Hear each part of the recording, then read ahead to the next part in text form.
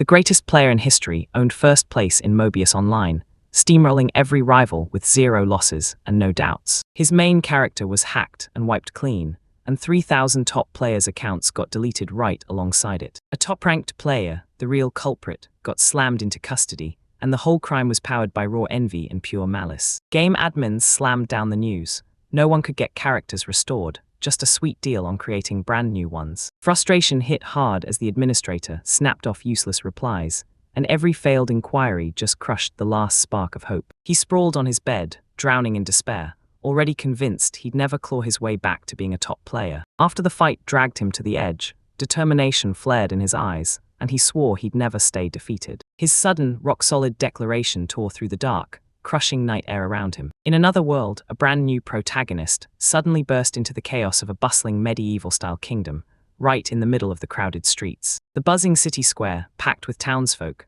lit up as the virtual game world kicked off its brand new beginning. Seconds stood outside a grocery store when the store's bossy poster girl, Ice-chan, ambushed him out of nowhere. He clocked Ice-chan acting way out of the ordinary, and his guts screamed, did that update just unlock some new character interactions? Ice-chan snapped out of her icy act and turned bright red, her voice going soft in a way Second had never seen before. Inside the store, Second watched Ice-chan's smooth, refined gestures like they were hiding something big, and he suspected a brand new rapport system had just been added. He realized this wasn't Seven at all. It was his unused alt character, Second, and it was flashing its own unique traits. Hope snapped in seconds. He couldn't dig up the will to boot up Mobius Online again. He tried to log out or open settings, but nothing worked. Then it hit him. There was no escape, no separation from this reality at all. Stuck in his thoughts, he replayed his own death, and felt like Mobius Online was the afterlife waiting for him. He admitted that he'd always dreamed of being born into a game world, and now that it was real, it felt sweet in one breath and crushing in the next. Stuck in that mind-bending mess, he couldn't help but wonder if the game's bizarre glitches and brutal limits were really happening for real. Swallowed by pure emotion, Second yelped in joy, rejoicing that he'd been reborn into a brand new game world. He burst into wild joy outside the grocery store, spinning like he'd gone weightless.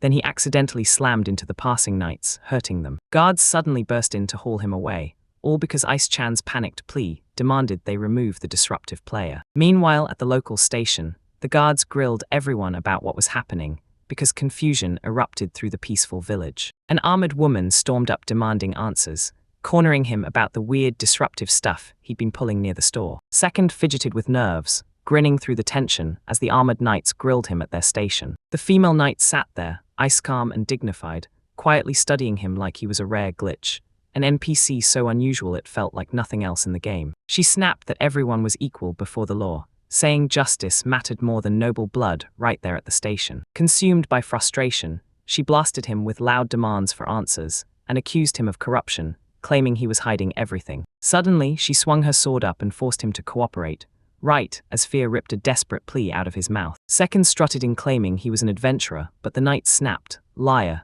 and fired back with pure rage. She clocked his fancy clothes and instantly suspected he was nobility.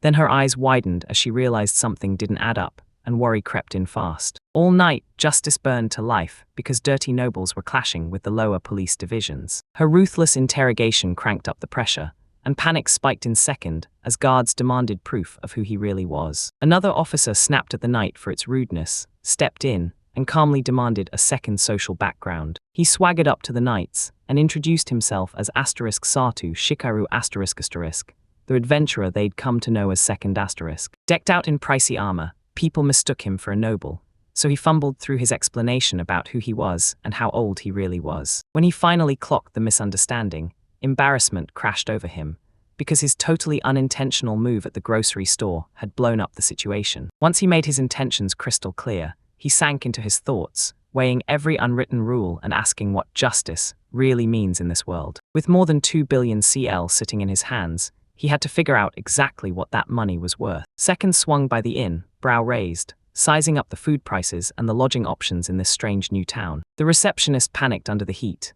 and with the blink of a second, she felt something weirdly familiar in how that reaction sparked. She finally slipped him the rates, and suddenly, he realized his armor buy was ridiculously luxurious. As he handed over the payment, her blushing face hit Second like a wave, strange, familiar, and impossible to ignore. She turned to the second door to the dining hall downstairs, not realizing her eyes tracked him with quiet, burning warmth. Second, he sat back with full confidence, eyes sweeping the tavern while he quietly pinpointed unfamiliar stares from the other guests. He finally clocked it. His mere presence was pulling all the attention, with girls staring at him like he'd cast a spell. As he replayed his avatar setup, Second realized his sick new look came straight from picking a premium character model. He tilted his gaze to the sky and finally embraced this new world, where every ounce of effort paid off for real, and the rewards stuck around. All those old hits from critics faded into nothing, because in this world, second chances finally handed him the validation he'd never gotten. Second snapped a hand over his face and tried to hold back a burst of laughter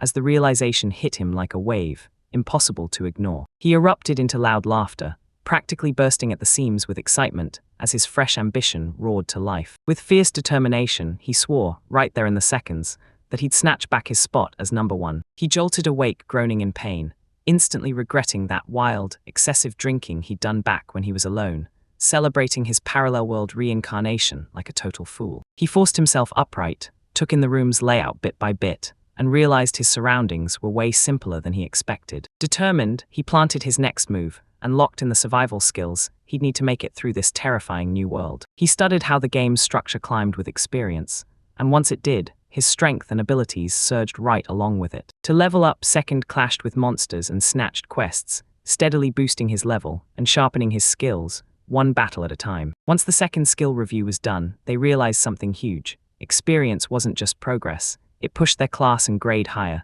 until it finally unlocked those prestigious titles. He recalled how, right from character creation, a preset growth type had locked in and shaped his stats. He locked in his character's second pick, the balanced all-rounder, just like the main he used to rely on. This setup gives you perfectly balanced stats for climbing to the top, but it pays the price by leaving you without any specialized superpower edge. Over breakfast, Second realized that steady, balanced growth kept his stats from spiraling out of control and let everything advance smoothly. Second, he swallowed the fact that the all-rounders would grow slow, then chose a brutal shortcut, rushing them forward with potions. He demanded every detox potion, dispel potion, and top-tier recovery high potion plus he could get his hands on, ready to pour in serious money to start healing. The store clerks' faces went pale when he demanded it, because they'd already counted over 600 bottles. Without even flinching at the price, Second calmly demanded to buy every single bottle. Right then, no hesitation. He forked over the cash up front,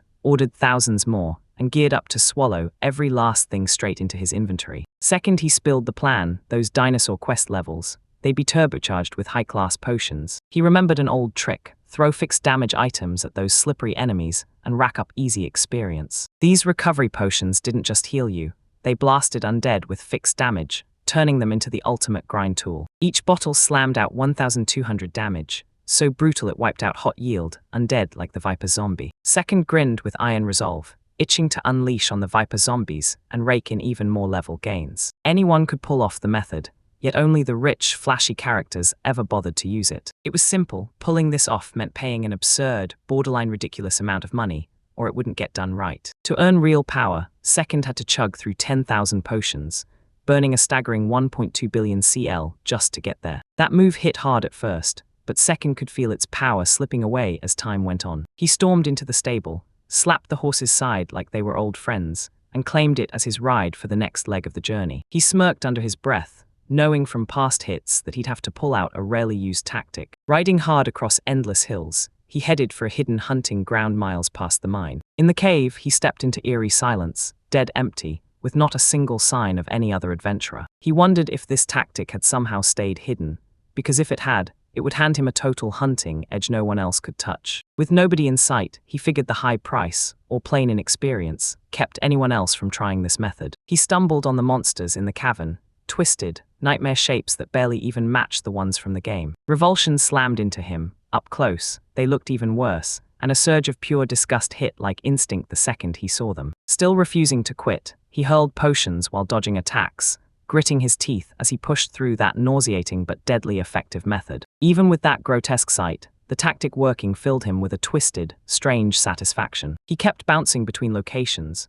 grinding the same loop again and again until his skills and rank shot up at an insane pace. Just when the sun disappeared behind those mountains, he snapped to the truth. Time had slipped away again, way too fast. He galloped toward the capital under swaying street lamps, the mind stuffed with food, warmth, and sleep. Just as he was about to rest, a stern knight slammed into him, one he'd faced before. He casually dropped a bombshell about hunting at the cave, and everyone's jaw hit the floor at his insane choice of training ground. The knight didn't buy it for a second, firing off questions like, "Why would anyone gamble their life on something you claim from experience?" He flashed a confident grin and loudly bragged that the viper zombies tasted delicious, completely oblivious to how creepy that sounded out loud. The knight stayed eerily calm while irritation burned under her sarcasm, and she couldn't stop questioning if he was even truly sane. While she brushed off his logic, he caught the real truth in her words. She just admitted with a sneer that the cave was deadly. With a curious smirk, he pivoted straight to Mobian's dungeons, then boldly declared there were 21 in total. She shut him down on the spot with a cold, stern stare,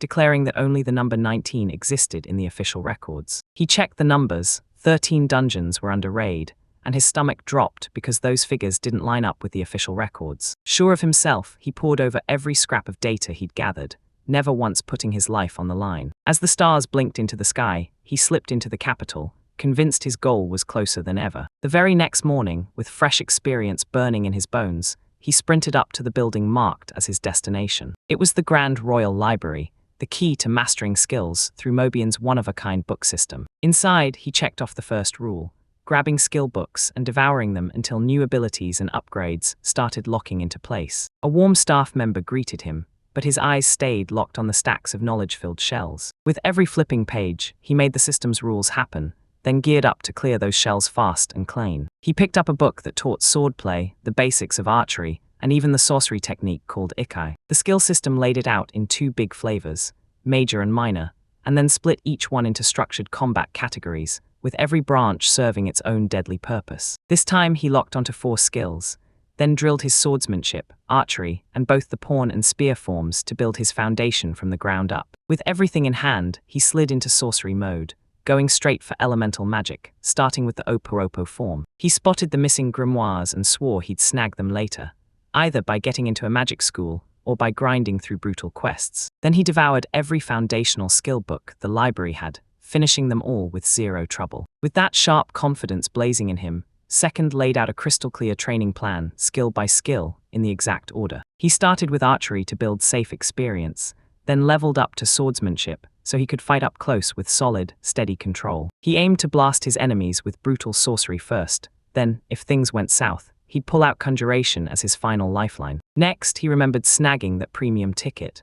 Rare summons jumped up big time, giving his conjuration skills the perfect chance to level up. He finished his library training, finally mastering the OPO form and locking in every core skill he needed. He mapped out his rise from the ground up, starting with archery, then swordsmanship, then sorcery, and saving conjuration for the very end. His plan kicked off with range safety, tightened into melee control, surged into magical force, and finally sealed the deal by calling in summoning support. That old limited avatar came packed with a premium spirit ticket, and it gave him a rare summoning edge he couldn't get anywhere else. With this bonus in his hands, Second cranked up his conjuration power and gave himself a better shot at summoning rare spirits. After mastering every elite archery style, he unleashed signature strikes with ruthless precision, blistering speed, and total control carved from endless practice. He finally understood that mastering top-tier archery types didn't just level him up, it supercharged his tactics and made him deadly in every fight. To master advanced archery, Second burst into a weapons shop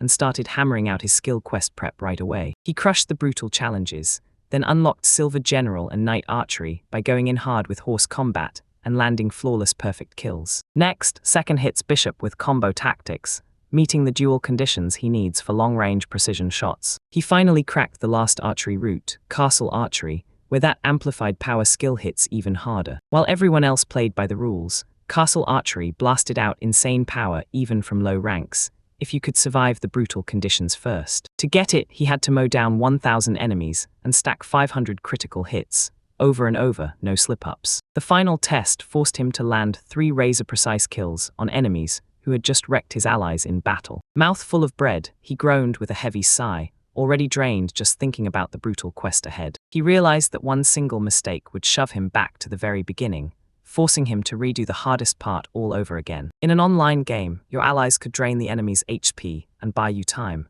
turning the whole mission into a teamwork victory. Now he's stuck in reality, and if he messes up, losing just 50% HP could mean instant death. Still fueled by stubborn hope, he sprawled on his bed and kept thinking, castle archery had to be worth every single drop of pain. He ditched the mindless monster grind and went silent, not realizing a wild, unexpected opportunity was about to crash into his life. Just 1 week after reincarnating, he'd already locked in fast, watching how the town moved, studying every rhythm, and reading the whole place like a blueprint. He powered up with Decca tactic to rack up experience fast, and now he's zeroing in on training that hammers swordsman skills. Deep in the forest, he stumbled on knights fleeing in panic, faces twisted, voices cracking as they fought off an unknown terror. He clocked the gigantic scarlet mantis as it rained into the fight. Its sudden attack stunned him way harder than he ever expected. Death and chaos pressed in as he stared at monsters tearing into desperate human warriors. Staring him down was a dead, armored husk so unfamiliar it felt like it shouldn't exist, even in Mobius Online, before the reincarnation. 10 knights clashed with the mantises, half were already crumpled, and the rest slammed into a desperate defense, fighting tooth and nail just to stay alive. He studied every detail, weighing the danger in his mind, praying this was the turning point where he'd finally master castle archery for good. Doubt slammed into him as he stared at the fallen. These weren't just tools anymore, and now this choice felt horribly wrong. Staring into those lifeless eyes, it hit him like a punch. These weren't players at all, they were real people. Then it hit him, what they were fighting for was exactly what he'd been chasing in his dreams, and now it was slipping away again, right on the edge of vanishing. With the brutal battlefield still burning in his mind, he sprinted ahead, clenching his bow like it was forged from guilt. He slid in behind the knights, locked onto his target and aimed fast, couldn't look away from their silent, desperate formation. With urgency blazing in his voice, he barked the order and sent his arrow flying straight at the mantis. The arrow streaked through the air, burst into fierce magic on contact, and straight up pierced the enemy's core with pinpoint, soul-crushing precision. The fight finally snapped shut when the last creature crumpled to the ground, still smoldering from the killing blow. The second line held strong as soldiers closed in, their unshakable silence filling the air with pure awe and relief. The knights swept their gaze across the forest, sensing danger closing in, while his allies tightened their stances for the fight ahead. Second burst out of the mist, sprinting straight ahead with pure drive, catching everyone off guard. The knight wasted no time sizing up Second. He called his skills and his combat maturity into question. Even with his doubts, the knight couldn't turn away. Second's relentless spirit and growing skill in battle II were impossible to ignore. He unleashed jaw-dropping arrow skills, cutting down every foe, and even the knight, despite himself, couldn't help but grudgingly admire and respect him. A young girl trained without rest, gripping a wooden sword as her dreams burned for knightly glory and fearless bravery. Even with everything crushing her, she still had to swallow the cruel ridicule from her own family, haunted by doubt, convinced she wasn't good enough. Joining the chivalric order gave her basically nothing. Her gifts still went unseen, and nobody ever bothered to praise what she could do. Rage and frustration flared in her chest as corrupt, high-ranking knights crushed justice and stomped on everything she believed in. Reeling from defeat, she looked back on her journey like it had all slipped out of her hands, like she'd already lost the way. Outside the Grand Adventurers Guild, a tense conversation sparked. Everyone was debating whether to step inside and join the ranks. Second stared at his latest wins and remembered how he'd begged for gratitude, not suspicion. Even after all his wins, people still side-eyed him, confused about where his adventures would lead and what he was truly chasing. He stared at the guild's infamous name, knowing its crooked schemes would poison every so-called benefit. He politely turned down the offer, and that's when independence hit. He chose his own path, no strings, no restraints. Then the knight chuckled softly, and for a moment the guild talk turned into real camaraderie. The knight proudly confessed that his chivalric order was dying to recruit him for that fresh, jaw-dropping skill he just proved. Second, he leaned in and listened hard, and his suspicion roared to life, because something about their recruitment didn't add up. He stared at the guild's looming reputation, and a tight dread crept in, because getting pulled into their politics or duties felt like a trap waiting to snap shut. In the end, he refused to join, chasing freedom above all. And then, right when he thought he was alone, they saddled him with a partner. The knight told Sylvia to keep a close eye on Second in their brand new setup. Second froze for a beat, feeling the chivalric order's choice hiding motives he couldn't ignore. He heard Sylvia's name passed around like a warning, this knight who stood up to noble abuses, and he knew it could ignite major political trouble. As the promise of an alliance buzzed in his head, Second couldn't help but feel pulled toward the idea of a powerful partner by his side. With the debate grinding on, they suddenly chose Sylvia to be his escort. And yeah, it caught even him off guard. Reeling from her brand new role, Sylvia instantly felt it. This assignment wasn't an honor at all. it smelled like a demotion. That night, they tore into the implications, because the chivalric order had decided her actions made her a problem, and the judgment was brutal. Second sank in, and he realized using Sylvia's talents was a chess move, one that would serve the order's interests perfectly. Second swore he wouldn't waste this chance. He figured 2 years was exactly what he needed to level up. Grudgingly, he accepted his new companion and braced himself for the chaos waiting just ahead. Sylvia replayed every crushing failure from the Virginia family in her mind, and it made her feel hopelessly small as a knight. Hoping for a clean slate, she marched up to Second and pitched a bold deal. Second misread the whole situation and jumped to conclusions. He swore Sylvia had been sent to seduce him. Even with everything tangled and unclear, Sylvia stayed locked in, listening hard, ready to hear exactly what he was bringing to the table. While they mapped out their dreams, Second leaned in and swore he'd help her claw back her knightly pride. Sylvia took a long sip of mead, letting her feelings roll around in her chest, until she realized her attraction to the Second was growing fast. She called him over, voice trembling, and nervously pitched a deal, something they'd agree on to survive their own battles. Her sudden suggestion caught him off guard, and Second instantly misread her meaning as romance, thrown into total confusion. Sylvia, rattled by his reaction, snapped that it wasn't some wild romance, it was a pact they had to make. She refused to stay powerless. She vowed to train, grow stronger, and smash the injustices closing in on them. Sylvia flashed back on every brutal year of training, but it still left her seething, because the justice she fought for never really showed up. Ready to flip her whole future, she tracked down Second and begged for help, saying she had 0 sword talent. Then they pushed her to try other kinds of weapons, and that suggestion hit Sylvia like a shock, because she'd always trusted in her dedication. Her emotions surged like a tidal wave, and she marched straight up to Second to make it crystal clear. Every ounce of her effort mattered to her more than anything. While Sylvia chased her dream in her head, she suddenly realized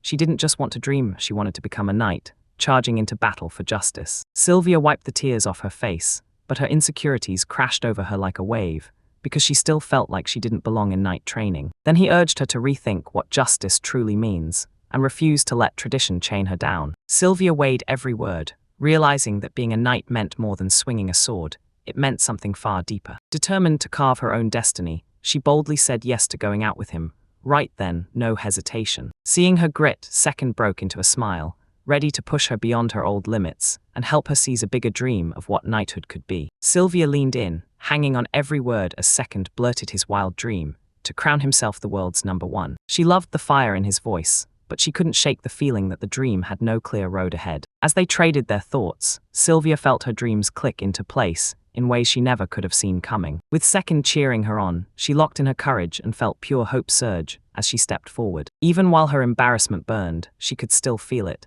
This was her shot at real change, and she was ready to step into a brand new beginning. Next, he studied Sylvia's strengths, weighing her abilities like a strategist, and figured she could crush it with archery or even pull off serious sorcery. While they plotted their future side by side, Sylvia felt her heart ignite with Second's unstoppable belief in his dreams. She soaked up that promising night, sure that if they joined forces, the next adventure would blow the roof off. Later, Second replayed their talk in his head, and finally understood why his victory over that monster mattered so much. Second couldn't wait for what came next, ready to jump into dungeon exploration training, and buzzing with excitement about their partnership. Sylvia got completely hooked on the idea of magic archery, and that spark lit up her thirst for learning new skills. Second spotted her real power, made it clear she could become a magic archer, praising her razor-sharp dexterity and her insanely high intelligence. They pored over the realm's mysteries and realized, piece by piece, that they had gaps in what they thought they knew. Second took charge and led Sylvia into essential training, starting right at the library with archery fundamentals. Second threw himself into the new journey and felt like a mentor, guiding a fresh newcomer who couldn't wait to learn. Sylvia nodded and agreed to train with Second, and right then, her excitement sparked into pure determination for whatever came next. The little girl couldn't help but wonder about her, and when she heard how she talked about magic archery, her eyes practically popped with surprise. Next, he broke down why wild skills like this were usually buried in secrecy, hoarded by the nobility like forbidden treasures. He leaned in and begged Sylvia to guard her new knowledge like it was gold, because he knew one slip could unleash real danger. As the training dragged on, Sylvia couldn't believe the leaps she was making. She felt her confidence surge with every step. Second cracked open his treasure chest of rare, high-priced potions, and Sylvia froze, because she suddenly understood what they could do. Sylvia couldn't even wrap her head around it, taking the potions as a plan, because the second someone explained what they'd do, everything suddenly clicked. Deep in the forest, Second spilled the decay tactic with non-stop intensity, and Sylvia ended up both baffled and insanely curious. Then he suggested teaching her castle archery, and that idea lit a fire in her chest, driving her to learn, train harder, and get even better. They charged into the Royce dungeon, hunting the flame wolf and praying they walk out with some truly brutal weaponry. Sylvia followed Second into the dungeon, and he grilled her on the perfect monsters, so she could rip new skills out of them. Sylvia's crew set out to teach her castle archery, right in the middle of fighting off all kinds of monsters. As they pushed deeper, Sylvia caught sight of the monsters closing in, and her focus snapped sharp while her nerves screamed. Second told her to drill her skills until they clicked together, because a brutal encounter was about to hit them any moment. Sylvia steadied her breath, lined up her shot, and surged with determination, ready to face the beasts charging her way. Sylvia's excitement kept climbing the moment she saw what her training could unlock, an insanely powerful future. With the Deikai tactic unleashed, her knight archery and silver general archery both skyrocket, leveling up fast. He cheered her on, told her the grind finally paid off, and promised she'd get even more training next. Now fully confident, Sylvia threw herself into the next challenge, with blazing enthusiasm and iron determination. While they cooked up the plan, Second laid down the exact final requirements Sylvia had to master for castle archery inside the dungeon. Second and Sylvia crashed into a blazing, beast mode troll, exactly the monster they were hunting for their quest. Second spotted the troll's weak spot and pushed Sylvia to get ready for the fight that was coming next. Sylvia locked eyes on 3 trolls, and she knew the very next move could decide whether she lived or got crushed. Next, he drilled her on the plan, stressing the perfect timing and the exact attack patterns, and saying it with total confidence. When the trolls surged, Second clenched his resolve and vowed to shield Sylvia through every brutal second of the fight. Second got blindsided by a brutal surprise attack, got torn up bad, and his health plummeted fast. Crippling pain surged, but Sylvia's name lit a fire in his chest, pushing him back into the fight. As he tightened his plan, the massive flaming trolls roared in and slammed forward, turning his path into a brutal, no-going-back challenge. He clenched his fists, vowed to face the trolls head-on, and swore he'd prove he's truly the world's #1. Blood smeared across his face, and he grinned with iron confidence, declaring his strength was ready to smash anyone who dared challenge his title. The flaming troll swung that massive weapon and blasted a Second flying through the air, where it crashed down hard. With injuries clawing at him, Second pushed through the pain, checked his status, and realized his life was down to the brink. While he fought through recovery, Sylvia sharpened her resolve, refusing to let herself slip during the next battle. A second later, he braced himself, and then he saw the trolls charging back, yelling at Sylvia to take her shot. With fresh steel in her spine, Sylvia launched her attack and nailed the trolls with ruthless precision. She was set on winning. After the battle, Sylvia's eyes flooded with tears as she snapped at Second for charging in recklessly, and it was crystal clear she cared more than she let on. Even with his wounds screaming, Second leaned in and reassured her. He wouldn't let his health stop him from shouldering his responsibility. At last, they threw a huge celebration for Sylvia when she unlocked the skill castle archery. What a massive win. With gratitude blazing and joy bursting in his chest, Second looked back on the wild ride he'd just shared with Sylvia in this world. After smashing the trolls to bits, Second and Sylvia charged straight for the Flame Wolves' lair. They geared up for what came next, because they knew the boss was ridiculously powerful. Second broke down the stunlock strategy, making it crystal clear how they'd chain it long enough to crush the Flame Wolf. Sylvia listened in sharp silence, realizing the whole plan was to keep switching up her attacks, using 2 different archery skills back to back. With pure determination, they went all in to unleash the ultimate gold bishop's stun and secure their victory. The victorious duo threw the ultimate celebration as the Flame Wolf crumpled, and with that final fall, their brutal battle was finally over. After weeks of brutal battles, Sylvia finally snatched the legendary Flame Wolf's bow, and you could see her growth hit like a spark. Second leaned in and promised her this powerful bow was the key she'd need to step into her new role as a magic archer. Even though Sylvia felt uneasy at first, she still snatched the bow and couldn't wait to unleash its power in battle. As the world's second worst mix-up hit, her sweet romantic intentions caught everything. Confusion hit, and Sylvia, shaken by his reaction, pushed through the panic to explain. It was only a pact that she knew that's what they needed, and with steel in her eyes, she vowed to grow stronger and finally start fighting back to forge that partnership. The injustices around them. Sylvia looked back on every year of training, and frustration crushed her from the inside as she realized she still couldn't catch a break. Her thirst for justice got ignored, so she hardened her resolve and pushed for change.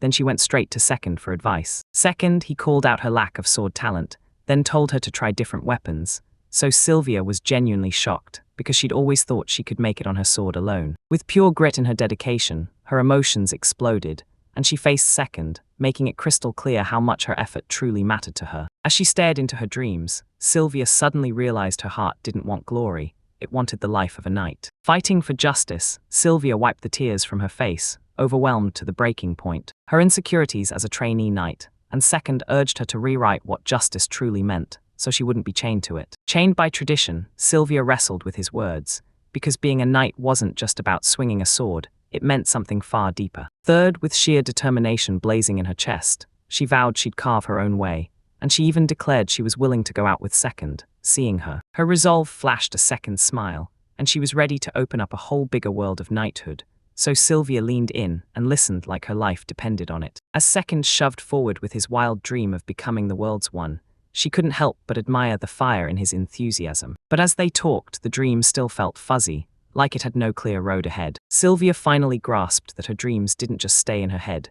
They burst into reality in ways she never saw coming, and that newfound fire only pushed her harder. With second's encouragement ringing in her ears, determination flared, and somehow, even while she felt mortified, she still took that step forward with hope. Harassment lit a fire in her chest, and she realized real change was possible, so she stepped forward, grabbing a brand new beginning with both hands. Second weighed Sylvia's chances, measured her skills, and figured she just might say yes to the challenge. They'd set their sights on mastering archery or sorcery, and as they plotted their future together, Sylvia felt a spark ignite in her heart, second's, and she soaked up the thrill of that night, absolutely certain that locking their dreams in sync would be the thing that finally brought everything to life. Those efforts were setting the stage for wild adventures, and later, second replayed everything they'd talked about, realizing his victory. Victory over that monster felt huge, so with adrenaline still buzzing, second was ready for what came next, diving straight into training and getting it done. Dungeon time hit them like a spark. Sylvia couldn't stop grinning at their new partnership, totally hooked on the wild idea of magic archery, and it lit a fire in. Second lit up when she showed interest in new skills, then pointed out that she could be a magic archer too. Her insane dexterity gave it away. And intelligence levels, where they realized they had no real clue about this world, so the gaps in their knowledge jumped right out. Second decided to lead Sylvia into essential training, starting right there at the library with archery fundamentals. Second threw himself into this brand new journey, like a mentor guiding a fresh face who couldn't wait to learn. Sylvia nodded and agreed to train with the second, her chest buzzing with excitement and steel-faced determination. Then curiosity snapped to the surface about just how far her skills could go, and the little girl's eyes went wide when they started talking about magic archery, and then second broke it down, explaining just how. Bare skills like this were usually locked away in the noble circles, and he pushed Sylvia to keep hers hidden. With the new knowledge in mind, they started fully aware of the dangers of exposure as they pressed on. While she trained, Sylvia watched her progress skyrocket, and confidence surged through her like she finally believed she could do anything. He unveiled his massive stash of pricey potions, and Sylvia froze, because the way he could use them was downright shocking. Second fired off the plan and broke down why the potions mattered. Then in the forest he pumped up every detail of what they could do, just like that dictate. The tactic left Sylvia reeling, confused, but hooked, so he quickly pitched the idea of teaching. From her castle's archery lessons, where her hunger to get better only burned hotter, they decided to go explore the Royce dungeon, determined to take down the flame wolf and snatch up some serious weaponry. Then the second person guided Sylvia straight into the dungeon. To help her master her skills, they shoved the ideal monsters front and center, because that was the whole point. 4. Sylvia pushed herself to master castle archery while she tore through wave after wave of monsters. Then, as they pressed deeper into the dark, Sylvia finally. She clocked the monsters closing in, and her focus snapped razor-sharp while her nerves screamed. Second told her to keep practicing. She honed her skills to the edge, ready for the clash that was seconds away, and Sylvia lined up her shot, feeling. A surge of steel determination hit her as she geared up to face the beasts ahead. Sylvia's excitement kept snowballing. As she finally saw the real prize in her training, massive power waiting to explode inside her, and with the Deikai tactic, her knight arc. Archery training with the Silver General skyrocketed her skills fast. Second, and encouraged her to keep pushing. He smiled, told her hard work finally paid off, and promised she'd get even tougher training next, confidence lighting up her whole face. Sylvia surged into action, locking in her next challenge with wild excitement and iron determination. As they planned it all out, Second fired off the last rules Sylvia had to master, castle archery, deep inside the dungeon, Second and Sylvia stumbled on a raging flaming troll, the exact monster they'd come to hunt. Second spotted the troll's weak spot and fired up Sylvia to brace for the fight coming next. Sylvia locked eyes on 3 trolls and felt the stakes hit like a punch. One wrong move and she was done. Next, he drilled her on the battle plan, timing, attack patterns, the whole playbook. Then the trolls surged forward and Seconds grit his teeth. He had to guard Sylvia in the middle of this brawl, and Seconds was caught. He got completely blindsided by that surprise attack, felt the impact, dropped hard and his health plummeted fast, all while the damage was still sinking in. Despite the injury, Second admitted he was getting attached to me, and I blinked in surprise, then grinned so hard it hurt. The weight of being the second prince crushed his chest, and he just wanted real friends at the academy, no masks, no performance. While they traded words over lunch, Second finally saw how brutal royal expectations were, and how deeply his own mind felt trapped and alone. Then they shrugged off my earlier jab, casually replying to it just to melt the tension in the air. He shifted the conversation to the grimoires, starving for answers about what the academy had hidden in its resources. Second found out the 4th form grimoire wasn't sitting in some dusty library at all. It was locked tight in the royal palace. After lunch, Mine grabbed the moment and insisted the afternoon academy tour was officially time to begin. As they closed in on the academy's grand library, the sunset spilled across the horizon, and the whole place seemed to hum with knowledge. Mine told everyone that every student could use the library anytime, so she pushed Second and Sylvia to dive in and use it however they wanted. The Second told Sylvia straight up she'd have to grind hard on fire magic, because it's the key to unlocking advanced techniques like magic archery. 2 students start whispering about the exchange students, eyeing them like they're hiding a secret link to Prince Mine. They sneer at the prince's attitude, burning with envy and resentment over his privileged status and that polished, unstoppable demeanor. Second hears the brutal judgment hanging over his head, decides to ignore the noise, and chooses to befriend him anyway. The boys keep jeering, egging each other on to shun the exchange students like they're unwanted intruders. Sylvia strides right up to the gossipers and fires back with fearless confidence, catching everyone off guard and making it crystal clear she's sticking up for their new friends. He surged back into the fight, and as he shaped his plan, those massive, blazing trolls came crashing forward, right into his face with a brutal challenge lay ahead. Then he clenched his resolve and marched straight at the trolls, ready to prove he still deserved the crown as the world's number 1. Blood slicked down his face as he smirked and declared his strength, ready to defend his title. Then the troll ripped a huge weapon through the air and smashed it into Second, blasting it skyward. Then it crashed hard with a brutal thud. Struggling through his injuries, he finally checked his health, and realized he was teetering on the edge, down to critical levels, while Sylvia steadied her breath, ready to seize every chance. She refused to let a single beat slip as she watched Second brace. He felt the injury bite through again, and then saw the trolls charging back at him. Sylvia steadied her aim, then, with fresh fire in her eyes, she launched her attack, driving it straight into the trolls with dead-on precision. Perfect precision, locked in, ready to strike for victory. Then right after the battle, Sylvia sobbed and tore into Second for his reckless move. Showing she's falling apart from worry, she grabs at the moment.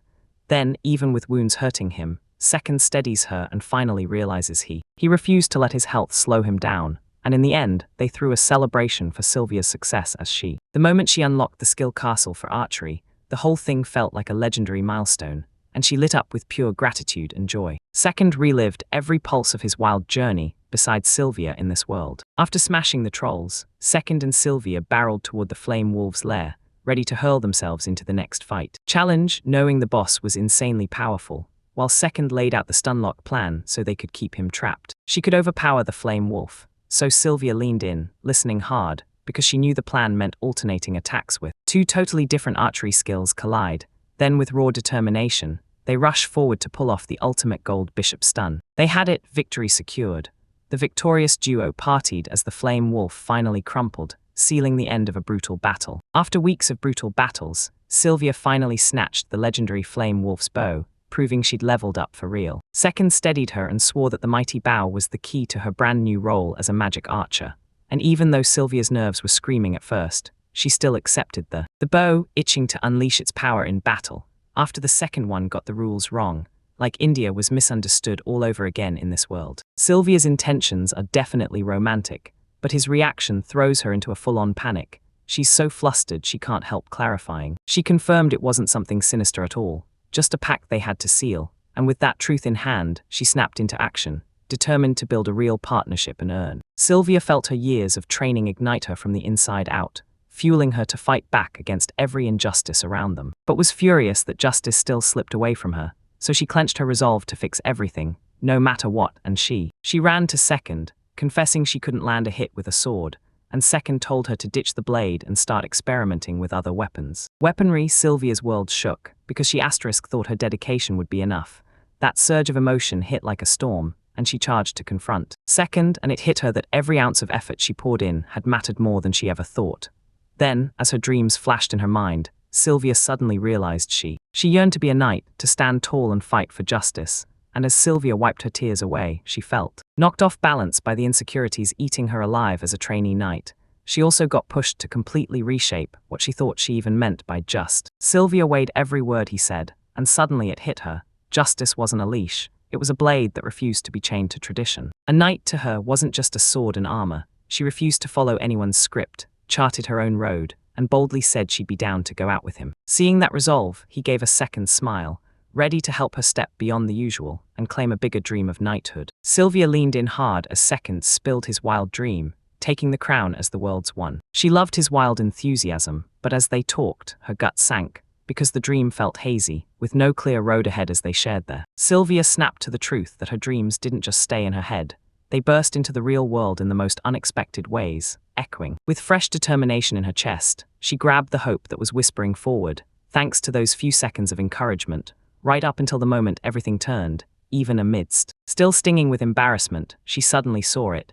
This wasn't just a moment, it was a chance to flip the script and step into something brand new. Second, he sized up Sylvia's potential and measured her skills, convinced she might. Sylvia wondered if she'd crush it with a bow or cast deadly spells, and as they mapped out their future together, inspiration lit a fire in her chest. Fueled by Second's wild hunger for his dreams, she soaked up the promise of that night, absolutely convinced. Convinced that teaming up would spark wild adventures, Second later sat back and replayed their whole discussion. He took in the moment. His win over that monster wasn't just luck, it was huge, and his heartbeat raced for whatever came next. The second one gets ready to train in dungeon exploration, buzzing with excitement over their partnership. The instant she heard about magic archery, her eyes lit up. She couldn't wait to master a whole new kind of skill. As a magic archer, she watched her own razor-sharp dexterity and mind-blowing intelligence in action. They huddled over the reality. There were no proven skills in this realm, and what they didn't know exposed the cracks in everything they thought they knew. Second knew it was time. He decided to steer Sylvia into essential training, and it all began with the archery fundamentals. Mentals at the library, Second dived into this brand new journey, playing mentor to a fresh newcomer who couldn't wait to look. Sylvia nodded and agreed to train with Second, her heart fizzing with excitement and steel-hard determination for her future. The curious little girl leaned in, then froze in shock when she heard how her magic skills were talked about. Archery, and then he spilled why skills like this were guarded like treasure, secretly locked away among the nobility. In the middle of it all, he grabbed Sylvia's attention and warned her to lock her new knowledge away, because he knew what happens when the truth gets exposed. As the training rolled on, Sylvia couldn't believe how far she'd come. Each new session fueled her confidence until she felt unstoppable. She strutted like she owned the world, and then the second guy busted out his insane stash of pricey potions, shocking Sylvia speechless. Sylvia fought to wrap her mind around it. She had to use the potions, and now she had to understand their purpose, second by second. Purposes in the forest, Second couldn't stop himself. He eagerly laid out the decay tactic, and Sylvia felt torn between confusion and blazing curiosity. Then he suggested teaching her castle archery, and that idea lit a spark in her. Fueled by her hunger to grow, they decided to plunge into the Royce dungeon, chasing their goal of hunting the flame wolf to steal its legendary power. They pushed deeper, and Second grabbed Sylvia and dragged her into the dungeon. They zeroed in on the perfect monsters to train on, pushing Sylvia toward her real prize, mastering castle archery. While they clash with monsters deeper and deeper, Sylvia locked eyes on the monsters closing in, her focus snapping sharp and her nerves buzzing. Second told her to keep practicing. She kept drilling her skills together, sharpening herself for what was about to hit. Sylvia took a wave of pure determination crashed through me, and I was ready to square off with the beasts ahead. Then Sylvia's excitement flared even more as she realized. Through her training, she was sitting on the power to become terrifyingly strong. And then the Deikai tactic kicked in, pushing both her knight archery and her silver general's archery skills skyrocketed, and he pushed her on, praising her. "Keep going," he said, locking in her confidence. That her hard work finally paid off. and it even comes with more training lined up, so Sylvia steps forward with confidence and acts. Fueled by pure determination, they're gearing up to smash the next challenge, while they plot their moves and finally decide what to do next. Second strategized and laid out the final dungeon requirements for Sylvia to master castle archery, then Sylvia took it from there. Sylvia slammed into a raging, flame-spewing troll, the exact monster they were hunting. Second shouted out the troll's weak spot, pushing Sylvia to gear up for what was coming. Then Sylvia snapped her eyes on three. Three trolls stared at her, realizing her next move could decide everything in this deadly situation. He drilled her on timing and attack patterns, and when the trolls charged a few seconds later, she hit back like she already knew the moment would come. He steadied his resolve, knowing he had to protect Sylvia. Then, the moment the fight started, a surprise attack caught him off guard and left him injured, teasing him with a brutal strike and cutting his health down to almost nothing. Then, even with that wound screaming, he pushed himself back into the fight as he faded fast. While he sharpened his plan, those huge flaming trolls barreled toward him, turning the whole place into an impossible battle. With blood on his mind, he vowed to take down the trolls and prove he's the world's #1. Blood streaked his face, yet he grinned and declared, loud and fearless, that his strength was unshakable, ready to fight for his title, and the flames were about to rise. Gaming Trolls heaved its massive weapon and slammed it down, sending Second flying, crashing hard as struggling with his, while chaos erupted. Is down to critical levels. While he fought to recover, Sylvia braced herself, swearing she wouldn't let a single second slip while he struggled with F. With his wounds still screaming from the fight, Second braced himself. Then he spotted the trolls charging back again, his injury twisting to ruin him. Injury snapped Sylvia into action, driving her to aim. Then, with iron resolve, she tore into her attack and struck her mark. Tracking every troll with ruthless, perfect aim, she closed in for the win. Then after the fight, Sylvia's tears spilled as she scolded Second. She snapped, demanding a second chance for his reckless stunt, and the worry in her eyes was brutal. Yet even hurt, he grabbed her hand and reassured her. He finally snapped to the truth. His health couldn't stand between him and his responsibility, and once it was all over, they celebrated Sylvia's huge win. As she unlocked the *** castle archery *** skill, her world lit up with a huge win, and the rush wouldn't stop as she filled with gratitude blazing in his chest and joy lighting up his heart. Second looked back on the wild, thrilling ride he'd shared with Sylvia in this world. After crushing the trolls, Second and Sylvia burst toward the flames' lair. Flame wolves braced themselves for their next showdown, knowing their boss was brutally powerful. Second broke down the stunlock play, making sure they could crush the flame wolf before it even had a chance to fight back. Sylvia leaned in and listened hard, because she knew the plan was all about switching up her shots, 2 different archery skills, alternating attacks back and forth. With fierce determination, they pushed forward to pull off the ultimate gold bishop stun and seal their victory. The victorious duo cheered as the flame wolf crumpled, and just like that, the end of their battle began. After weeks of brutal fighting, Sylvia finally snagged the legendary flame wolf's bow, right as her growth finally showed in full power. She still needed to grow, and when doubt clawed at her, the second voice reassured her. The powerful bow wasn't optional, it was the key to her new life as a magic archer. And even with that first wave of fear, she managed to believe it. Sylvia snatched the bow, hungry to unleash its power in battle, because she wasn't the first misread Hania in this world. Her goal is romantic, and it totally throws him off. Sylvia's already flustered by his. She explained it wasn't love at all. It was just a pact they had to make. Then she clenched her resolve and vowed to grow stronger to forge that partnership, and not stop there. She took a hard breath and pushed forward to smash the injustices around her. But Sylvia couldn't shake that burning frustration. After all those years of training, she just didn't know how to make it count enough to fix what was wrong. Justice finally hit, and she refused to stay stuck. She went hunting for advice from the second. Right there, they called out her awful sword skills.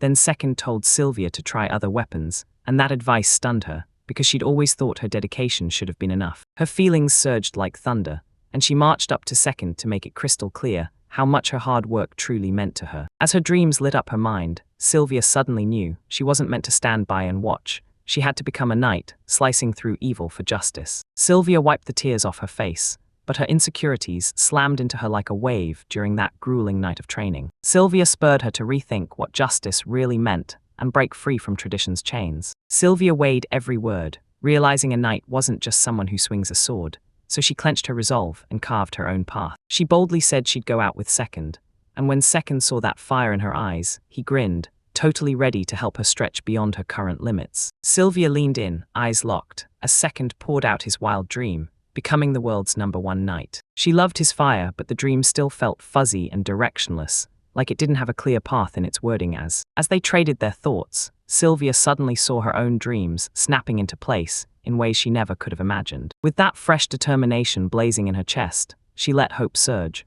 ready to step forward with Second's encouragement. Saw real change in the horizon and braced for a fresh start, then turned to Sylvia's potential next. She weighed every skill like a weapon in her hand, convinced she could dominate archery or sorcery as they mapped out what came next. With Second's dreams lighting a fire under him, Sylvia couldn't help but feel swept up in the excitement. She relished the night ahead, full of promise. Convinced that if they synced their moves, wild adventures would blow the doors off. Later, Second paused and stared at their fate, thinking about there. He broke into a real grin, realizing beating that monster wasn't just a win, it was a turning point, and he couldn't wait to see what judgment came next, even while everything felt uncertain. They pushed ahead, and the second squad was already ready, training their skills for dungeon exploration, buzzing with excitement over their partnership. Magic archery crackled with power, and it lit up her curiosity for brand new skills. Then Second pointed out her magic archer potential, saying she had her insane dexterity and razor-sharp intelligence. Then they dug into the fact that no one even knows what comes next about those missing clues. Second zeroed in on their skill in this realm, spotted the weak spots, and then chose to steer Sylvia through the training she had to master. Second dove into a brand new journey, starting right there at the library by drilling the basic archery fundamentals, mentoring a hungry newcomer who couldn't wait to learn. Sylvia nodded and agreed to train with Second, and right then excitement and pure determination surged through her. For her future, because when that little girl heard what a magic archer can do, her curiosity flipped to shock in the blink of an eye. Second leaned in and said this kind of skill was so rare the nobility kept it locked away, and he urged Sylvia to. Determined to keep her fresh knowledge hidden, Sylvia clenched her jaw at the risks of getting caught. Then, as training dragged on, she couldn't believe what she was learning. Her rapid progress stunned him, confidence kept swelling in him, and then Second revealed his insane collection. Expensive potions landed in Sylvia's hands, and they hit her like a shock, because she could already feel how wildly they could change everything, but she couldn't quite wrap her head around using them. Second laid out their mission, and in the forest, he eagerly spilled the decay tactic, only for it to leave Sylvia totally baffled all over again. Curious, he then offered to train her in castle archery, and it lit a fire in her heart to learn, grow, and get better. They charged into the Royce dungeon to take down the flame wolf and snag some seriously powerful weaponry. Second, Sylvia got marched into the dungeon, and as the doors shut, he made it crystal clear which monsters were the perfect fit to help her escape, right to the point he cut off mid-sentence. Acquire skills. Sylvia's main goal was simple: learn castle archery while Ghislain threw himself into the fight against wave after wave of monsters. He'd seen this move before, but even so, he couldn't dodge it completely. Knight's grips clamped down on him, and both men got yanked into another brutal spinning clash. Then the whole battle erupted, roaring louder by the second. With neither side willing to yield, the power struggle crept toward its breaking point, right on the edge of climax. The move flipped mid-fight this time. He snapped a warning to Ghislain that the same trick wouldn't work twice, with ruthless intent. With ruthless efficiency, he drove Ghislain straight into the floor, snapping the momentum back into his favor. Ghislain's teeth clenched hard as the impact hit. But Bernath slammed in with no mercy, and even with pain screaming, Ghislain rolled away fast, staying just out of reach. He snapped up to his feet, readjusting his stance on the fly, and then it clicked. Bernath was channeling mana to swallow every hit, damage and extend his stamina during the duel. As they circled, Bernath sharpened his instincts, studying every strange move Ghislain made. He couldn't shake the feeling this was new. His swordsmanship felt raw and wild. No rules, no refinement, nothing like the polished fighting the nobles were bragging about. He was sure Ghislain's skills weren't learned in some classroom. They were hammered into him by real fights. Bernath laughed at the hacky technique, swearing it would crumble instantly in a straight-up duel against someone one like him. Still, Ghislain stayed razor calm, admitting the clash would be brutal, then praised Bernath for his pinpoint, surgical accuracy. With his own time running out, he felt the odds stack against him, and he knew he was fighting a losing battle. Then Ghislain snapped his plan into place. One sharp move, and he hurled mana through the air like a spell, glowing as he launched him. A glowing. That single thread yanked Bernath's attention for the tiniest heartbeat. Then Ghislain vanished over the gap and slammed into it. Bam! He drove a punishing strike straight into Bernath's jaw, and just like that, the whole fight flipped again. Bernath stumbled back, snapping out of his momentum. Amelia sprinted down the halls, hugging his cat to her chest as pure rage burned through her, humiliation hitting her like a punch, and she wasn't letting it go. What happened to her was unforgivable. Then bitterness flooded her as she started guessing who leaked that sensitive information, because now the details on. Only the real insiders could confirm it, and that secrecy just fed rumors about Ghislaine's heroic wins, even while people still doubted their claims. Her doubts flared as she questioned if his feats were real, but her fury crashed into pure confusion the moment she realized what state she was in. Before she could react, the station guards were already wiped out, and a cloaked figure stood there amid a pile of fallen men. When Amelia drew near, her heart jolted. She finally recognized Belinda, the Perdium household maid, and you could tell the moment caught her completely off guard. Amelia demanded answers, but Belinda shut her up in one lightning move, paralyzing her instantly. Amelia yanked a strange pendant off her lips, an artifact tied to the past, and Belinda immediately remembered the incident. At the engagement ceremony, the truth exploded.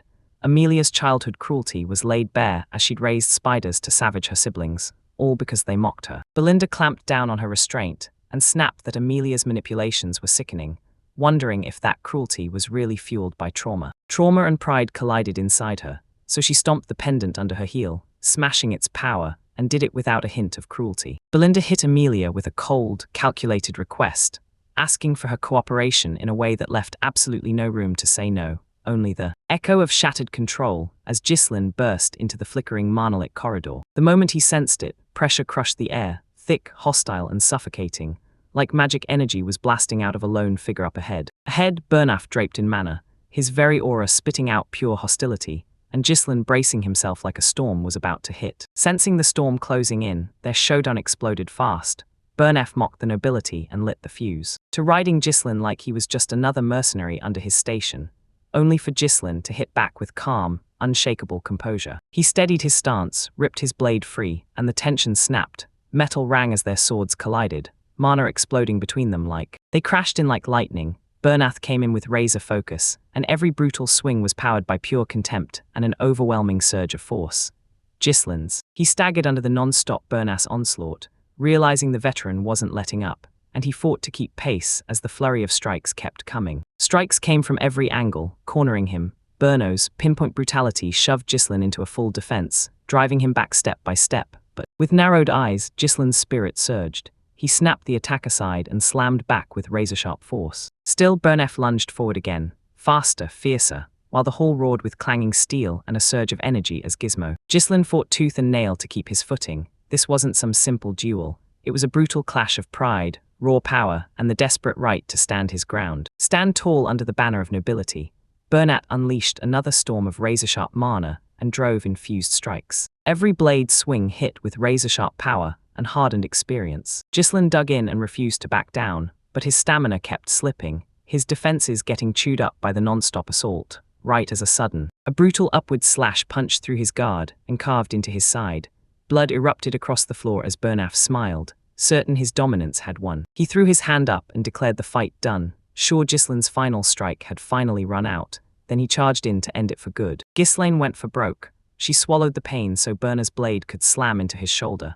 And right then, he used that opening to deflect and counter. The gamble paid off. Bernaf hesitated, because he finally recognized the move as reckless and stubbornly decisive. Even with injuries screaming through his body, Ghislaine charged ahead, shoving Bernaf back with sheer force. The older swordsmen watched, because Ghislaine's momentum was undeniable, and they knew it. Ghislaine wasn't someone you could sleep on. When their swords crashed together again, raw force collided with ruthless skill, and Bernaf didn't flinch. Emphasize how a man who fights for purpose marches with meaning, while a man who fights for thrills just chases adrenaline, and Ghislaine's. John's gaze never flickered. His face was battered, blood and bruises everywhere, but he still smirked, not with arrogance, with pure, unshaking resolve, even as the fight kept raging on, though the clash continued with blinding speed. It was crystal clear. Ghislaine, even pinned to the brink and bleeding, was far from defeated. Bernat kept crushing the battlefield, steering every fight with effortless, unbroken control. His lightning speed, massive range, and flawless rhythm crushed every move Ghislaine tried. Every attempt to close in or break his stance fizzled out mid-breath. After the battle wrecked everything, the hall erupted into pure chaos. Guards crumpled and unconscious, furniture shattered, and the air so thick with mana it felt like you could choke on it. Anna's residue was left behind as Amelia, furious and rattled, hauled herself and regrouped with Bernaf in a private room. She kept her face calm, but rage simmered under her skin. While Bernath realized he'd messed up, he admitted he'd underestimated. Ghislaine knew the rumors weren't right. He'd already blown past even an advanced knight's level, unleashing mana like it was nothing. Emilia clocked it instantly. He'd changed, and it was starting to get dangerous. When Bernat pushed for reporting to the Duchy of Delphine, Emilia snapped back, refusing right away. She reminded him of the secret pact she'd cooked up with Duke Delphine, an alliance she'd forged in secret, right under her father's nose. Promised to back the rebellion, he demanded Emilia's help to wipe out the Perdium line, until her cover got. If word got out, she'd be dead, politically and personally too, because her own family would come for her. So they agreed. Ghislain had to die before. Before he dug up even more, Bernat snapped the truth. Ghislain was battered and running on fumes, but he wouldn't stay down for long, so they had to move like every step mattered. Emilia shut down the idea of using local knights. Too risky, so she ordered a deadly covert unit to be summoned, trained to strike unseen, and then she gave the command. Then he made it crystal clear: activate the Wildcats, a ruthless, silent crew built for assassinations, and Emilia broke down exactly how that Wildcat unit was put together. Orphans of war, cast-offs, and magic touch prodigies were gathered from day one, trained like living weapons, built to hunt and kill. Ordered a dozen to hit the road, handpicking only the best with mana, no doubt, no mercy. The job was crystal clear: wipe out Ghislain and leave nothing behind. Leaving a trace, Bernath got it, then sprinted into action, blazing a mark along the ravine, the only secret way into. Emilia stormed over the territory meant for deployment, seething after her earlier defeat, and she vowed she'd make Ghislain pay. Meanwhile, Giles pressed on with his wounds in tow inside a rattling carriage, bruised and battered, but still somehow calm. That gold Emilia was getting wrung from her would lock Perdium's finances in place, bankroll the territory's restoration, and cut the suffering off at the root. Killing her would have ignited a full-on war, one he couldn't risk. So he let her live, even though knowing her secret meant he was tied to the. Instead of revenge, he marched to the Merchant Guild, because that move bought him leverage worth way more than bloodshed, and he convinced himself that Emilia's exposure would crack her entire faction wide open. And the money she handed over would turbocharge the rebuilding, so as he adjusted his clothes, his resolve turned to steel. This time he'd flip the script and use her before she used him. Beside him, Belinda clocked the whole situation, her gaze sharp as she stopped mid-sentence. She replayed Ghislain's exact steps in her head. Every single one had unfolded perfectly. Then he froze, shocked by one detail, and delegated immediately. And when she looked closer, she realized he was always one step ahead. Then Ghislain's body snapped tight, pain exploding through him. Just like that, the toll of awakening hit. His third course came crashing in without warning. Belinda and Fergus sprinted to his side, while Ghislain snapped into action and read the scene in seconds. It hit like the recall he expected, just softer than the last time for now, but after enough repeats, that kind of damage always starts leaving scars that don't fade. He had to stabilize his mana flow, and Belinda stepped in calm as ice. Her assessment was ready to take over. Swift, her mana flow was a wild, tangled mess, so she poured her own power in, steadying the energy and guiding it into. Ghislain snapped upright as the chaos inside him straightened out, and the instant it hit, he felt the change deep within his core. The pressure finally started to lift, and it hit hard, molding mana that precisely wasn't something any amateur could pull off. It took real mastery, far beyond what he'd ever expected from some lowly maid. When Ghislain finally saw his channels clear, he couldn't stop thinking about Belinda's real identity hit like a thunderclap. Her skills, her razor timing, and that unshakable calm under pressure felt totally unlike her. For a countryside had made, she was hiding something far worse, something deeper. Still, he couldn't believe his luck. Having an ally this capable right beside him felt like a shield, because the hidden threats were just starting to reveal themselves. As the carriage thundered down the road, Belinda leaned in and demanded answers about the gold stolen from Emilia, and Ghislain's reply landed like a cold blow. The answer was blunt: Emilia was the only rich person he knew. Then Ghislain finally let the truth slip: his destination. Belinda and Fergus stepped into the forest of beasts, the place everyone used to dodge.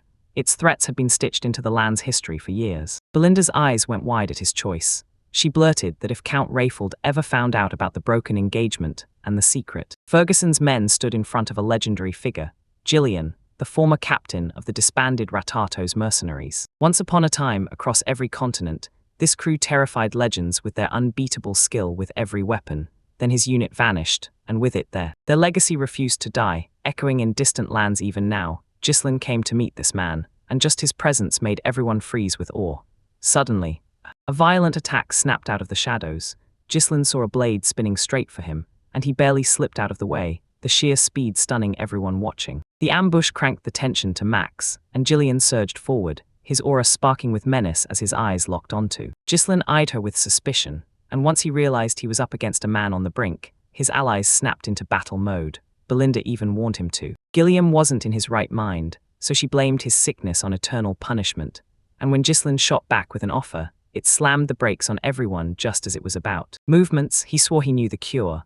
Then the room went dead quiet as Ghislain started laying out every brutal symptom. Fever raged, blood poured from their coughing mouths, and red lesions erupted like cursed flowers, so brutal that the disease's name was born from the screams of those who couldn't endure it. Those suffering felt every word. Ghislain's message shattered the captain's cold armor, and in his hands lay the only hope for Gillian's dying daughter. Inside the dim cabin, a terrifying scene exploded.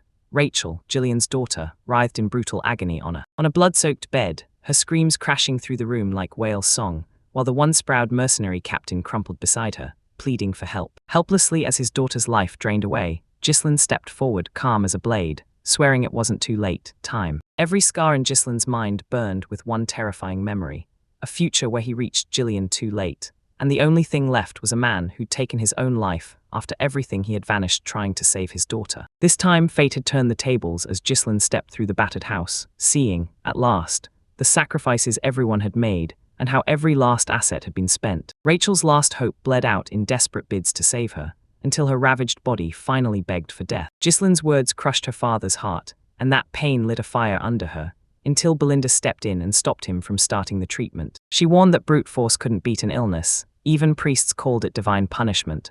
Ghislain snapped back. He didn't need strength, he had knowledge. Armed with future knowledge of a cure, he shoved a list of healing herbs into Belinda's hands and told her to go gather every last one. Among the ingredients sat one absolute game-changer, *** fairies, blessing ***, so rare and expensive it felt like a legendary jackpot. But Ghislain remembered the remedy like it was stamped into his bones. Saving Rachel wasn't a gamble at all, it was guaranteed. He moved with ruthless precision, crushing. He brushed the fairies' blessing into the herbs, then drowned them in distilled alcohol, stirring the whole potion with careful, steady hands, letting it rest and soaking into a glowing violet remedy, while Belinda and the others kept a hawk-eyed watch. He tossed in the final ingredients to finish the concoction, and he remembered from the future how Gillian would get that bottle. His hands shook like thunder, but he didn't hesitate. He carefully tipped the liquid into Rachel's mouth, and her breathing finally eased down. Blood still clung to her frail body.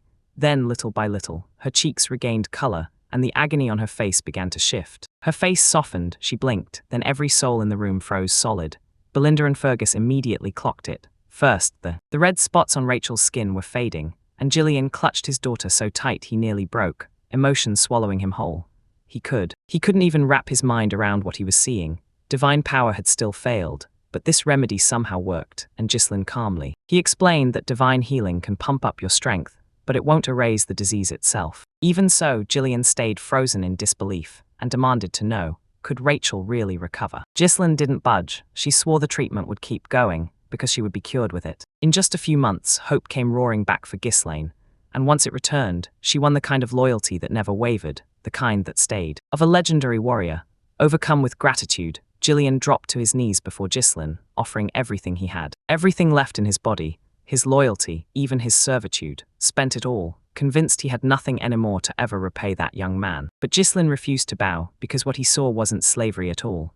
It was the war coming back, hard and unstoppable. That warrior captain, once the one who led the feared Ratatosk mercenaries, left Gillian completely stunned. Ghislain's words snapped open something buried for years, reigniting his fighting spirit, while Belinda watched from the sidelines. Recognized it immediately. The fire in Ghislain's eyes wasn't just determination, it was pure, unshakable conviction. He admitted he'd underestimated me, saying if my magic hadn't caught up, stronger spells could have flipped the duel and changed everything. In the seconds that followed, I couldn't shake the question.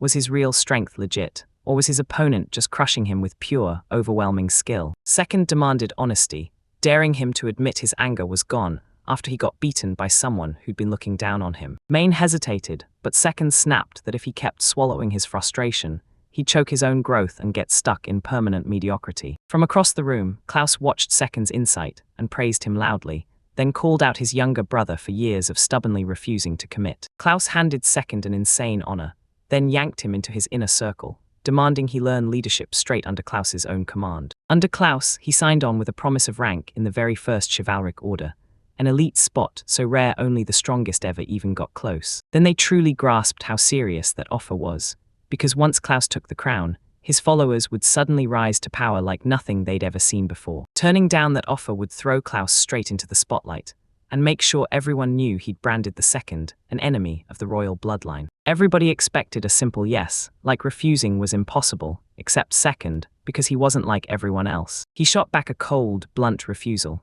and just like that, the whole arena fell silent. Klaus got blindsided by the rejection, and the whole audience froze, pure disbelief hanging in the air as tension surged higher and higher. Even with the prince staring at him in pure shock, he just smiled like it was nothing, and restated his decision, zero hesitation. He called Klaus's move in advance, because when Klaus got blocked, it shielded mine and threw a wrench straight into the authority Klaus expected to seize. Klaus's face twisted with pure frustration. He couldn't move a muscle while the boy laid bare his real motives. He stood like a wall and boldly spoke the truth. He swore he'd follow Maine after that duel. His declaration rang out like a promise to the second prince, right in front of me and the official referee. Klaus demanded the verdict, rage barely held in check.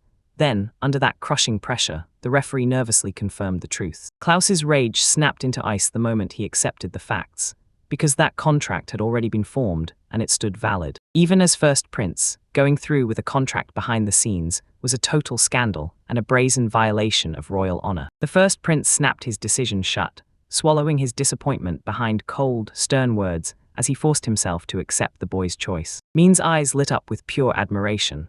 Like the lesson vanished from his mind the instant the confrontation started. Seconds stared him down calmly, like nothing ever went wrong, and pushed them right back into training. While Maine poured out his feelings, Second cut straight through the heart of the matter and called out his weakness, hard enough to shake his doubts loose and force his confidence to rise. With a grin and a quick fist bump, Second finally laid out the real reason his effort was all about friendship. Tears flooded the man's eyes, and when the second finally reached out his hand, emotion crashed over him. He broke into a bright smile, wiped his tears away, and finally let Second's friendship in showered with sincere, aching gratitude. Elsewhere, Klaus tore through the academy halls, rage burning in his chest as he pushed to uncover the truth behind Second. Paula stood her ground while Klaus stormed into the headmaster's office, rage blazing, demanding answers with every shouted word. Klaus demanded every record about the second, burning with jealousy and suspicious of my new bond. He demanded that document, but all it ever showed was school records,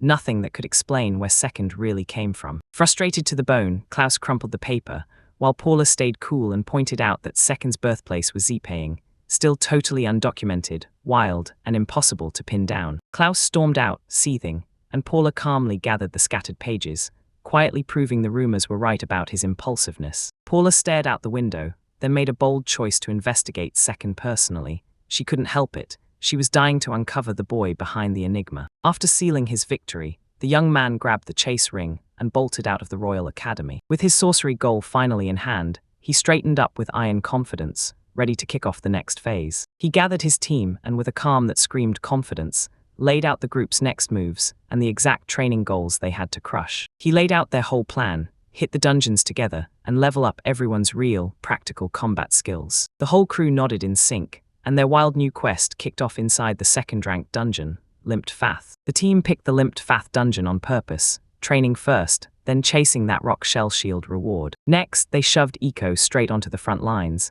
and she pushed for shield training so her defenses on the battlefield would level up fast. He hammered home how crucial healing magic was, making sure Eco bounced back fast even after taking heavy damage with that brutal physical defense. Even though a few people worried sick about Eco's safety, they still pushed into town to set up her equipment the right way. They shoved Eco a massive shield into her hands, drilled her arts until she could move like lightning, then they rolled up to the Grand Library. They stormed into the church to study recovery sorcery grimoires, hunting down the perfect one to suit Eco. Eco snatched Recovery Miner and dug into the grimoire, then zeroed in with pure, unwavering resolve. The crew mounted up and thundered past Peiho, riding straight toward the Limped Fath dungeon entrance. They finally reached the dungeon, and for weeks they hammered away at Eco's shield arts training, grinding with steady, relentless focus. Eco blitzed through 4 shield arts with insane speed, but the bishop shield art still beat him, just too damn hard to crack. Eco honed a whole arsenal of shield arts, carving out her new identity as a defensive paladin. On their 10th dungeon run,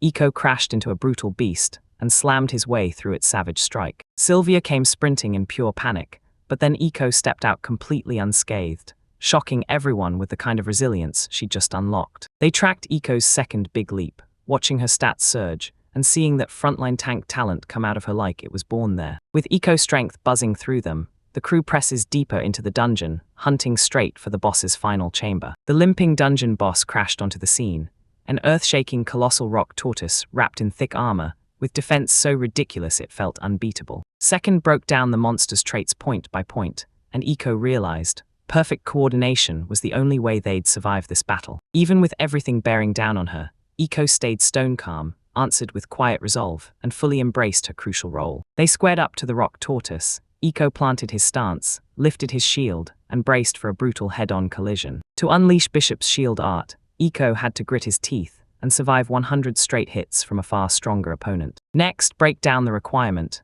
Completely was the killer word, because Iko couldn't risk even the tiniest slip-up. He cooked up spear shield art to shut enemies down, or he snapped into parries with a knight's shield or a general's shield. Timing was everything.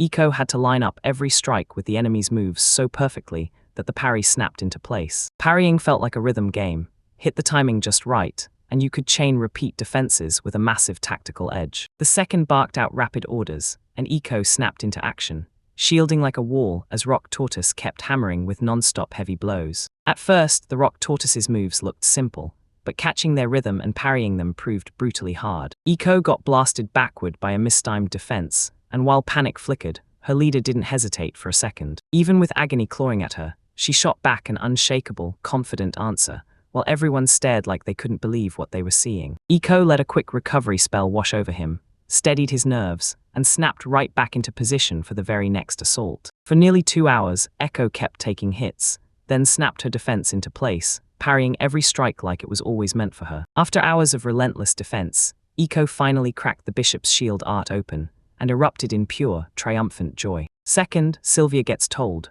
right now is the moment she starts training the magic archery skill. Sylvia snapped up the challenge with pure motivation, hit her second training schedule hard, and Iko hovered nearby, watching the whole exchange with wide-eyed curiosity. Iko practically demanded everyone's eyes on her, bursting with eager energy, and the moment, mid-second, hesitated, totally thrown off by her wild, spontaneous hype. Echo shoved her back into shield training, while Sylvia chased sorcery-steeped archery deep inside the dungeons. The squad slipped into the cave, and Sylvia immediately started casting archery sorcery, locking onto the exact monster count they needed. Second instructs Iko to unleash her brand new skill, and a monster's claw inches forward like it's hunting for the perfect moment to strike. Iko plants her shield in front and snaps on Bishop's shield art, blocking the creature's ferocious frontal strike, dead in its tracks. The force gets swallowed clean. Iko and Sylvia snap to it, staring in shock at how brutally solid that defense is. At maximum grade, the skill cranks your vitality into a shield, so brutal it can block even boss-level attacks dead in their tracks. Second blurts that the skill guzzles SP like crazy,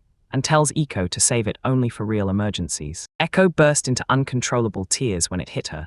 Her skill wasn't just theory anymore, it was finally making her useful in real combat. Sylvia beamed as she bragged about mastering magic archery, and right on cue, a strange creature burst onto the scene. She steadied her breath, drew her weapon, and unleashed her brand new skill on the beast. Even with nerves jabbing her, Sylvia clung to Second's reassurance, drew in a sharp breath, and poured every ounce of power into her next attack. With one explosive motion, Sylvia fired a devastating shot, unleashing the full magic archery combo in one unstoppable burst. Sylvia's magic slammed into the monster, and the explosion swallowed the whole area, vaporizing everything in an instant. Sylvia's power got assessed, cool as ice, while he crunched the damage and mapped out exactly what she could unleash if those skills were fully upgraded. Watching Sylvia finally level up, Second snapped into action and declared his intentions with sudden fire, so intense it totally blindsided her. He surged a step closer, his resolve blazing, while Sylvia froze in shock at the force of his unexpected determination. Sylvia panicked, misreading his words, and got flooded with embarrassment over what she thought he meant emotionally. He snapped with determination to get stronger, shocking Sylvia with his sudden burst of passion and that intense, unblinking stare. He broke down how Sylvia's flaming wolf bow was tied to their shared hunger to grow. While Iko finally nodded off, the others grilled the damage potential, then pushed hard on why upgrading their battle gear mattered. Sylvia's eyes widened at the terrifying power surge predicted if that bow made it all the way to its final stage. Sylvia saw the upside and agreed, but then she grilled them on the plan, to move forward, they still needed a blacksmith. He shot up 4 fingers and told her there were 4 real routes to track down a blacksmith. The first move was to build a crew from scratch, using the Adventurers Guild to hunt down fresh recruits. The second path was simple: hunt down people with real blacksmith talent and pull them in, no matter how much experience they had or didn't. The third move was to hire a practicing blacksmith, but getting them on board was brutally hard. After laying out the 3 options, he teased that the 4th route would give them their best shot at success. With a stone-serious face, he proposed buying a slave,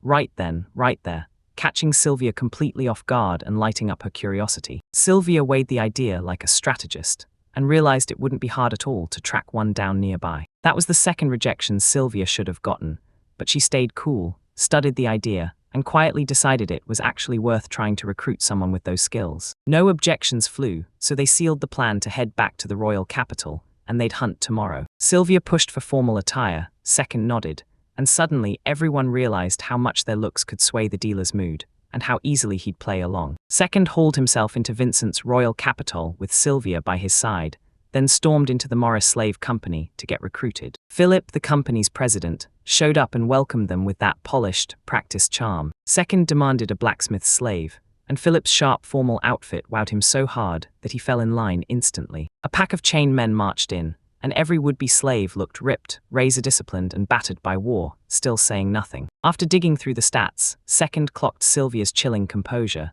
These weren't random people. They were trained pros locked into their exact roles. Second realized he'd been dead wrong. Those blacksmith slaves weren't young prodigies at all.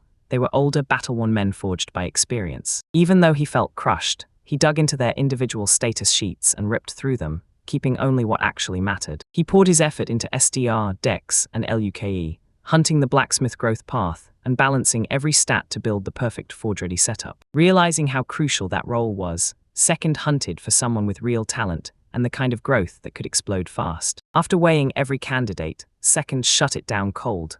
None of them had what his mission demanded. Philip didn't sugarcoat it. After that, he admitted the only other choice was criminal slaves, and that even some possible blacksmiths were trapped among them. Because the criminal slaves couldn't be displayed in public, Second stepped in and demanded they be inspected inside locked, secure chambers. Sylvia and Eco tore off without them, staring at the slave facility like, "Wait, why is this surprisingly decent?" Philip dragged Second through the barred corridors, whispering that only one blacksmith was trapped among the inmates. After sizing up the blacksmith's condition, Second wasted no time. He slammed him down instantly, because his skills were nowhere near good enough. Philip swallowed his pride and apologized for falling short, while the second one stayed cool on the surface. But you could feel something sharper lurking behind that offer. Philip cracked open a heavily secured chamber, and the second it opened, it screamed that whatever was inside was rare and downright dangerous. Behind those bars sat a chained dark elf woman, an assassin once feared by all, now branded innocent and thrown into this place instead. Philip told her straight up that the no hostility clause was real, but the moment people clocked her race, rejection hit her hard. Second fired off a question about her missing demand, stunned that someone this capable got tossed aside, just because of a safety clause. The Kingdom of Castile hit a wall of ruthless discrimination, so it slammed down legal protections to shield the persecuted races. Second demanded to know her status, and even with the prejudice and chains closing in, he could feel her silent strength roaring beneath it all. Her stats screamed elite, insane dex, rock-solid SDR, and inti that synced perfectly with the all-rounder combat class. She showed off elite combat skills, and Second quickly clocked that her build supercharged sorcery, assassination, and string-based abilities. Once Second saw her stats and raw growth potential, he immediately knew she was built to be a blacksmith, and he made her the offer. Second snapped and bought the Dark Elf right away. Her price hit a jaw-dropping 16 million. Philip inked up a slave sorcery contract, like the one Second remembered seeing before in Mobian. Even with powerful magic policing the whole place, Second didn't bother reading the terms, and now he's hunting for loopholes like they're hiding in plain sight. The contract demanded humane treatment, and shockingly, its obedience terms felt fair and perfectly ordinary once they were finally laid out. Then one last clause snapped into his mind.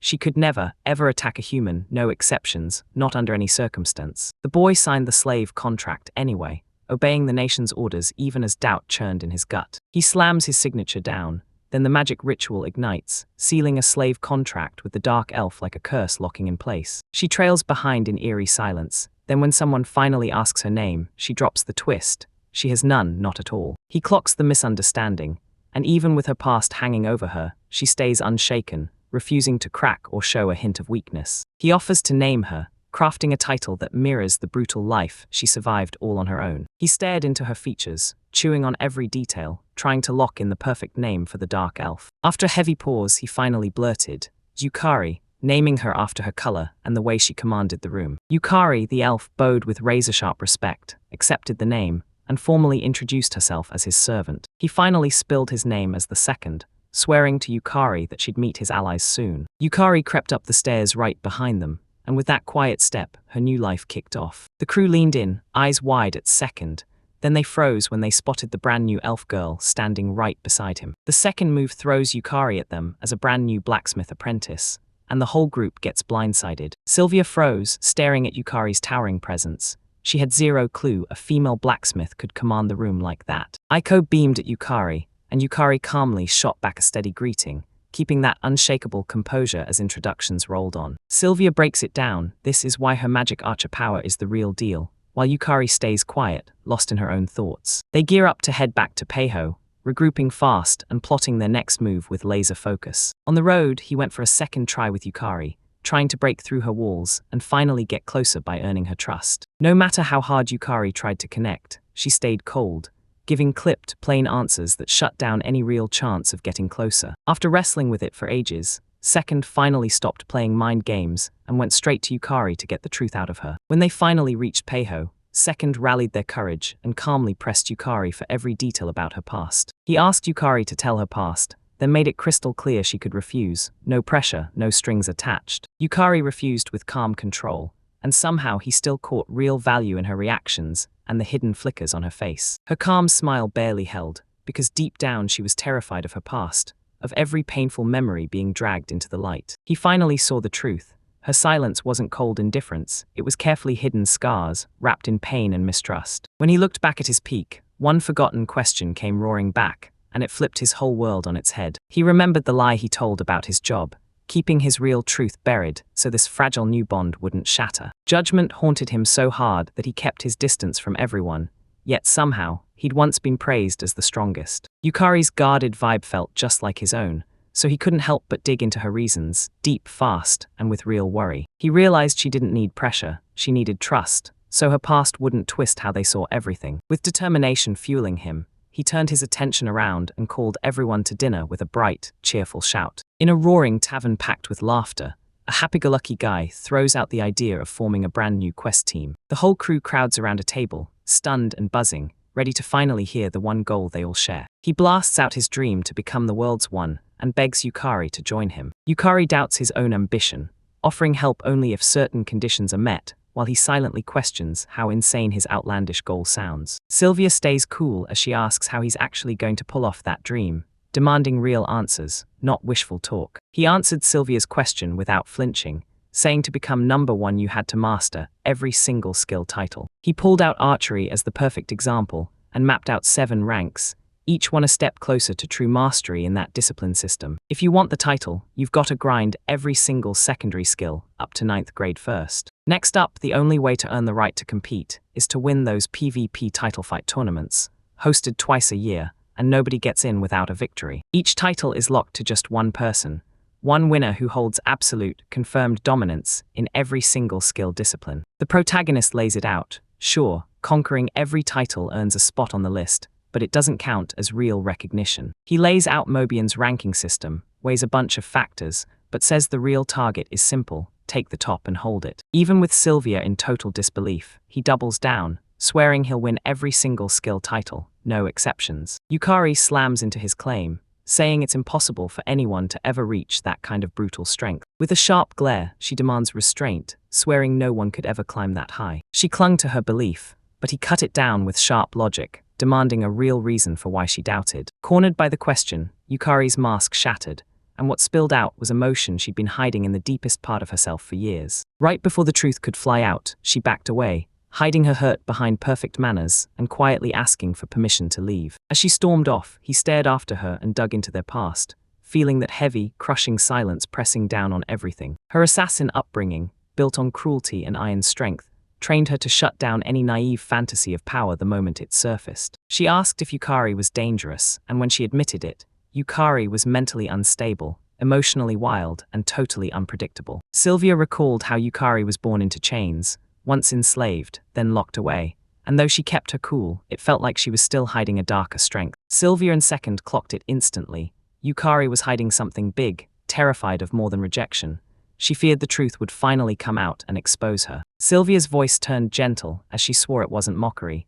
She truly believed Yukari's heart was packed with nothing but conflict. As Sylvia carried the eco, Second finally noticed it, her calm strength, and everything about how he saw her shifted for the first time. Then watch Sylvia stride off with total confidence, until a napkin gets snagged behind her, and it flips everything instantly. A battered dungeon entrance loomed ahead of them, Asia Span, a third-class zone no one dared to visit anymore. Second led them on, laying out their goal: build a real team by pushing through a combat trial. To qualify, they've got to smash through this dungeon in 2 hours. No lone wolf nonsense, just teamwork and a united front. Second remembered how effortless these quests used to feel, but this dungeon hit him with a cold, creeping unease. What he'd forgotten back then was the real deal, the deadly danger he'd barely slipped past all those years ago. And yeah, too late you realize the dungeon's reputation was earned.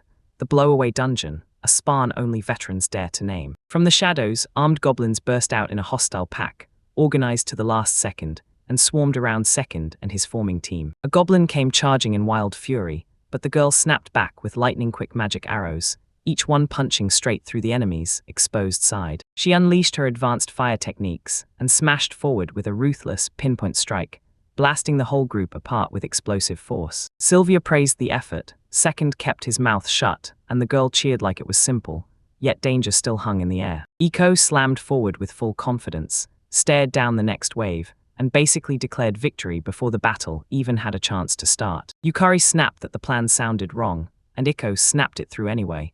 Then she surged forward and hurled her shield technique to slam the incoming goblins away. Her shield skill struck like a cannon blast, hurling the goblins backward and smashing them hard into the cave walls. He watched in silence, and their teamwork started to shine, so he chose to hold the line and guard Yukari's position from behind. Deeper in the dungeon, a colossal goblin boss finally emerged, slow and nearly unbreakable, yet sorely lacking in strategy and painfully easy to exploit. Now size up their power with a cool head, because that goblin KO goes down with just 2 hits. Eco demanded a strategy, and Second broke it down fast. She'll pull the spotlight while Sylvia and he sprint in to land the final blow. Once everyone got their part, Second snapped the command, and Sylvia and Yukari answered instantly, no hesitation, no second guessing. Eco sprinted ahead to bait the boss, and the goblin KO smashed him with a brutal downward strike. The battle kicked off, and Eiko snapped her shield up, bracing for impact like she already knew she'd win. The boss's brutal massive attack barely grazed Eiko, like it couldn't even dent her,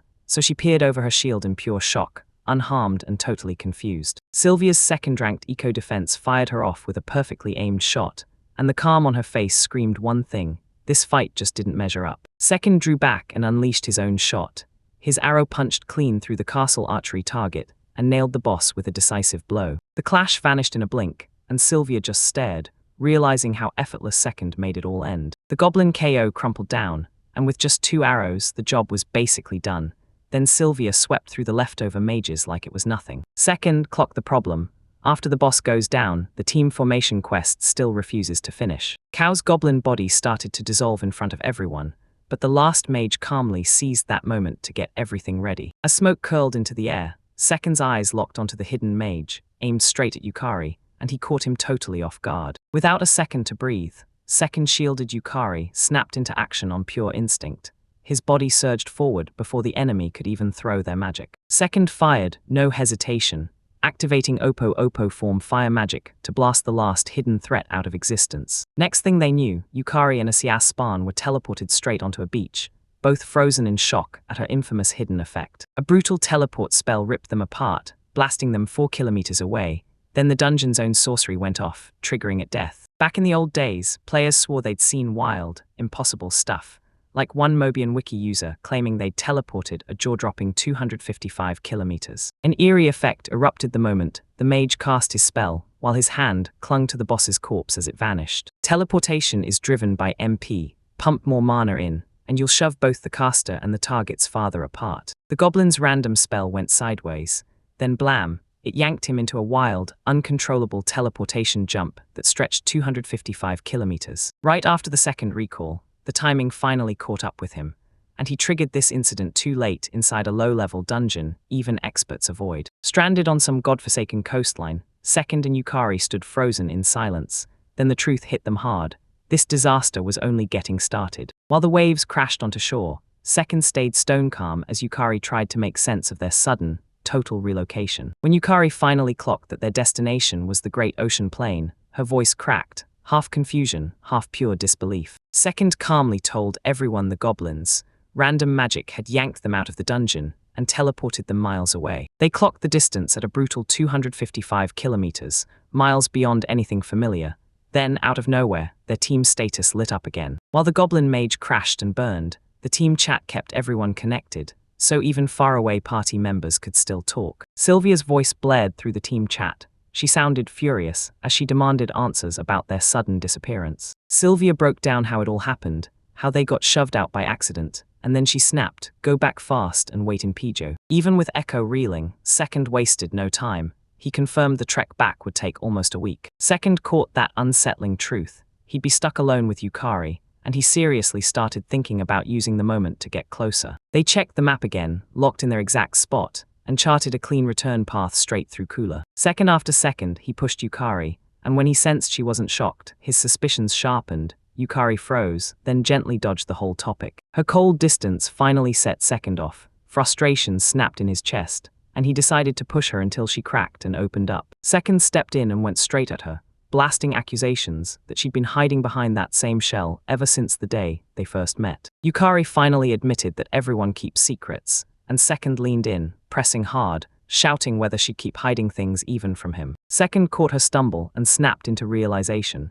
She'd just confessed she was faking how she acted on the outside. Yukari tried to play it cool, but her twitching smile gave her away as the emotions surged. Second clocked the change in her eyes. His plan to pry open Yukari's feelings was working, and it was happening under the radar. He pressed in on her again, calling out how far away her heart felt, and Yukari quietly fought to find the right words. After digging into old lades, Second finally uncovered Lucia Asini's name, and it instantly tied her to Yukari's dark, mysterious past. Yukari finally broke the silence and dropped the truth. She wasn't keeping quiet for herself at all, she was doing it to shield someone else. Yukari stepped up and defended Lucia's memory.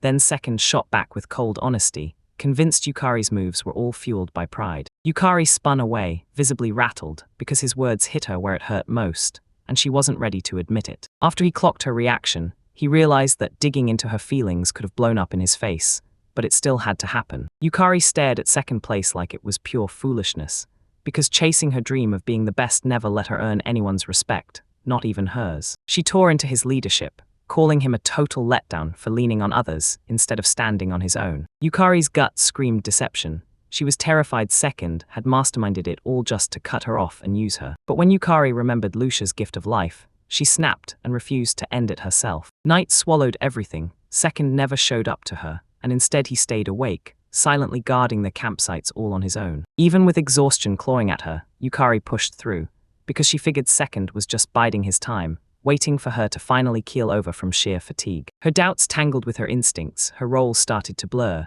the fights kept dragging on, and exhaustion finally fogged her mind. Next, I dissected Yukari's wild behavior and realized something was off. She was so wiped out and overly cautious that her thinking went completely off the rails. He was dead sure Yukari had been brainwashed to mistrust her master, no matter what. The whole thing traces back to Lucia Asini, an NPC in Mobian everyone whispers about as the brainwashing granny. In Mobian's lore, the only way to break brainwashing was to unleash crushing emotions during a life-or-death moment. Second pushed Yukari to her breaking point, using a carefully engineered rush of danger to force her true self to finally surface. Next, he fought the plan in his own head, because he knew poking the truth would light a fire in Yukari's heart, and that could put her in grave danger. Right before Second could make a single move, an unknown ambusher lunged from behind and drove a blade straight into him. Yukari got snatched up by a gang of bandits, who shoved her down and tied her up on the spot.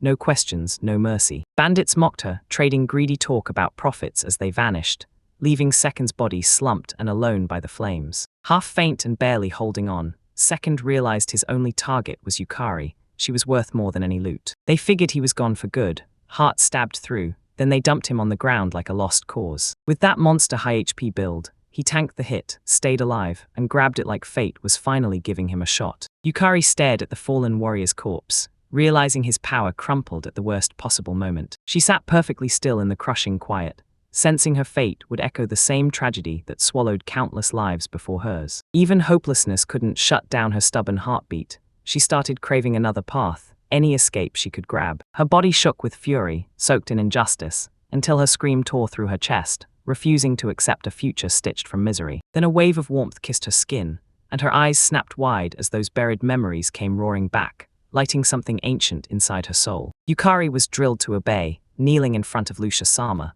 the woman who owned her shadow. Even though Lucia was strict, her hands still felt warm, and it left Yukari torn up inside, caught between the sting of discipline and a strange, growing attachment. Lucia slammed home that survival comes from usefulness, and Yukari swallowed her pride and chose obedience, because getting discarded was the last thing she could risk. Years flew by, and Yukari sharpened her skills until she became a master assassin, Lucia Sama's blade, forged to carry out silent executions. On their last day, Lucia's request hit like ice, burying the truth under one final, cryptic command. Lucia pressed one last blessing into Yukari's hands, smiled softly, and then, right as everything blurred away, she crumpled to the ground unconscious. Yukari jolted awake in chains, then Lucia met death, her comrades fell one by one, and somehow only she was left standing. She clung to Lucia's warmth, respect, and iron command, but in the empty silence after she vanished, doubt started creeping in, inch by inch. When Yukari finally cracked the truth, the world snapped into focus. Her devotion wasn't love at all, it was a ruthless scheme aimed to control. Jeered and spit on, she coughed up blood, her whole past crumbled, and her blind loyalty died right with it. Yukari got kicked down again, and smug laughter rolled in as they treated her pain like nothing, just cheap damage they could ignore. Tears spilled the moment the truth hit. Lucia's kindness was rare, her warmth showing up only at death. Yukari trembled in raw grief, and questions slammed into her head, because surviving felt like the universe was punishing her. Pain surged through her as she screamed. Everything she trusted, everything she devoted herself to, turned out to be nothing but a cruel illusion. The men jeered as she crumpled, and in that awful silence she finally understood. Nobody had ever really loved her. Yukari stayed silent while the men argued over how to pin her down, and hopelessness crashed over her as she realized she couldn't fight back. Outside the cabin, the night swallowed every cruel secret, and the guards stood frozen, completely clueless, as something dangerous slipped toward them through the shadows. Next, he scans the cabin like it's a battlefield. 5 enemies, 1 opening, because Yukari's life hangs on the split-second decision he makes. Second didn't even blink. He loosed a deadly arrow, and his pinpoint technique ended the centuries in an instant. He burst out of the woods with his sword in hand, standing over the bodies he'd just cut down, and the rescue was finally in motion. Second, feel the crushing weight of what killing costs,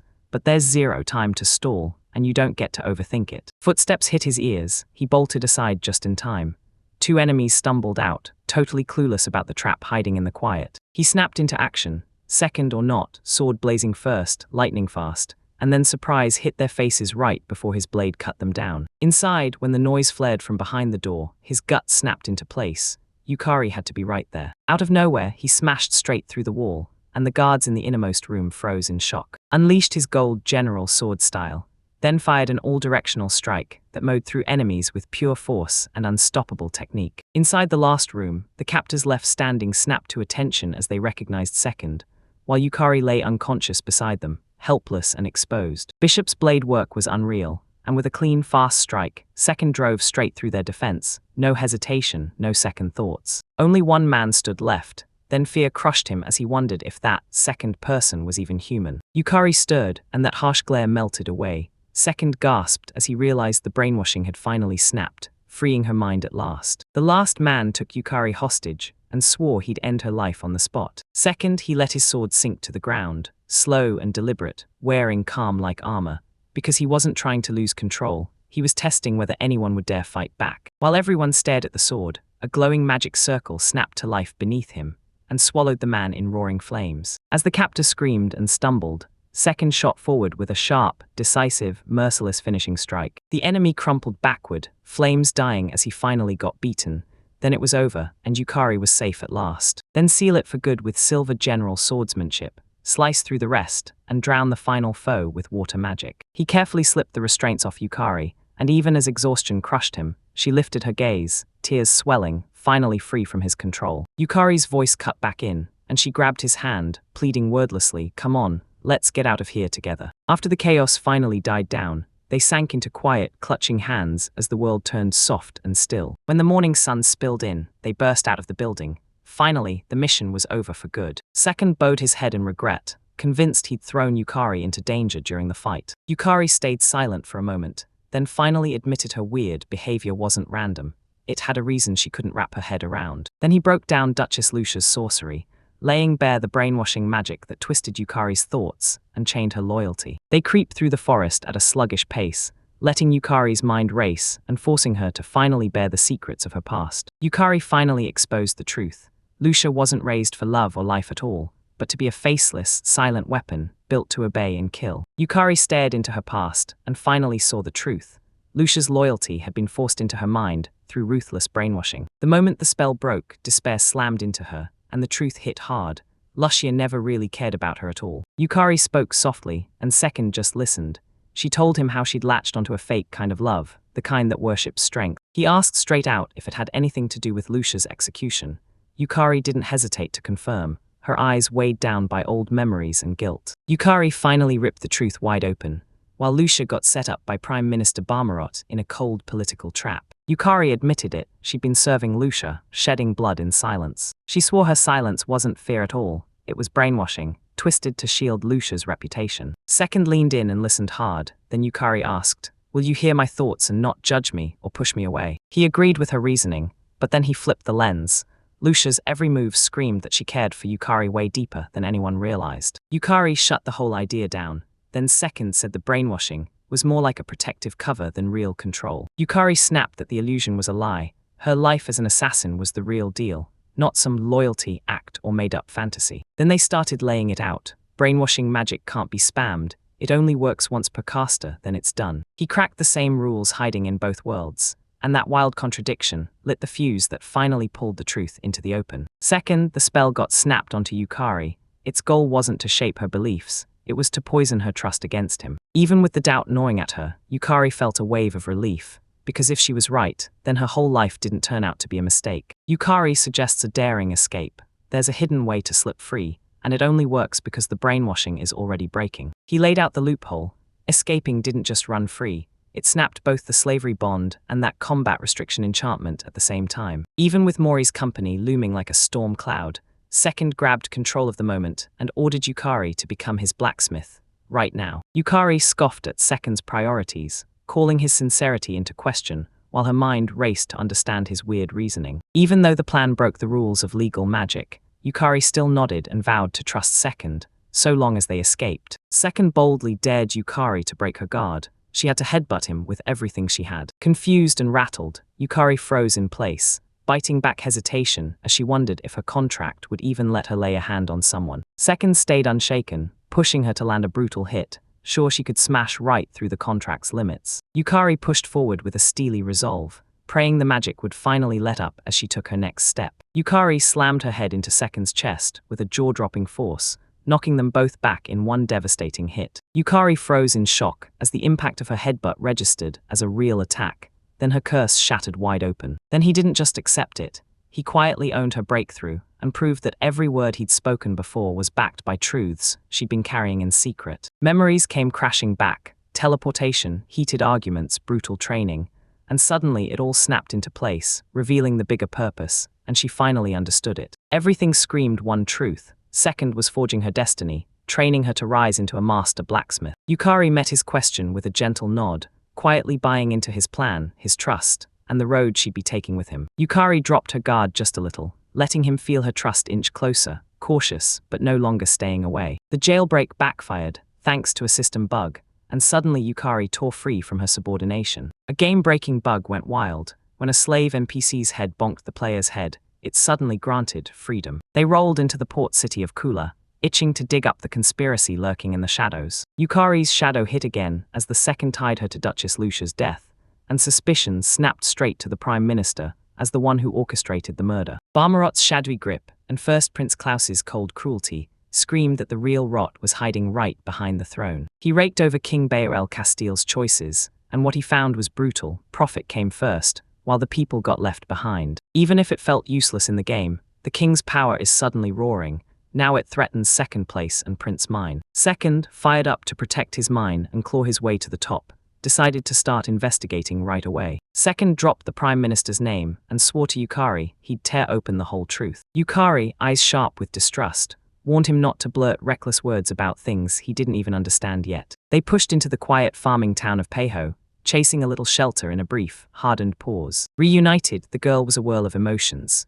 One shouted at her like fire, while another barreled into her with full-on joy, tackling her with wild enthusiasm. The second tried to soothe things down, but the tension refused to budge, like everyone could still feel what just happened. Yukari snapped into eye contact with the girl, and her sharp, unblinking stare screamed suspicion while she measured her in silence. Without a word, the girls ditched the confused second and sprinted off to talk in private. Second, he silently watched the girls trade sharp words, so intense it hit him.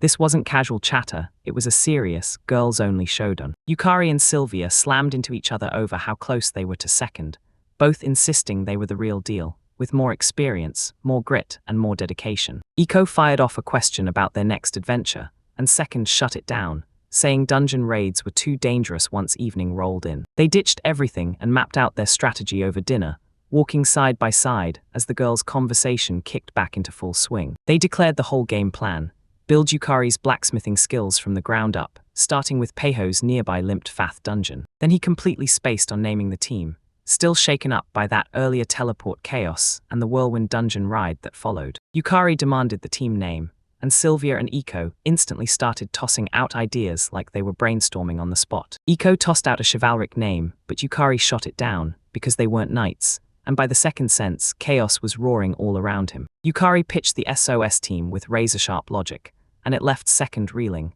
so swept up in their hunger to win that they even branded their dream with a big-name ambition. Hoping to get a fair shake, he turned to Echo for the final word, only to catch her dead asleep. Every single word of him oozed confidence. Yukari warns Second about the crushing weight that his name carries, but Second shrugs it off and clings to the belief that he's locked in for the top spot destiny promised him. Next morning, they tear off for the Limped Fath dungeon. No one can explain the impulsive name they blurted out the night before, even though it sounded hilarious while drunk. Inside, Sylvia and Ika move like a single blade, syncing their timing to shove every enemy strike back and lock in without flinching. It wipes out enemies with ruthless ease, shouting praise for the dungeon's breakneck pace as it hands them valuable combat experience at the perfect speed. Yukari's lightning-fast growth blew the second-place guy away, so he stopped and finally sized up her skill set and her ranking with real respect. After a quick check, the second realized Yukari had 2 rare, grade-level skills, and she also brought a totally unexpected, lucky advantage that would supercharge her training. The second time they clocked Yukari's one-of-a-kind talent, they saw her skills turbocharge their dungeon grind way past anything they thought was possible. He told Yukari that if she honed her skills into a legendary blacksmith, the whole team's exploration power would shoot through the roof. With hearts locked in the same promise, Second and Yukari swore they'd reach the top of the world together. Yukari steadied her breath, locked in her dream,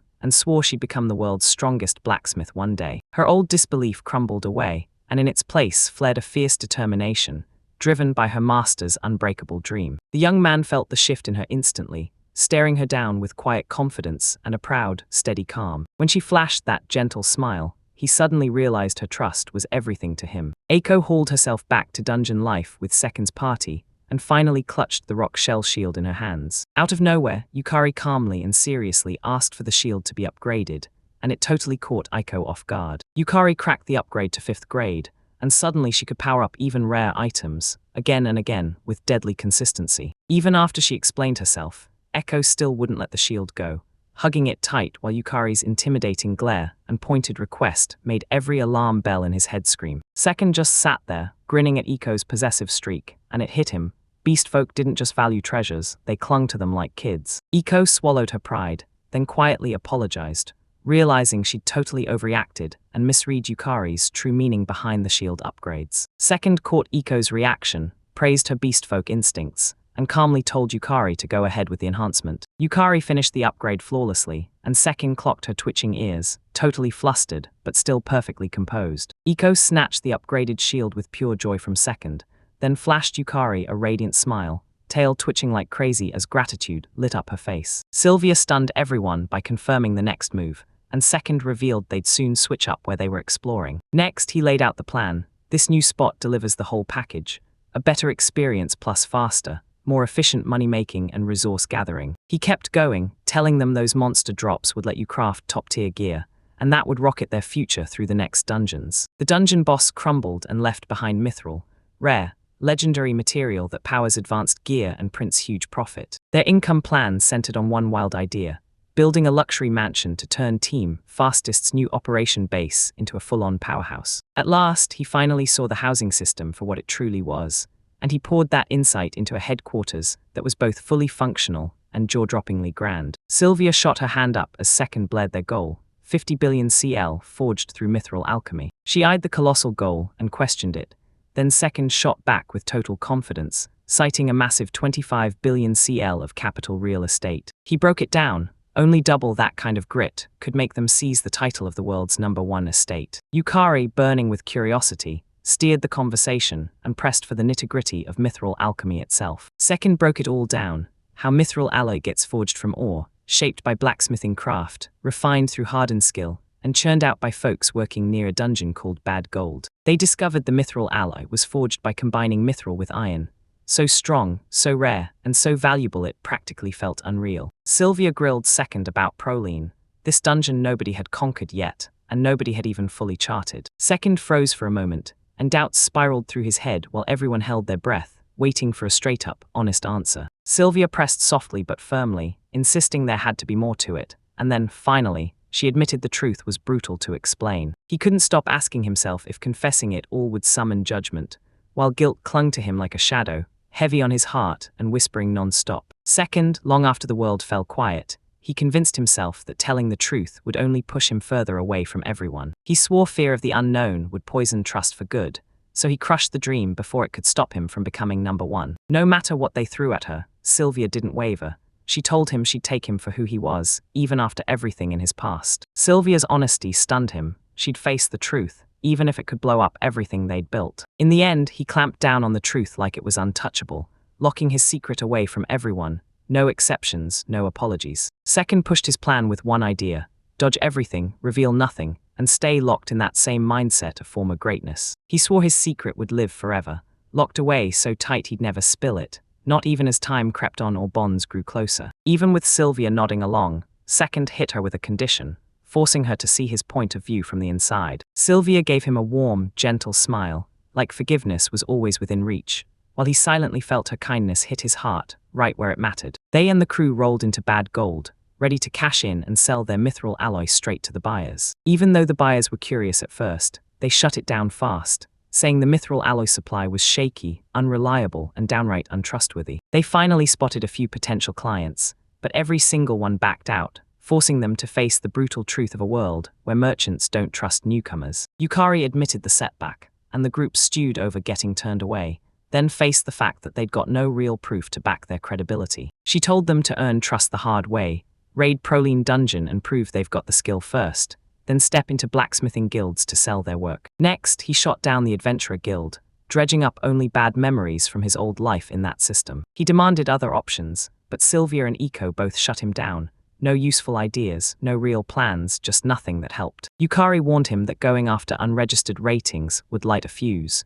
Retaliation could follow in any form, from interference and threats to assassins hunting him down. Realizing what this could cost, Second swallowed his doubts and agreed to register, letting the Mobian Guild's brutal shadow shape the violent history ahead. Second stepped up with total confidence as the party rolled into the guild, ready to kick off their official registration as adventurers. The moment the group got their guild cards, the system stamped them as official registered adventurers. Second realized both his personal rank and the team rank were F, totally undeserved, and way below what his skills could handle. Second fumed in silence, glaring at his rank, choking on the guild rules, and stewing over yet another rejection of his ally. A nasty thug jeered at Second's status, calling him weak, then stepped up with a plan to show off, by humiliating him in front of everyone. Then, clearly fed up, he clocked those troublemakers, and realized they were the very reason he'd been dodging guild involvement in the first place. Second clocked the thugs, play, shaking down helpless newcomers who roll in with standout partners like Sylvia. He blasted the guild for its negligence,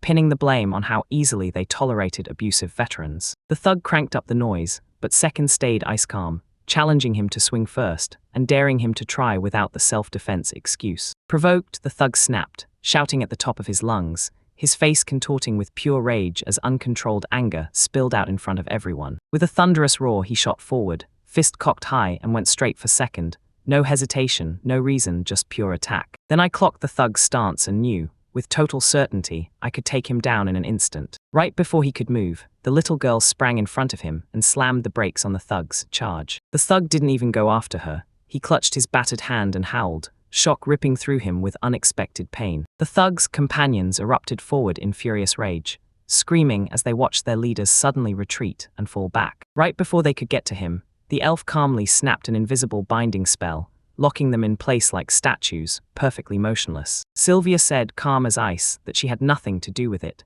then lifted her bow with quiet, unshakable confidence. The crew burst out of the guild hall, hyped and ready to dive into their next mission of the day. As he walked, Second couldn't stop his hands from trembling, like that earlier confrontation had shaken something loose in him. He finally understood. The trembling wasn't fear of other people at all, it was terror of what he might become inside. Second finally understood what his power could do. When anger fully takes over, it turns every fight into mindless slaughter. After he shoved the door shut, Second collapsed onto his bed and stayed perfectly still, replaying that brutal confrontation in his head. Staring up at the ceiling, Second realized the truth. Becoming the strongest in this world was going to be brutally anything but easy. Over breakfast, Second dropped the news that they were hauling everyone to Perline, and the whole group leaned in, hooked by his sheer determination. Yukari voiced serious worry that they might break the Blacksmith Guild rules, and it sounded like deeper political tension was already brewing behind those dungeon raids. Those second-learned dungeon raids didn't happen on a whim. Official approval and huge teams were mandatory, so any solo conquest claim sounded straight-up impossible. Yukari leaned in and told Mithril wasn't reserved for the dungeon boss at all. It could drop from regular monsters too. He hunted for Mithril for weeks, praying that non-stop solo scavenging would let them dodge the brutal mass raids. Sylvia pushed, join the raid with us right now, but Second turned and frowned, wondering if F-rank teams were even allowed inside. He knew that striking solo would make him look suspicious, raiding alone would get him cornered, and both kingdom and guild forces would snap down on him with disbelief and hostility. Yukari pushed to help the guild build trust, but the second, her lack of motivation kicked in. She still treated everything like it was just a game. The second he clocked that the higher rank meant mass rate access, a sharp new strategy detonated in his mind. Yukari nodded to his theory with bated breath, and then Second snapped back, remembering an old method he'd once dismissed as totally worthless. As Mobian flashed through his mind, Second flashed a grin, because what backfired last time could finally be the key to a rank recognition. He blared the news, Skyrocket Bomber is happening, then demanded Yukari and the others rush to Proline Dungeon with him, right now. Second unveiled the Skyrocket Bomber, this fast-track plan that burns through dungeon resources to rocket an adventurer's rank upward. The whole scheme was simple, grab regenerating mana crystals, and the guild ate it up, treating everyone like a straight-up rank boost. Stacking up 83 crystals every single day, they could hit a higher rank in just 6 days of grind. Crystals kept popping up in bursts, slowing your haul to a crawl. Getting to 80% a day was the best anyone could realistically hope for. He tracked down secret rooms inside the dungeons, hotspots stuffed with hidden mana crystals, just begging to be harvested. To crack those hidden rooms, he'd unleash a second devised explosive jump, the real core powering the Skyrocket Bomber technique. Ica didn't get it at first, but the moment Second showed off that weird technique, curiosity grabbed him by the collar. Second broke down the slick coordinated spell. Sylvia and Eco chained their magic together, so she could rocket straight into the air. Eco snapped up the plan with full excitement, because she knew that technique could hurl her up to a stunning 20 meters. Even with Sylvia's worries in her chest, the whole team locked in and rushed to a nearby safe spot to drill that jump. With the command locked in, Eco snapped into position and braced, ready to finally try that first test jump. As Eco sprang into the air, Second snapped on Coral Wind magic, blasting her forward with a savage boost. Eco unleashed Bishop's Shield Art Medea, while Sylvia rained down fire-based support with deadly night archery. Second fired off even tighter precision spells. Eco held the line with iron control, and their timing locked her down perfectly steady. With a ferocious burst of power, Eco shot upward into the sky, her shield blazing on as momentum carried her higher and higher. Eco shot through the sky, grinning like crazy after her very first launch worked. Second too late, Ekka's brutal drop hit, and everyone realized nobody had ever planned how she'd land from that sudden height. Everyone bolted over, nerves on fire, and when Iko popped out safe, he grinned and begged to try it again. She lit up with confidence, and Second felt the weight lift, so he nodded, okayed another jump, and the whole team braced for the real attempt. Echo swooped back from above like she owned the sky. Arms stuffed to the brim with mana crystals, she snatched all at once. Chamlia held the crystal up, felt the eco pour into it, and instantly froze, because the sheer rarity and flawless purity left them stunned. The whole team marched up to the guild desk, and Chamlia crushed their doubts by confirming those crystals were real, genuine mana crystals. After their C-rank promotion went through, they rushed to the guild for fresh rank updates and shoved their money in without hesitation. Second shot Camellia a wink and walked away, leaving her reeling, then made sure tomorrow's delivery would hit right on time. Second cringed at what he was doing, but he knew this play could win him Camelia's favor. Sylvia and Yukari stiffened on the spot after they spotted a Second's strategic charm being tossed at the guild receptionist. Second, he mapped out a 5-day game plan, snag crystals, grind through training, and get ready to dive into the Proline dungeon. Sylvia gave the plan a quick yes, then leaned in and demanded to know if they'd keep forging Yukari's blacksmithing skills. The Second decided to go all in together.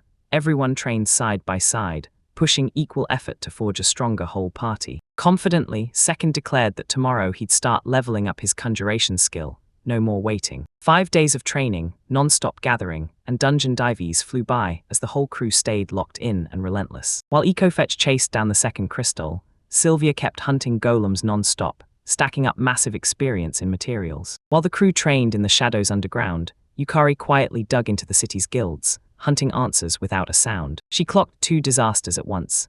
A fresh Proline mass raid was coming down the pipeline, and a mithril shortage was already throwing blacksmiths into chaos. Next, they reassessed everything. If they rose up, joined the raid, and proved themselves, they'd finally win the guild's trust. Second, you've got 2 choices. Go solo in the dungeon to grab control, or prove yourself by taking on massive raids and earning trust the hard way. He figured one path paid faster, but raked in enemies, while the other stayed safe yet left his pockets way lighter. Yukari stayed ice-calm and measured, then demanded one more day to pull off an independent plan nobody knew about yet. Yukari hesitated for a beat, then nodded, pushing a smart, time-saver plan that leaned on outside help and influence to make it happen. She spilled her plan: tap into the Merchant Guild's network to turbocharge their bigger mission. Yukari told everyone that earning a rank would seal their trust, then watched the merchants swarm in, chasing easy profits. Second raised a sharp fear of guild retaliation, worried their move would spark the Adventurer Guild's wrath. Yukari laid out the game plan, then crashed the mass raid in full view,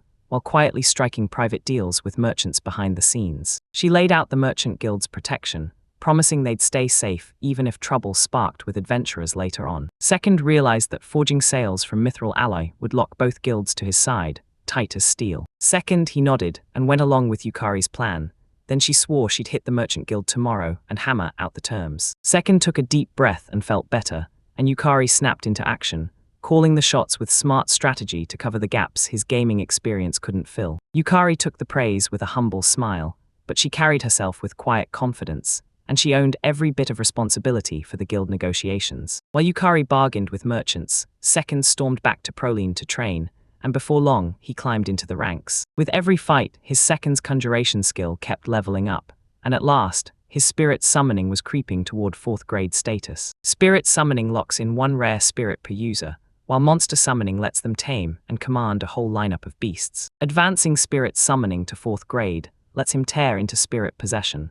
Then he merges with the spirit to supercharge its power. He finally unlocked spirit possession, but he still hadn't caught a spirit to power the skill. He dug up a rare premium spirit ticket from a past purchase and used it to call forth a terrifyingly powerful spirit. That ticket promised an ultra-rare spirit pact with 25,001 plus strength, so valuable it practically shines. The Second is weighing when to drop the premium ticket, knowing that the summoned spirit could fight back and refuse to be controlled. He hesitates, eyes locked on them, because in these shaky times he can't afford to gamble on allies who might flip at any moment, or trust a stranger who's suddenly in his space. As he thinks about trust, he remembers how Yukari once cracked open her feelings little by little.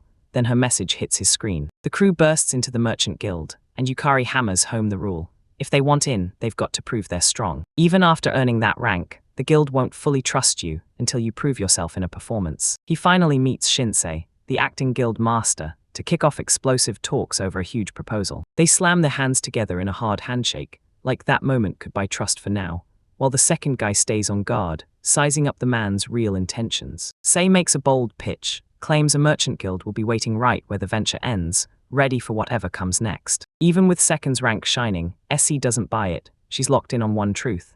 Actions hit harder than titles, and risky deals have consequences. Sei's fierce, unshakable presence hits the group like a wave, and you can practically see everyone's nerves tighten and their pressure climb. Shinsei demands a second proof level of power, conquer Proline fast, or he'll unleash brutal consequences. The threat crashes to nothing. Second stays ice calm, while the other one spirals into pure anxious panic. Second declares victory is locked in, because he's sure the guy has no real skill, and doesn't even have the ranking to prove otherwise. With zero doubt, he boldly promises to crush Proline in just 3 hours, flashing his unbeatable skill like it's nothing. Then he clocks what it takes to radiate confidence, and prompts them to answer with curious amusement. Shinsei burst into hearty laughter, clapping at Second's razor-sharp confidence, and that grin basically sealed it. Yukari was right about his skills. Yukari confessed that she'd masterminded the test, laying out her reason for checking those seconds by putting the idea to the practical test. Second clenched his teeth in fury as Iko watched through tears,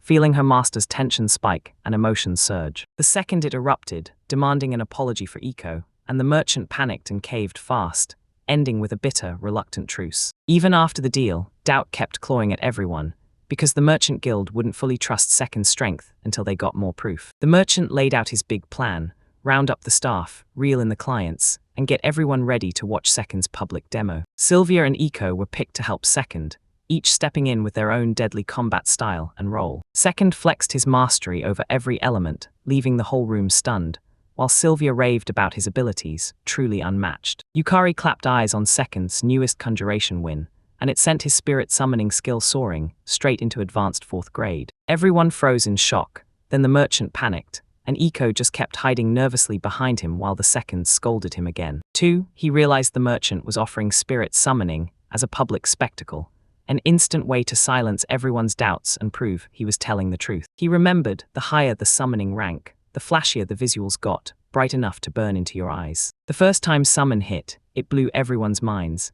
especially the massive spirits with wild, elaborate looks and effects that felt like pure spectacle. A 4th grade summoning in public would light up his power, squash every doubt, and prove he really could do it. Then they finally saw the plan's genius, nodded without a word, and chose to move ahead fast, because it was the cleanest way to go. Second nodded along with the demonstration plan, then used a premium ticket to call down a powerful, flashy spirit that lit the whole place up. Sylvia loosed a ferocious flame arrow, and Eiko snapped her shield up just in time, taking the full hit head-on. The crowd gasped when Eiko burst out unscathed, proving that the shield wasn't just strong, it was perfectly under control. Villagers murmured that Flame Bow wasn't just strong, it was pure defense magic, unstoppable on contact, and the crowd wouldn't stop whispering about it as the official promised the next demo, his final showcase of Second. Second lifted a shimmering premium ticket into the air, and the whole crowd fell silent, like they all knew something wild was about to explode. Light detonated across the ground as a colossal magic circle burst into existence beneath him,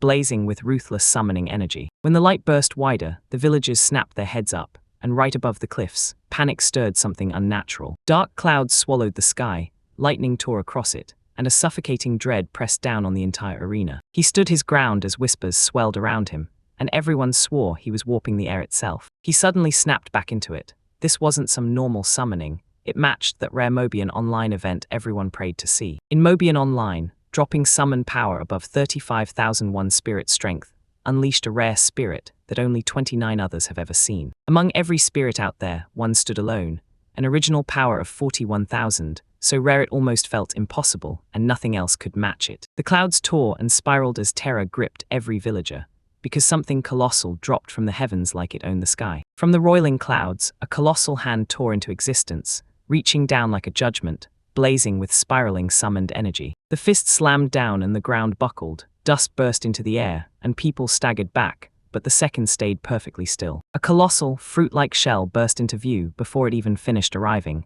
right as his spirit's presence began to take shape. The summoned spirit stepped forward and declared himself Angelmoi, the absolute ruler of elemental spirits across all existence. Second snapped up against Angelmoi, and the spirit's aura erupted, elemental power swirling around him with ruthless, silent control. Kneeling before his second, Angoma bowed low to his new master, finally sealing the destiny he'd been chasing for ages with pure reverence. Bystanders screamed in panic, because Angelmois looked like a demon walking straight out of hell, and his dark presence sparked terror on sight. The moment the despair hit, it felt like the timing was perfectly cruel.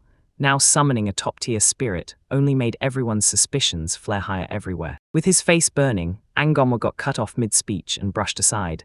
Then they told him to show up calm the next time. Alone again, trapped on my second side, my whole body screaming as I brace for the fallout of what just happened. Every guild slammed the door shut, all trade dried up, and the second Angelmois showed up, his negotiations shattered instantly. He seethed with regret, sure, summoning the supreme spirit was special, but it only served up setbacks and wild misunderstandings. No one had ever summoned Angelmois before, but he still couldn't stop pride from swelling in his chest, especially not in a moment like this. Yukari bowed her head and poured out a heartfelt apology, the weight of what she caused crushing her heart. She finally admitted she'd misjudged it. She thought her plan would help, but now she fears it only held back the second idea. Yukari realized the second strength made schemes and guild alliances pointless, so she swept past everyone the natural way. Yukari traded raw, honest thoughts with second.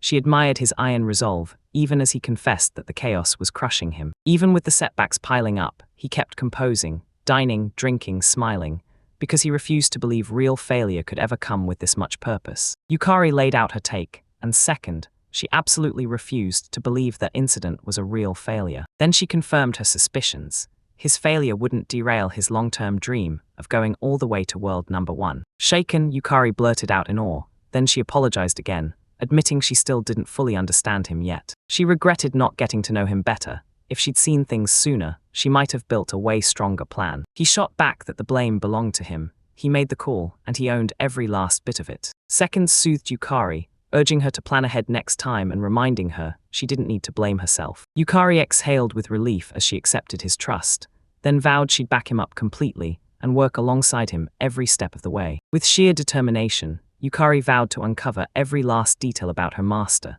so she could support him the right way. She hesitated for one heartbeat, then finally mustered her courage, blushing as she edged up to the second, ready to say something that felt way too personal. Flustered yet stubborn, Yukari squeezed out an invite for the second half of the evening, her voice shaking with quiet nerves. Second froze dead still while Yukari leaned in, her face grave as her eyes nailed his without blinking. Right as things heated up, a hard knock slammed through the moment, and Yukari spun toward the door. Yukari narrowed her eyes, silent as a blade, feeling that something huge was about to explode between them. An old man shuffled in at a crawl, apologizing with crisp politeness for bothering them so late. Locking in Second's identity, the guest planted his feet and dropped the kind of news that demanded action tonight. No delays. The visitor introduced himself as Forrest, the steward of the powerful lumberjack family from Ragnarad. The second deduced Forrest slipped in quietly, and Yukari's jaw dropped at his sharp insight. Then she instantly rolled with it. Forrest finally spilled the real reason behind his business pitch. He had Mithril alloy operations in his sights. The Earl demanded exclusive wholesale rights to Second Mithril, and everyone couldn't shake the fear that a sly political scheme was hiding underneath. Second hesitated, caught by the danger in the air, and even though Yukari stayed careful, she couldn't brush off the offer's irresistible pull. Second place threw full trust into Yukari, sensing she was hungry to prove herself the moment she took on this responsibility. Yukari snapped up the task with full-on excitement and wasted no time, diving straight into talks with Forrest to pin down exactly what was expected. Yukari took the reins and stripped away all of the other planning authority. Then she flat out confirmed they had to meet the Earl. Yukari blitzed together a razor-tight schedule, meetings, travel, and even a banquet with the Earl, everything locked in fast. Forrest nodded to the plan, swore he'd be back the next evening, and bowed out with perfect respect. Yukari raised a second red flag about the trap, but then she read the Earl's eyes and knew his intent was real. Even though Second wasn't sure, Yukari shot back with full confidence. She doubled down on the mission like it was already theirs. Yukari looked totally lost, staring at the burden on her and scrambling to figure out how to say what she truly felt. Even with her own crushing workload, Yukari still took it, because to her, Second's mission was far more brutal than anything she had to carry. Yukari smiled softly, and you could tell this new life finally handed her purpose, something her old assassin days never could. Second tore into the group and warned them, tomorrow's event is coming, and something absolutely powerful is about to show up again. Yukari admitted she was worried about what it really was, while Second remembered Angelmois, a terrifying spirit he could call forth. Next morning rolled in, and Second wasted zero time. He declared he was summoning that mysterious spirit, no doubts, no delays. The whole team huddled up, locked in, and got ready. Everyone yanked out their weapons or channeled their magic to back each other up. Inside a blazing summoning circle, Seconds snapped the ritual into motion, bathed in searing light and crackling arcane power. In the glowing light, the great spirit burst into view, radiant, terrifyingly powerful, and draped in ceremonial robes. The spirit blurted out in a frenzy, shaken, confused, and furious, demanding answers for why this weird summoning even happened. Next, he thanked him for cooperating, and the spirit answered with a sincere bow, frustration simmering in the air, but pure, loyal obedience. They went back and forth about power and timing, and Second made it crystal clear he'd need backup, but not right this second. The spirit finally gave in, but it grumbled the whole time, spitting that it deserved respect way more than these casual hands, even though it had bragged it was above everyone else. Then he boldly proclaimed his dominance, flashing the spirit a blunt truth. Only he held the highest authority, right now. Caught by Second's wild confidence, the spirit snapped into submission, and Second fired off personal, curiosity-driven questions. The spirit, named Angamwa, didn't lock itself into any set gender or age, and it would answer to whatever name Second it was given. Second nodded along, then carefully rolled out Angamwa to everyone else like it was a secret worth sharing. Second singled out his crew, Sylvia, Yukari, and Iko, standing on guard, eyes locked in, ready to watch the brand new spirit. Then Gamwa suddenly blurted out he knew Sylvia, Yukari, and Iko's roles, instantly freaking out the second squad, with pinpoint accuracy to the point it made everything click. To test the spirit with its second set of personal questions, and when Angamwa nailed every single one, Second just stood there in full-blown shock. Second cranked up the test with historical trivia, and Angelmoa shot back with Emperor Jinmu on the spot, leaving everyone stunned all over again. When Second finally felt the spirit's power for real, his nerves snapped tight. He never saw that kind of razor-precise mind coming. Angamwa bragged once more about spiritual supremacy, then, right after, Humble bragged even harder by openly doubting his own inferiority to Second. Then, in that frozen wasteland,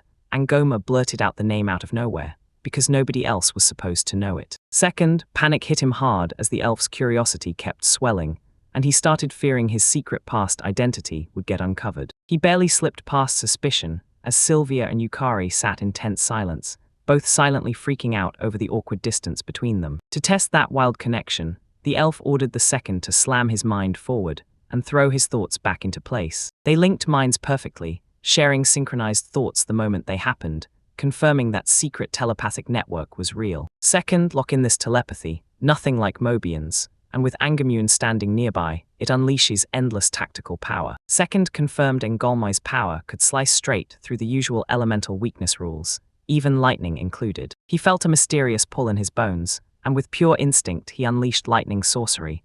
No training, no lessons, no explanation. Second pored over his spell sheet and realized lightning techniques, ones Mobian's player system never even offered, were right there on the page. Even with everyone scratching their heads about why it worked, Seconds threw a celebration anyway, because the surprise link with Engelmois hit perfectly. Their laughter snapped in perfect sync, and with that moment, a crushing partnership forged from shared strength was born. Sylvia and Yukari's suspicion flared as they stared at Second, and Angelmois laughing like idiots, with zero explanation. They guessed the weird behavior was telepathy, or somehow tied to the Angelmois rare spirit ruler's powers. Second tried to slip out, then Sylvia snapped her head around, because his presence still hadn't vanished from the room. Sylvia's panic exploded the moment she recognized the visitor, someone backed by noble power. Earl Woodcut's name alone had everyone staring in disbelief, but Sylvia snapped into action and vouched for the lumberjack family's huge reputation and far-reaching influence. Yukari laid out how Rignard's lumber trade began,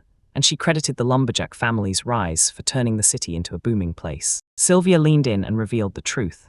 Earl Barrel, the current head along with his kids, were seriously skilled adventurers too. Yukari flat-out confirmed it. Her brother had fully mastered swordsmanship, and Shari Lumberjack turned out to be a rare spirit-summoning prodigy. At just 16, Shari snatched a rank that blew everyone away, especially Second in command, yet he could already feel the arrogance hiding under that shine. Sylvia started grilling everyone about their ages, and when the answers came in, she threw her own down at 19. Aiko was 16, and Yukari was 17. Echo and Sylvia teased Yukari for being the oldest, and right on the spot, a chilling, wordless coldness snapped across her face. Yukari snapped into defense, insisting that in dark elf terms she was only 16, even though everyone could see she was way older. Angelmois gets summoned again, now rushing in with a heartfelt apology and insisting that Iko's fear has to be confronted. Angolmo swallowed his anger, forgave the summons, reason, and launched into the tale of a rebellious spirit he'd once crushed. Second seemed to buy into the spirit politics, until Angolmo flipped everything and revealed the whole feud was sparked by a cracked teacup. Angamwa blasted Gnome into vapor in brutal retaliation, then crowned Gnome's daughter as the next successor. A crisp-suited butler showed up to escort the Second's group and told them, loud and clear, that Earl Barrel was ready to meet them. After Angamwa got shut down, Second hauled himself to the agreed spot, where a lavish feast waited like a welcome strike. The party crowded around the table as the Earl himself welcomed everyone to feast. No limits, no hesitation. Next, Earl Barrel stepped into view, a razor-sharp, polished veteran warrior whose steady calm still somehow commanded the room. Since the dinner was clearly staged, the Earl's hospitality acted like a mask, hiding how desperate he was to get his hands on mithril alloy. The stew they served came from Regnard himself, and the Earl leaned in, praising how their adventuring crew finally clicked for their ages. After that polite handshake, the Earl wrapped up the whole meal and boldly suggested they meet again tomorrow. Second looked baffled. How could someone as powerful as the Earl bow with that much humility just to win his cooperation? Curious, Second leaned in and demanded to know from Earl Barrow why this negotiation mattered so much to him. The Earl laid it out in no uncertain terms. Real national power starts when citizens are empowered and local economies are booming. He demanded that the new mithril industry be built in Regnard, Castile's lifeline trading hub. He interrogated the man's intentions, and the Earl shot back that he stood shoulder to shoulder with the citizens, the soldiers, and the kingdom. No one left out. Second bowed to the Earl's reasoning, clocking the fine print about adventurers, and showing real respect for strength. They set a time to meet again, then the team slipped away in silence, crossing the mountains like shadows on a mission toward the Earl's territory. Second, he pushed Yukari for her plan, and she laid it out fast. Short-term contracts to control how the mithril alloy gets distributed. They hashed out mithril harvest rates and how much cash it could rake in, then mapped the logistics around daily Proline dungeon runs like their profits depended on it. Yukari figured she'd rake in $30 billion in just 20 days, and even she couldn't believe the insane number staring back at her. By tallying the rarity, the stingy low drop rates, and the unexplored zones still untouched, people finally understood why mithril's price stayed sky-high. They weighed sustainability hard, locked in a plan to rest on schedule and slash market impact risk. Then they pushed on to their destination. Next, they locked in the plan, handing the logistics to Yukari while they carefully juggle work and rest so nobody burns out. Their carriage finally rolled to a stop on the edge of the city, and as soon as the wheels crunched to a halt, Second snapped awake while Yukari confirmed they'd reached Regnard. Second rolled into Regnard, a bustling town where political alliances were forged and deals were struck non-stop. He strode into the meeting hall beside Yukari, locking eyes with powerful merchants who were ready to test deals and demand trust. As the meeting kicked off, Yukari stepped up and seized the lead, while Second just watched in silence, nodding along like he had it all figured out. Even though Second looked confident, he just couldn't follow the discussion, so he clenched his serious expression to hide how lost he really was. Thanks to Yukari pushing everything through, the contract locked in a jaw-dropping 30 billion CL, no second thoughts, no strings attached. Second beamed at Yukari, praising her with a bright smile, and thanking her for the hard work that made the business deal a success. Yukari shot him a warning that the final green light wasn't in yet. Then she got everything set for the night's formal banquet. In the grand hall, nobles, merchants, and envoys strutted in fine clothes, rubbing shoulders for sharp political mingling. Second was drowning in praise and laughter, but his eyes stayed locked on a quiet opening to slip away. As the nobles showered Sylvia with warm greetings, Second slipped off to the side, holding his breath, wondering where his teammate had vanished to. Second, keep your eyes on Sylvia as she pieces things together, while Yukari readies herself to pry valuable knowledge from the big-name guests right there. Alone at last, Second dug into a joyful feast, all while smiling maids hovered nearby, showering him with non-stop care. Feeling stranded and alone, Second thought about joining Iko, then a sudden voice behind him tore his quiet thoughts apart. Shairi Lumberjack, the Earl's daughter, snapped out her introduction with zero hesitation, fully expecting her chosen guest to give her the respect she demanded. With pure confidence, Shairi summons Second to her instantly, then he's left totally confused, but there's no way he can refuse her. Shairi snapped with frustration at Second's calm answers,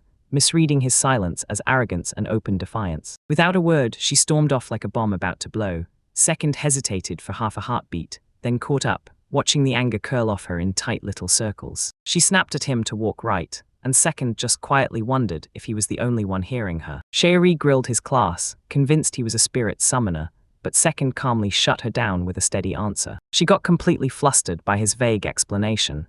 Then he realized he'd teased her way too far. Sharia snapped at Second, warning him to back off, then threw down the line that her father's favor was the boundary he mustn't cross. She strutted and bragged about her solo A rank, while Second stayed cool and calmly flashed his own rank back at her. Second, he suggested talking things out calmly, but Shairi, still rattled by his composure, snapped and swung a sudden slap at him. Frustrated, Second demanded answers, again. Shari, pride blazing and eyes dismissive, snapped that this was his punishment for insolence. Shairi vowed she'd claw her way to the top, and shock the second one with her plan to prove she's truly superior. Second couldn't help asking how she proved they were different, and Cherai's just smirked, telling him he'd get it soon enough. She smirked and declared that her spirit would shatter his pride, daring him to somehow keep his cool. A summoning circle flared up behind her, and out stepped a majestic spirit, long hair flowing, glowing like pure power. The spirit snapped to attention when Shairi called, and when she commanded it, it wasted no time proclaiming her superiority to the second. The spirit beamed at her right away, then introduced herself with a warm smile, Terra, the mighty spirit of Earth. Shari's fury erupted when Tara casually called out the second place, crushing her whole plan to prove she was in control. Second grinned and measured Terra's terrifying strength, while Shari shoved him on and told him to call forth his weaker spirit. Mockery kept flying until the second agreed to call her in, right when Sylvia suddenly burst in, throwing everything into urgent chaos. While Sylvia screamed that Eco had fallen, panic ripped through the battlefield and the duel got yanked to a full stop. Then the doctor rushed in and laid out Eco's situation. She'd been overeating, and all she needed was proper rest to bounce back normally. Second watched the mighty spirit Terra casually greet him, and the shock hit her like a punch, leaving her summoner fuming with frustration. Even with rage blazing in her eyes, the girl snapped for a second reveal, taunting him while Tara's unstoppable strength stole the show. Smirking at the taunt, Second snapped up the challenge and started gathering power, ready to unleash the hidden spirit he kept locked away. Right when he was about to move, urgent news crashed in. Our companion had suddenly collapsed for reasons nobody could explain. Second bolted out, then found out Aiko had overdone it, and all she needed was rest to heal up. Without warning, Cherie announced she was joining Second's group on the spot, and everyone froze, stunned by her fearless move. Second's face instantly went cold, and dread crashed in as he finally understood what her arrival would spell for what came next. Cherie and the second years chewed the fat for hours, their banter snapping back and forth like they'd rehearsed every interruption. Even with all her non-stop complaining and bursts of energy, Cherie's bright, cheerful aura never wavered. It stayed warm, sincere, and real. While they roll through the carriage, Second leans in and demands, "Why is Cherie suddenly on their journey?" Cherie blared that it was a spirit summoner contest. Then Second snapped back that he wasn't exactly one himself. Flustered to the core, Cherie wrestled with her choice of challenge format, because the truth was, she hadn't planned a single thing yet. With a flash of confidence in her sparkling eyes, she suddenly challenged everyone to a guild-spun competition, fueled by contribution points. He couldn't swallow her logic. He kept staring at how those points never truly connected to her spirit arts. He insisted he could rack up points without spirits, but she just waved him off, like this win was already hers. She finally laid down the rules, right after sunrise the very next day, and the winner walks away with glory. That evening, she grabbed the room right next to his, slid into dinner uninvited, and pushed his annoyance higher with every second. Shari strode into the inn like she owned the place, and the moment she stepped in, whispers ripped through the room because everyone knew she was the spirit summoner. Second praised her wins, and the words sparked a fierce reaction.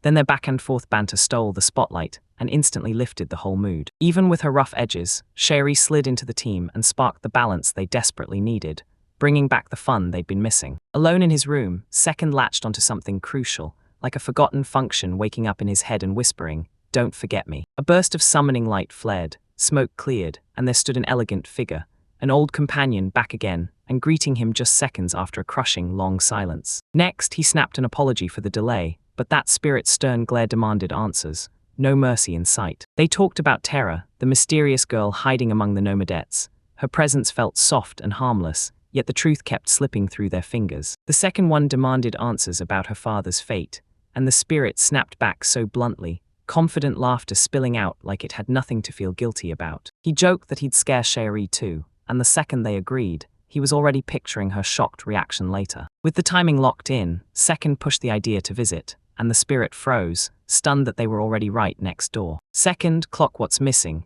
No one was left in the next room anymore, and the spirit made that fact crystal clear. He replayed Cherie's earlier words, and suddenly the timing of the contest felt off, twisted, and way too suspicious. Doubt surged in her chest. Those random clashes suddenly felt staged, like every encounter was too timed to be coincidence, and it all left her asking what she was really up to. The spirit laid it all out plainly. He said her strange behavior was fueled by quiet envy. Second, she swallowed the truth and snapped into action. Cherai's jealousy flared hot, and she stayed right by him, hunting purpose through rivalry. Second finally realized the truth. Cherie had stepped into bad gold, a brutal trap of a place that even veterans feared. Rage exploded in him as he snapped that her reckless choices would get them killed. If she kept going like this, she wouldn't survive. Rage spilled over, and Seconds stormed out, sick of the chaos she kept dumping on everything. Even as Seconds muttered in her misery, the spirit broke into a smile, and deep down, Seconds still cared enough to race after her. Consumed by envy and terrified of being alone, Cherie stormed into the dungeon with one goal: beat Second at any cost. As they pushed deeper into the dungeon, Cherie braced herself, ready to corner Second and ask him to accept her. She told her companion, "If I can't say it out loud, you've got to deliver my words for me." Meanwhile, Second rode in fast on horseback, biting his nails, praying Cherie had already slipped past that dangerous boss. Mithril Golem, the dungeon boss, had a terrifying reputation. Stronger, deadlier, and basically unbeatable the first time you ever faced it. Most adventurers underestimated it.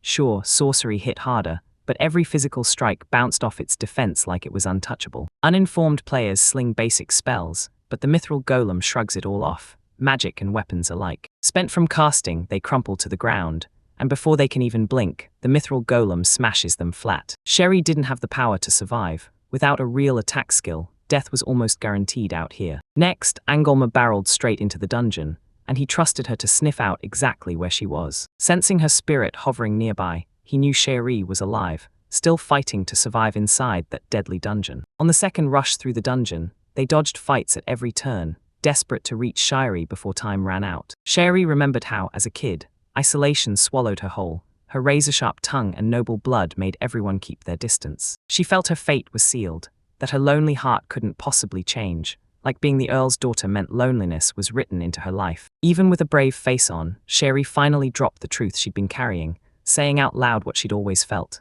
painfully alone inside, even when she looked strong. She couldn't stand the lonely silence anymore, so she dove into spirit summoning, then found real company, real meaning, and a reason to keep going. She paraded her Eresan summoner status like it was nothing, but under that shine hid years of quiet, lonely strength. Even though she lived on her own, nobody ever offered her real warmth, until one boy finally listened, free of judgment and fearless of her. Meeting him lit a brand new spark in her chest, real human connection, something she'd shoved down under pride and lonely silence. To earn his respect, she swore she'd rise into someone he couldn't ignore or brush off. Now she takes command of Terra and her spirit ally, then unleashes a sharp, skillful fight, showing off how far she's come and that her resolve won't shake. Terra hit the incoming rocks at full force, shattering them before they could even get near Cherie, and her spirit stayed unscathed. When the attack finally died down, Cherie and her spirit pushed deeper into the rocky mountain corridor. Deep inside the cavern, they stumbled on a huge rock pile that looked way too deliberate,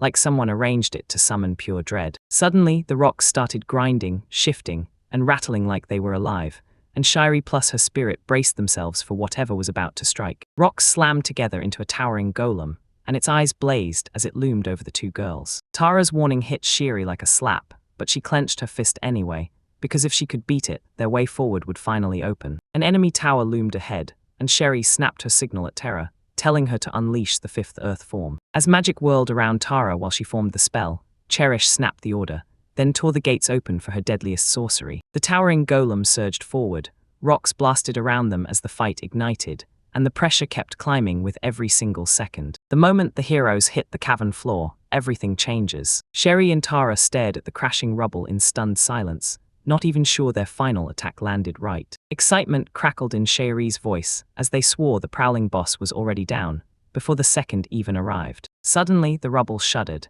and the golem snapped back together, surging forward like a weapon with fresh fury and brutal speed. Cherie's confidence crumpled, Terra was out of energy, the attack totally whiffed, and the boss stayed completely untouched. The golem slammed a bone-crushing punch straight into Cherie, and she blasted through the cavern wall like a meteor. Pain exploded in her as she smashed into the stone, dust blasted everywhere, and the impact knocked her out cold. Terra shrieked and barreled forward, but Cherie stayed dead still as the boss slowly pivoted back toward them. Cherie fought to stay awake, her vision turned to mush, her thoughts splintered, and her body was wrecked beyond any real response. Terra slammed into place in front of Shiri, shielding her, but the golem lunged right back, its massive arms lifting for another brutal strike. Shiri, battered and barely standing, saw that Hera refused to budge. She protected her without a single ounce of fear. She let out a shaky whisper of gratitude, her words tangled in her throat, praying Tara would catch the message in the look of her eyes. As the golem wound up to smash, Shiri went still and swallowed her defeat,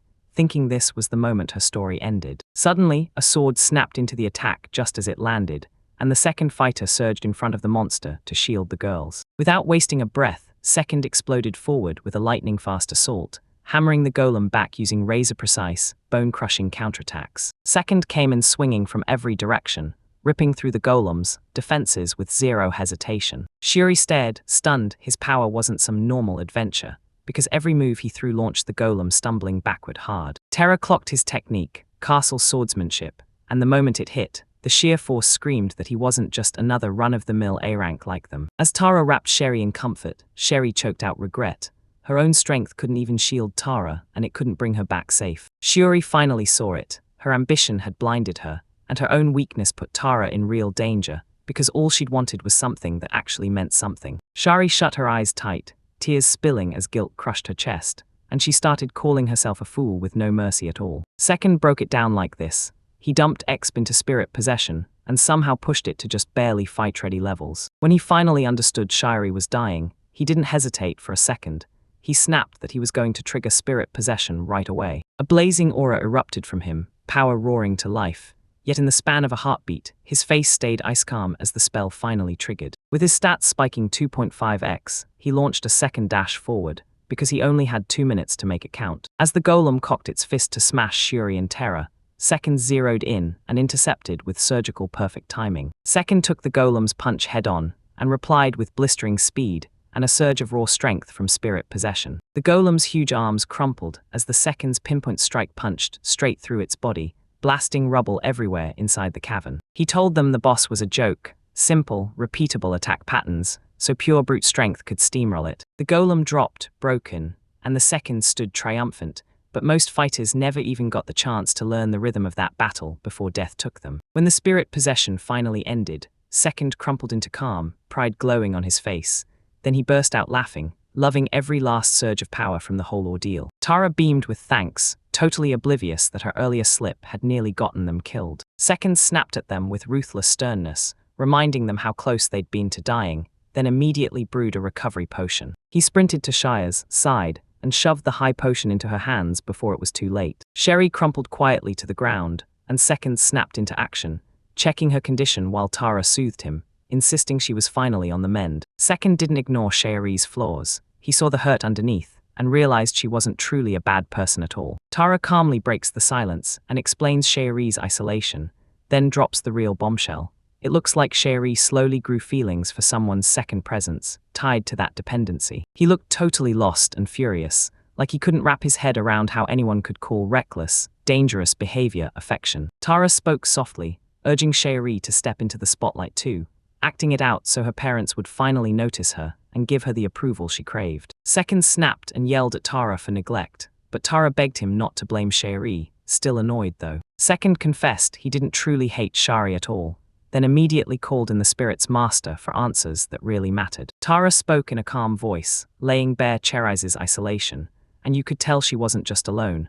It looked like she'd started catching feelings the moment dependency kicked in. The second one looked utterly lost and frustrated, because he just couldn't understand how anyone could call that love when it showed up as reckless, dangerous behavior. Tara spoke softly, urging Shiri to do the same, put on a performance to win her parents' approval and earn the recognition she wanted. Second blew a fuse, shouting at Tara for the neglect, and Tara begged him, don't blame Shiri. Still annoyed, Second admitted he didn't truly hate Shiri. Then he called in the spirit's master and demanded real answers. Terra sagged to the ground, drained beyond words, while Second pressed for the truth behind that eerie, unshakable feeling of unity. The master told him that spirits and their masters don't stay separate forever. They slowly merge minds the longer their bond grows, until they're connected at the core. Shiri's influence seized Terra, and that bond smashed straight past the normal master-spirit boundaries. Tara couldn't resist her, so they stripped her of her status, she was declared unfit to stay a great spirit. Second leaned in as Tara's past spilled out, and he realized her compassion wasn't random. It was the tenderness of someone who'd once cared for a lonely child. Second softened his stance, heart swayed by Tara's tale, while the master chose to pardon her actions. The master let out a booming laugh, bragging that he'd blown everything out of proportion just to mess with them and stir up trouble. On the second side, they finally clocked it. This master wasn't just weird. He'd been twisting the whole situation from the very beginning, playing them like toys. But as he hauled Cherie out of the cave, something wet and totally unexpected splashed him. With horror on his face, Second realized Cherie had snapped. She'd lost control, and fear and exhaustion left her shaking herself wet. Next, I jolted Sylvia awake through the team chat and told her to get her clothes on and fetch warm water, fast. Cherie stayed unconscious, totally oblivious to the humiliation from earlier, while Second hissed with bitter frustration over the moment she finally woke up. She jolted upright in a blur of panic, reaching for the memories of what happened right before she blacked out. Tara greeted her with a warm smile, but Cherie couldn't hold on to a single thought, still floating in a daze from everything that happened yesterday. Tara cut her apology short, owning her mistake, and admitting she wished she'd warned her master way sooner. Cherie stepped up and owned it, snapping that Tara wasn't to blame, while Tara admitted she'd already been feeling it all along. Blushing hard, Cherie panicked and blurted out a denial,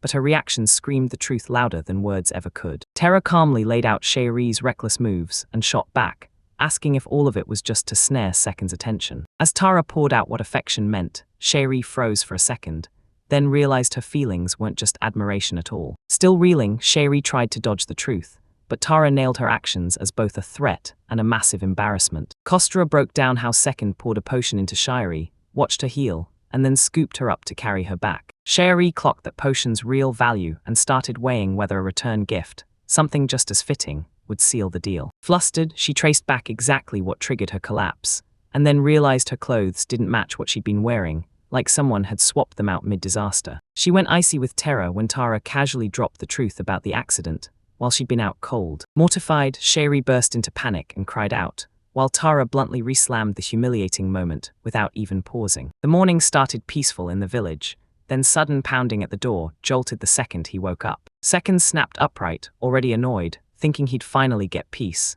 Then someone slammed urgent knocking into his morning. A nervous girl hovered outside, trembling hard as she clutched a letter so tight her hands wouldn't stop shaking. She snatched it back to Second in a flash, tossed out a quick apology, then bolted, so he stood there bewildered, aching to know what just happened. Tara gave a soft smile as she walked away, then she thanked Second for his kindness on all of their behalf. We already covered that earlier. He tried to rest one more time, but duty yanked him back. He had to jump into an emergency strategy meeting right away. At the inn, Second showed up ready to meet. And there, the package Cherie had trusted to the innkeeper was finally in his hands. Inside the package, a heavy pouch hit the table, packed with gold coins, meant as payment for his past help. Then he spun to Sylvia and laid out their next move. She leaned in, eyes bright, absolutely thrilled to keep training. Next, Sylvia maps out her goals, sharpen her offensive skills, and unlock advanced archery techniques fast. Sylvia pushed back on his advice, remembering he once slammed those skills as useless the moment training kicked off. They made it clear,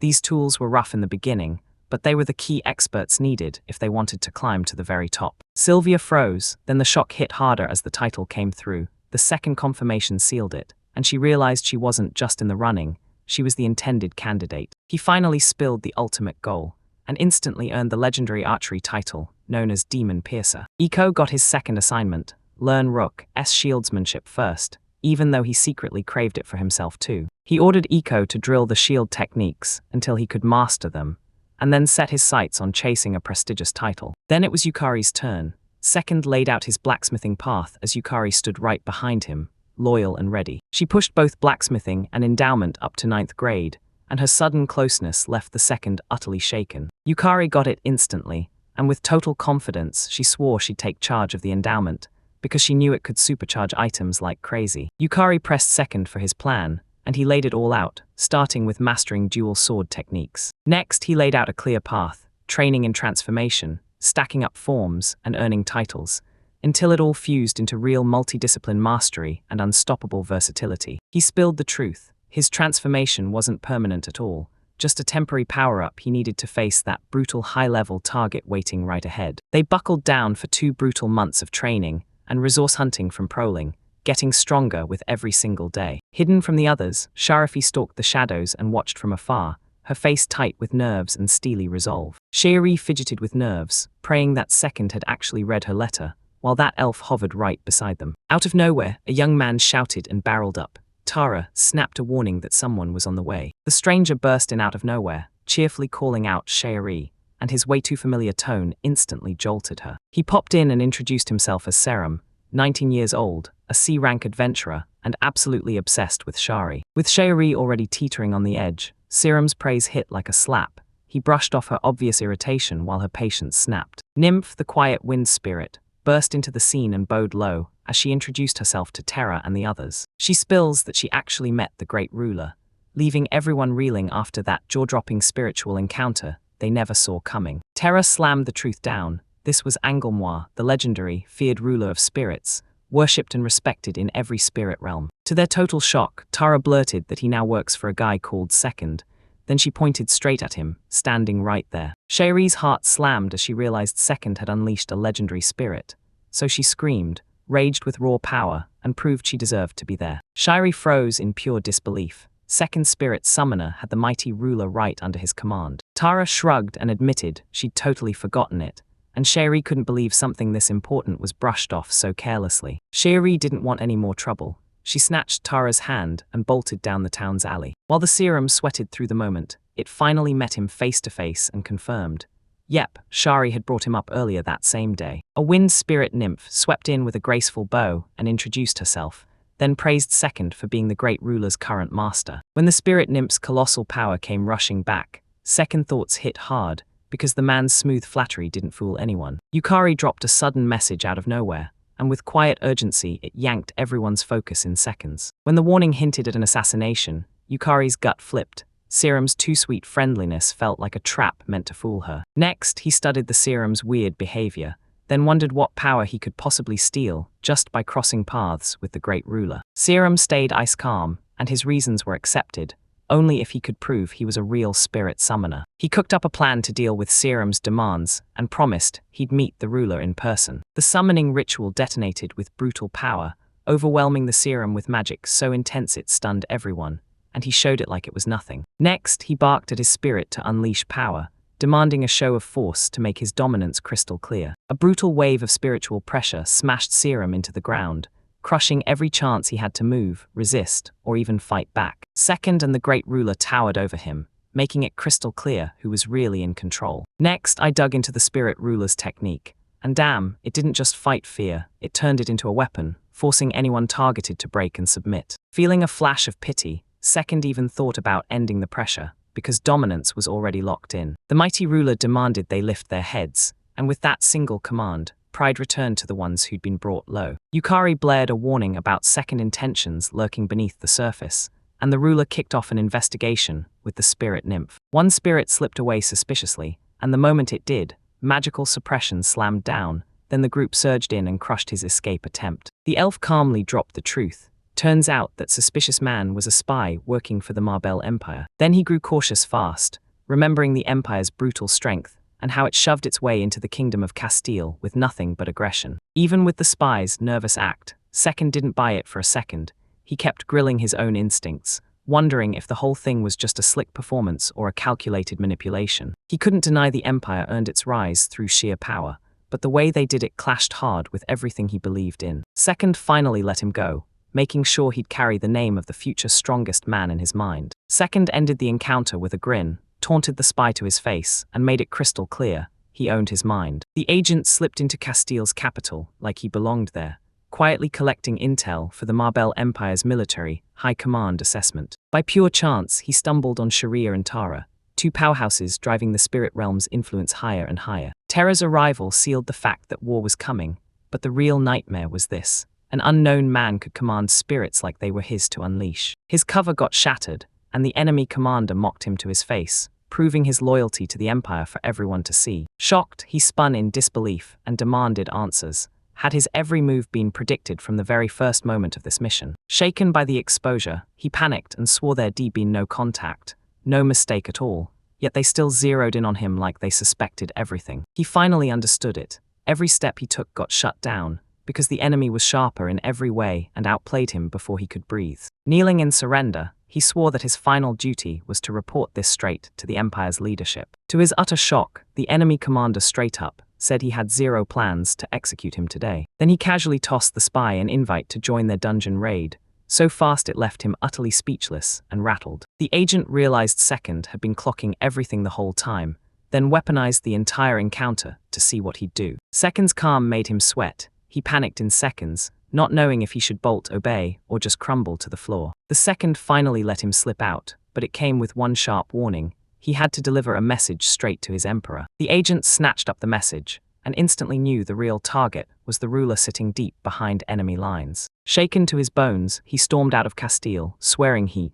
never, ever forget Second's terrifying presence. Yukari grills him about his second choice, but he flashes confidence and tells her the spy is no danger at all. Second revealed that Angamwa had cracked the spy's identity by digging deep into spirit memories, using powers he had under his own control. While Second beamed with proud satisfaction, Yukari and Aiko stood there, utterly baffled by his cryptic victory glow. So the Second admitted he had a soft spot for the Empire, and shockingly, Angamwa matched that feeling right away, no hesitation at all. Even so, Sylvia grabbed Second's attention and warned him that his challenge to the Emperor would unleash dangerous consequences soon. Second mulled over Sylvia's advice as Iko yanked him along, grinning, dragging him straight toward their next stop. Even with the mood changing, the crew sprinted toward Proline Dungeon to train hard and bring back more mithril. In just 1 month, they smashed through their mithril goal and raked in way more experience than they ever thought they'd get. In their downtime, they pulled everyone together and pushed a focused training blitz to sharpen their real-world skills. They kicked off their training by drilling the core skills, especially boosting the promoted bishop and rook moves, so they'd hit harder the next time battle came knocking. Each fighter got a custom set of skill combos, like promoted bishop or rook, all picked to match their class-up goals. He doubled down on how powerful rook swordsmanship was, then vowed that once he got it, he'd master it himself during training. Sylvia leaned in, bursting with curiosity about how they'd get those skills, and Second shot back with one fearless plan: earn them by taking down a dragon. The team snapped in shock at the requirement, but Second stayed ice calm and calmly laid out his strategy. Second insisted they had to strike the dragon using those specific skills, and Yukari immediately snapped back, grilling whether the whole plan was even worth it. Second calmly said that beating the one dragon was just the first step toward becoming a promoted bishop in archery. To unlock it for good, they had to run that same ritual again and again, 5 times against 5 different dragons. Then they uncovered it. Mobian wasn't just one kind of dragon, it had over 20 types, and the whole challenge instantly exploded in scale and complexity. Second said promoted rook archery came with one brutal demand: beat 10 dragons using castle archery, supposedly easier, but still deadly. Sylvia crumpled under the ridiculous difficulty, utterly crushed by Second's simpler explanation that was nothing but a fantasy in disguise. Second leaned in and promised Sylvia he'd back her up in every swordsmanship hunt she needed to conquer. Iko's training was unlike anything else.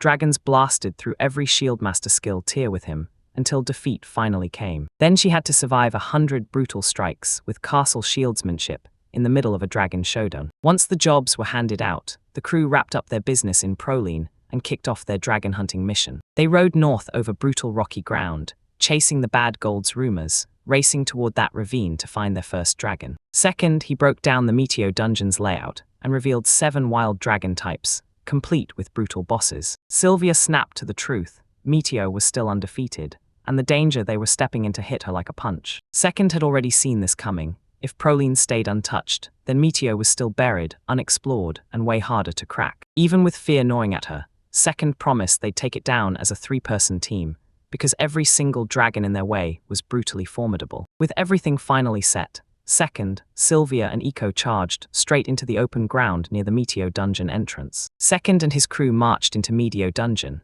a colossal ravine where dragon signs lurked all around. A massive dragon loomed ahead, and Second stepped forward with rock-solid confidence, ready to prove the proper technique. Second stood frozen in place before the dragon, taking a deep breath to kick off his advanced course in dragon hunting tactics. With a magic circle blazing, he slammed his hand into the ritual and summoned a terrifying spirit ally, Angamwa. A spirit surged into his body, and with spirit possession driving the technique, it supercharged his strength and blitz-fast speed. He aimed at the dragon and then cooked up a second plan: unlock a brand new skill, by landing attacks under the exact right conditions. He snapped first with pawn archery, firing a pinpoint strike that shattered the dragon's footing on the spot. He dashed forward with razor precision, driving in his second spear shot, pinpointing that hit to further strip the dragon's strength. The dragon lashed out in fury, but Second snapped back with a gold general's archery, blasting it backward on pure muscle and steel. Second didn't even pause. He fired bishop archery next, kept the pressure on, and kept hitting each required skill checkpoint back to back. He clocked the dragon's posture shift.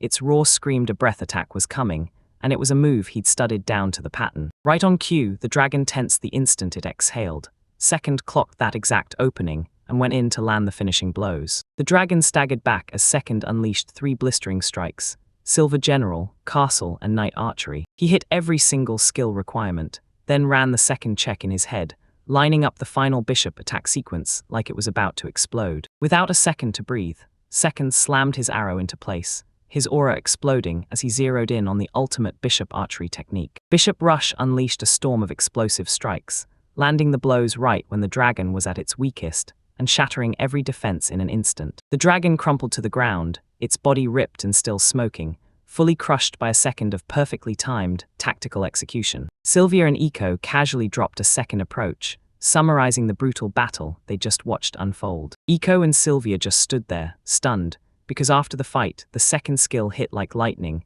and the calm that followed was downright terrifying. Second spoke in a steady voice, promising that when future dragons came, they'd take them down together, laying out the combat tactics so clearly the whole team could move like one. Eiko asked with a shaky voice whether the second ever felt fear, and Sylvia snapped back that he'd pulled off something truly extraordinary by himself. He cleared up the misunderstanding for the second time, and with iron confidence, he made it crystal clear: fear had no chance of touching his resolve. Second shoots back with confidence, laying out clean, simple tactics, and even a white dragon's deadly critical hits won't be enough to stop them. He fired the team up with one reminder: chasing the same dream to become the world's strongest, and nothing, not even the scariest foes, could shake them. Only later did Second snap to it. He'd completely missed explaining how his strategy would lock in their survival. Echo and Sylvia shot up in embarrassed protest, second-guessing themselves, and Second finally apologized. Then their dragon hunt kicked off in perfect sync, built on trust. In Meteor Dungeon, 7 dragon types lay in wait,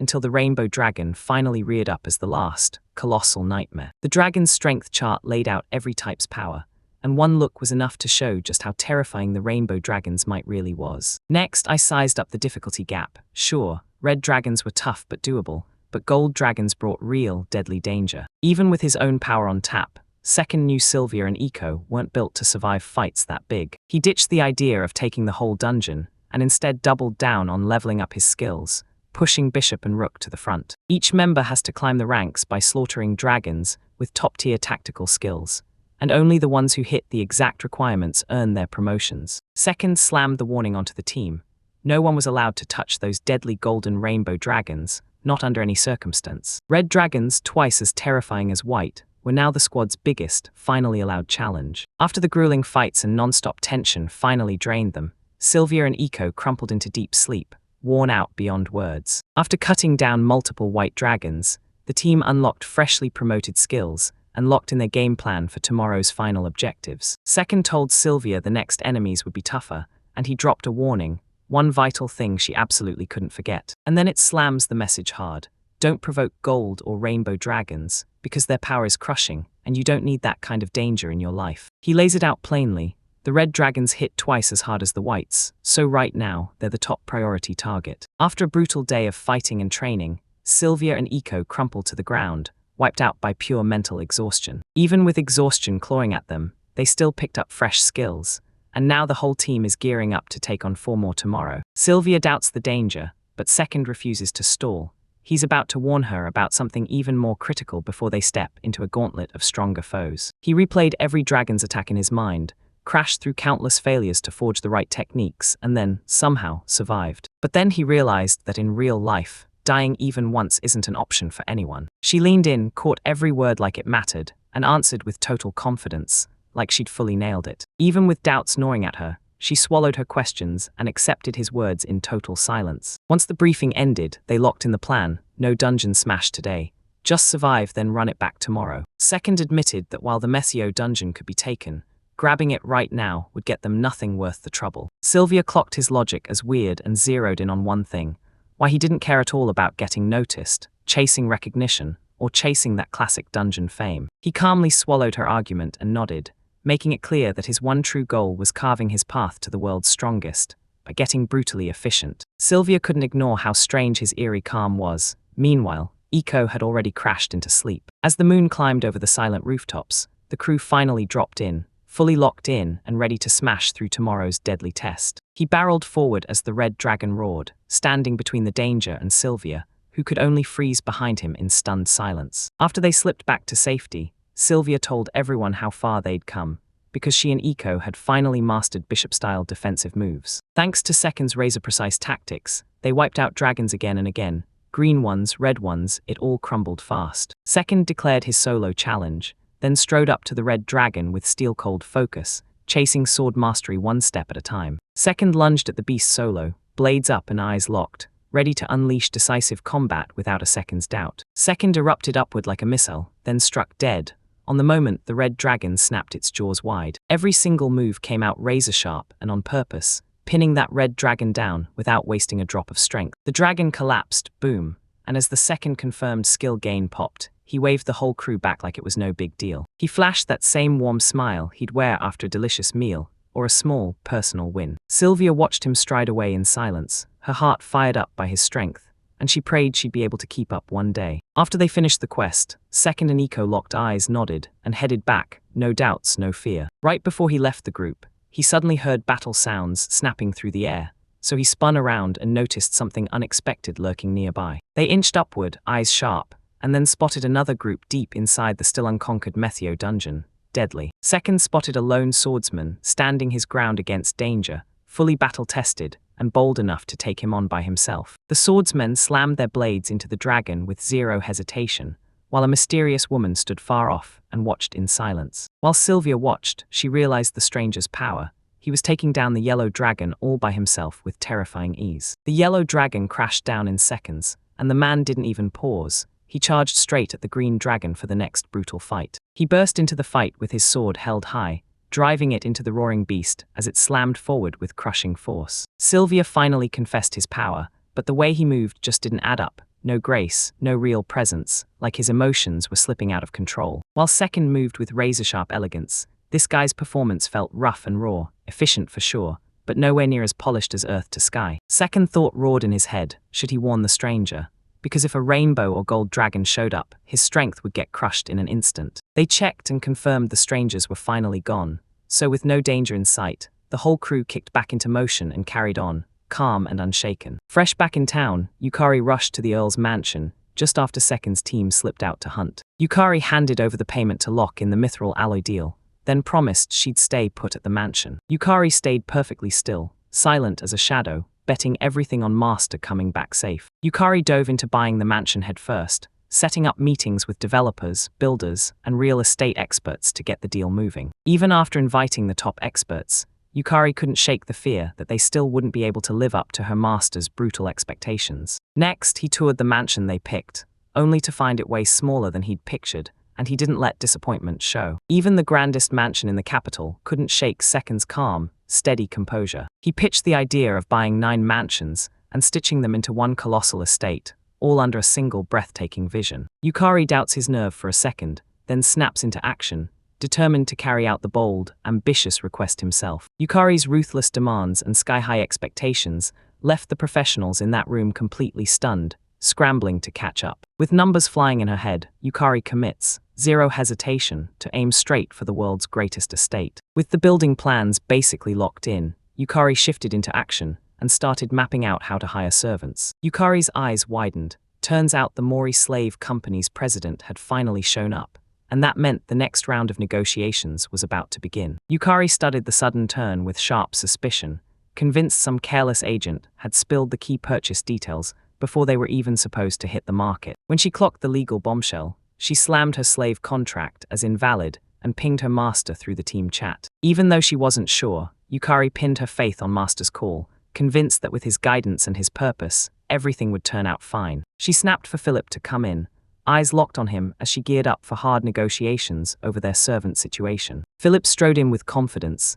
but Yukari kept her guard up, eyeing his shock like a trap and watching for any sign of deception. Philip showed up out of nowhere, talking in riddles about slave law violations as he kept his eyes locked on Yukari's tense, suspicious expression. Yukari stayed razor alert, clocking that he wasn't hostile at all. Then Philip broke out in praise for her master's flawless slave handling. Still rattled, Yukari clung to the memory of her freedom, until Philip dropped word about a delivery from her old master. Yukari stared in shock at the letter, sent by Duchess Lucia, the very guardian and trainer from her past. Philip spelled out the late Duchess's demand.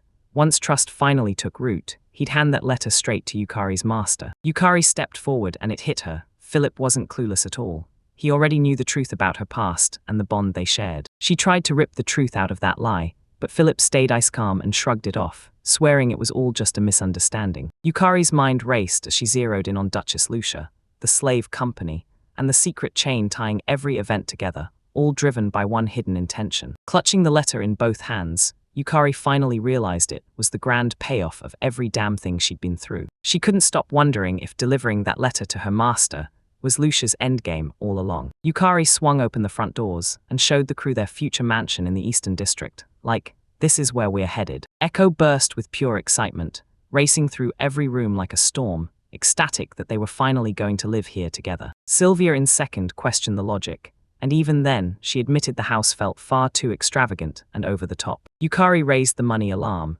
but second fired back with a seasonal idea, rotating the mansions, and locking this one in as their summer stop. Yukari clammed up, and second burst into a confident laugh, urging them to check even more properties, just to be safe. The squad rolled up to the southeast mansion, just another hideout the other side swore would serve as their temporary base. Everyone went silent when second dropped the bombshell that all 9 of the upcoming mansions were already under his control. Second vowed this mansion would be packed with their servants, and Yukari stepped up, offering to run the whole operation and train every last one herself. Even with the pile of work weighing on her mind, second leaned in and asked Yukari if she was truly ready.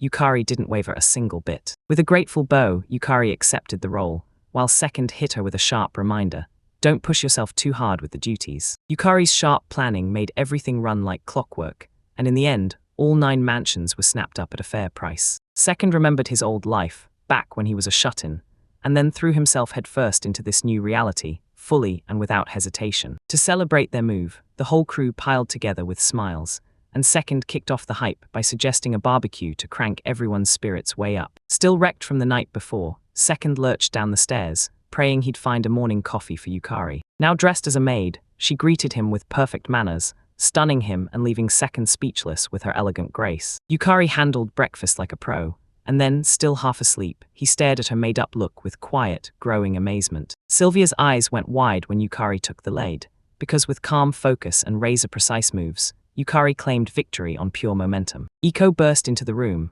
breathless and yelling that the garden outside the mansion was packed with giant fruits. Second finally pointed out the fruits were coconuts, totally edible but painfully tough, so the Iko turned to pout, utterly let down by how hard they were. Yukari set lunch down like a queen, and the whole crew swarmed the table, savoring the calm, peaceful meal she'd crafted. As Second took another sip of his coffee, he watched Echo's playful chatter spill in from outside, right through the glass doors. Staring at that sealed letter, Second's whole mood snapped serious, like he suddenly knew this could drag him into something bigger and heavier ahead. Yukari laid out Lucia's request, and Second instantly felt something was off, maybe even brainwashing, because Philip's bizarre cooperation didn't make an ounce of sense. Yukari's face lit up with shock, because the moment brainwashing crossed the line, her usual calm snapped and panic crawled in. Second stared at the mess like it was a crime scene, because for just a letter, everything felt way too planned, way too overbuilt and screaming suspicious. He finished reading the letter, and the moment he got to the last line, he realized it was way more serious than he'd ever imagined. Yukari demanded answers about the letter, and Second froze, then spilled that the whole mess was twisted, complicated, and truly heartbreaking. Even with the tension snapping in the air, Second leaned in and reassured her, then stepped up, refusing to let it fall on her, promising he'd take full responsibility himself. Yukari let out a breath of relief as his words landed. She gave him a gentle smile and followed his lead without a second thought. The letter laid out 4 bombshells: who to trust, who to avoid, the kingdom's hidden secrets, and the brutal magic used to brainwash people. He uncovered a wild truth. Castile's own Prime Minister, Barmarot, was secretly a Marbel Empire agent. Empire spies slipped into the castle, hijacking people's minds while cutting down anyone who dared to speak the truth. Even the tiniest villages hid secret agents, because the kingdom's collapse was creeping in, way sooner than anyone ever dared to imagine. Prince Klaus, guided by the reformists, would completely miss what was happening as he handed the kingdom straight to the empire. Other nations got swallowed too, loot drained, resources stripped, cruel treaties strapped on them, and they were left utterly ruined. The crowd rallied behind second Prince Main, but the truth hit hard. His power and reach were way too small to stand a chance. The kingdom's people, blissfully unaware they'd been brainwashed, poured into the streets to mock the army's strength and shut down every war plan. Duchess, I tracked forbidden magic and logged every dark detail, praying someone would rise up and save the kingdom when I could no longer. A letter chose the one person who could spot Yukari's brainwashing, and if the moment demanded it, break the spell and free her. Even with that cold distance in him, he still chose to act, because he had to keep his promise and safeguard the kingdom's future. Second locked in the verdict, my rise to the top, and the total wipeout of every corrupt force. He still feared spies would warp the truth, turning him into a villain they could erase. Even after endless reflection, Second still couldn't pin down a clear answer to fix Cassel's fragile crisis. He shelved the brainwashing magic for later and focused on preparations first, just like he'd learned from experience. Determined to make it happen, Yukari took over the second shift and vowed that she'll teach Sylvia the eco-transformation skills next. She teamed up with Yukari to share the workload, leaned on the servants while plotting new training. Yukari steadied herself and told him she was totally fine, then made it clear she had her own plan. Second clocked her fierce dedication and wondered if that maid uniform was hiding something deeper, real care for the people around her. Yukari's silence and calm smile didn't hide weakness. It hid a fierce, loyal drive to serve with real strength. Meanwhile, Second raced with Sylvia and Eco straight into the slime forest to kick off their transformation training. Second laid out the transformation skills requirements, and Sylvia's jaw dropped. She'd never even heard of it before. In Slime Forest, Second fired up and started laying out the 4 tough, one-of-a-kind conditions you need to pull off transformation. He mapped out his tasks, then matched each digit's damage to the monsters. Then, just like that, a boss within a week starts yelling as he transforms. Sylvia locked in the final step, but Second wouldn't back down, because all 4 have to be finished exactly the way they were written. Eco practically showed off the command on the spot, while Sylvia finally clocked that Second's equipment buys were no accident.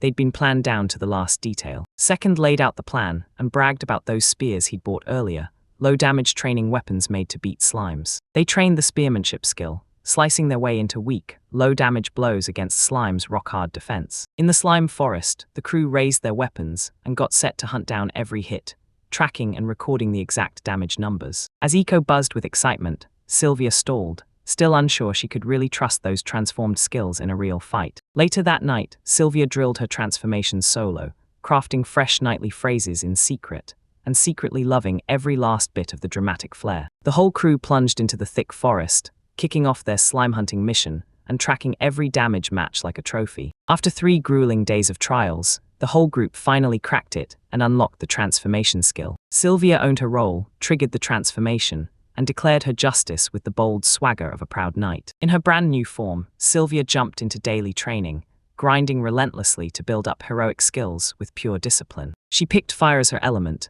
and when her armor flared bright red, it looked like her burning fighting spirit had finally found a voice. Then lightning snapped into place as his true element, a one-of-a-kind transformation so wild even recorded history had never seen it. His brand new mask and cloak, lit up with a power he didn't even know was inside him, sparked into existence by that lightning transformation. The world kept shifting around him, hinting that bigger gears were turning, maybe deeper systems and secret elements nobody had ever uncovered. Uncertainty hung in the air, but pure hype hit next.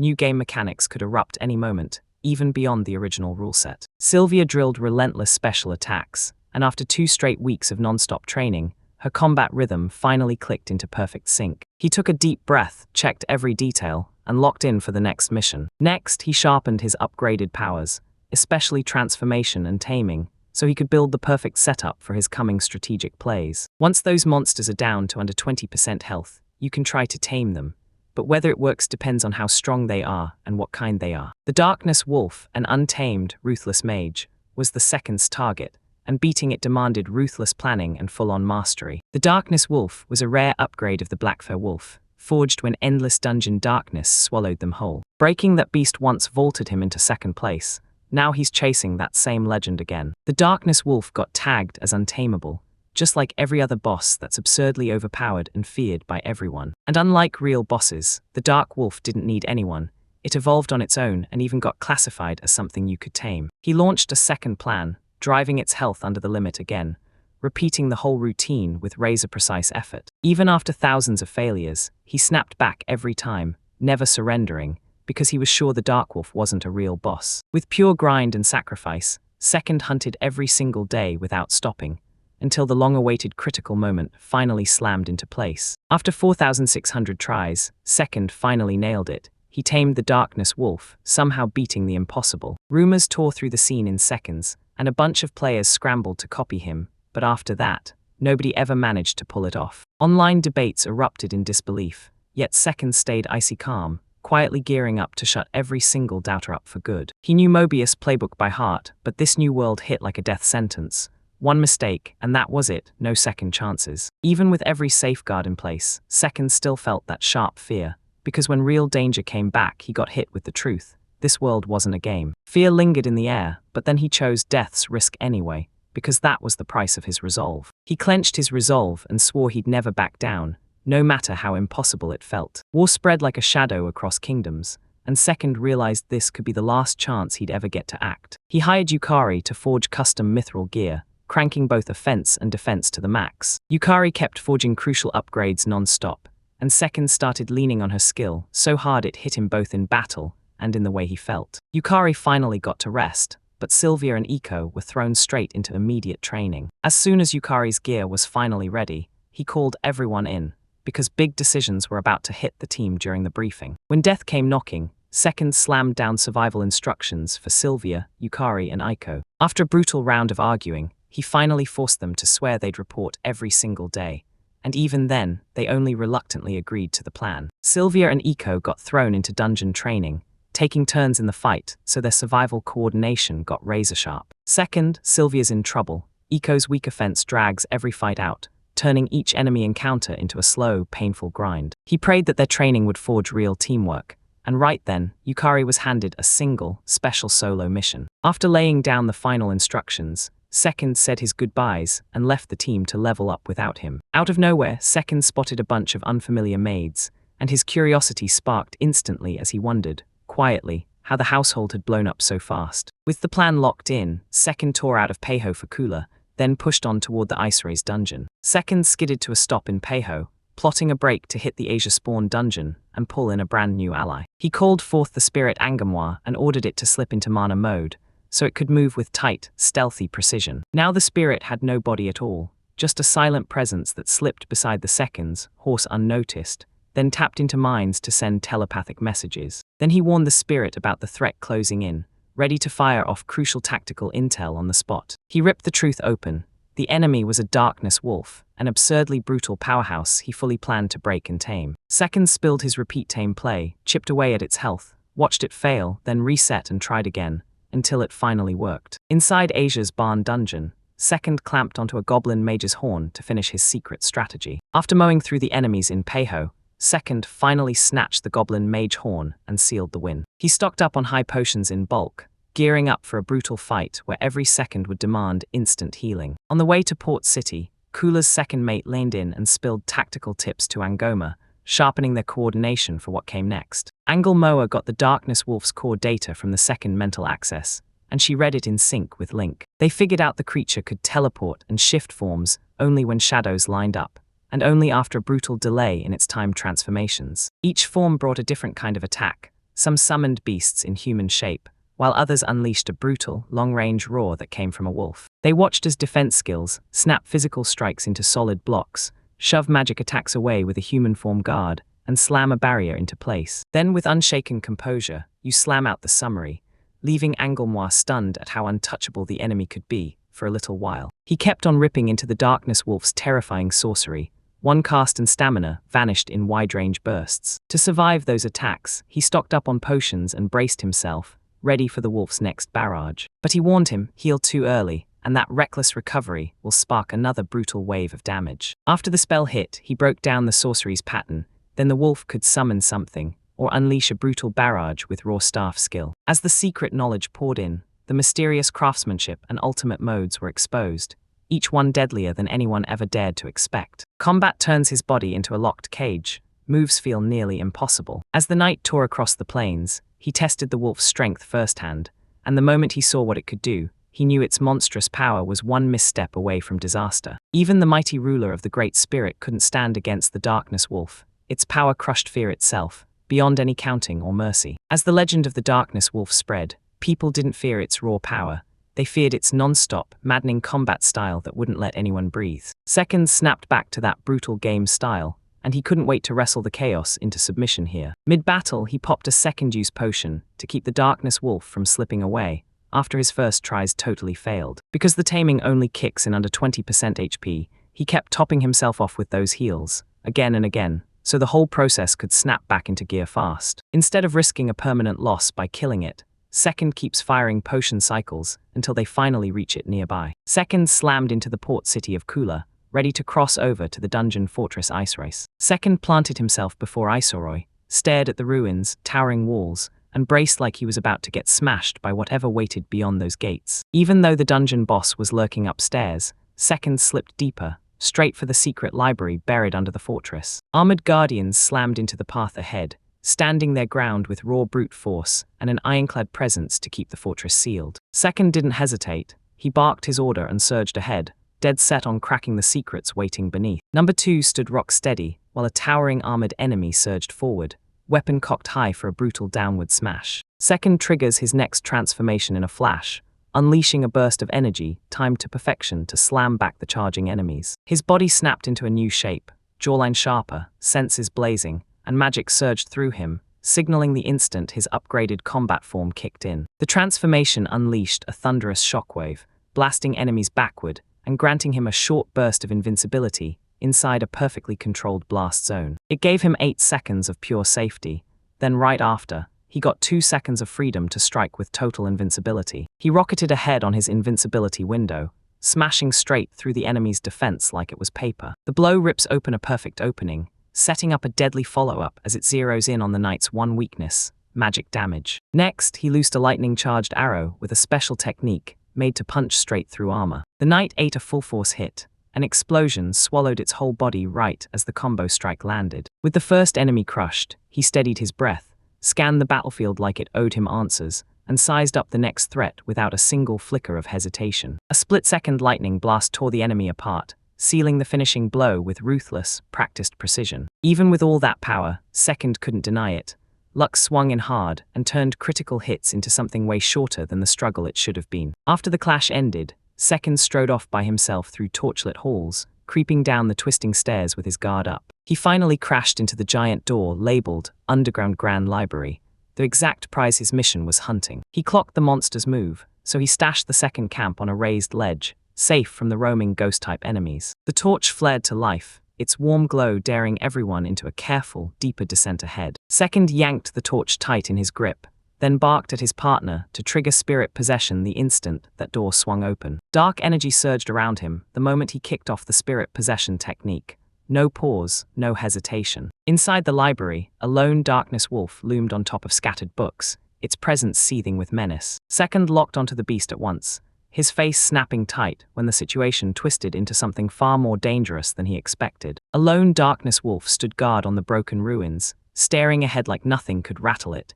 Then a second intruder slipped in without disturbing it. Second clocked his disadvantage, but still confident, so he nodded and accepted the wolf's power crushed his current stats. Still, Second grinned as the system's logic clicked in his mind. He understood exactly how to twist the odds using pure mechanics. He struck a fresh flame, and the wolf's eyes snapped to it as he geared up for his opening move. The wolf exploded out of the gate like it always does, straight into its charging pattern. Then Second snapped back instantly, casting Archcore Light. He fused magic archery with swordsmanship, then lined up his shot to strike the wolf's legs, because weakening its base was the real plan. With the next move on his mind, Second shot left and snapped his dodge into place, nailing the wolf's leg swing like a tackle. The tackle missed. Second stayed cool and predicted the next move.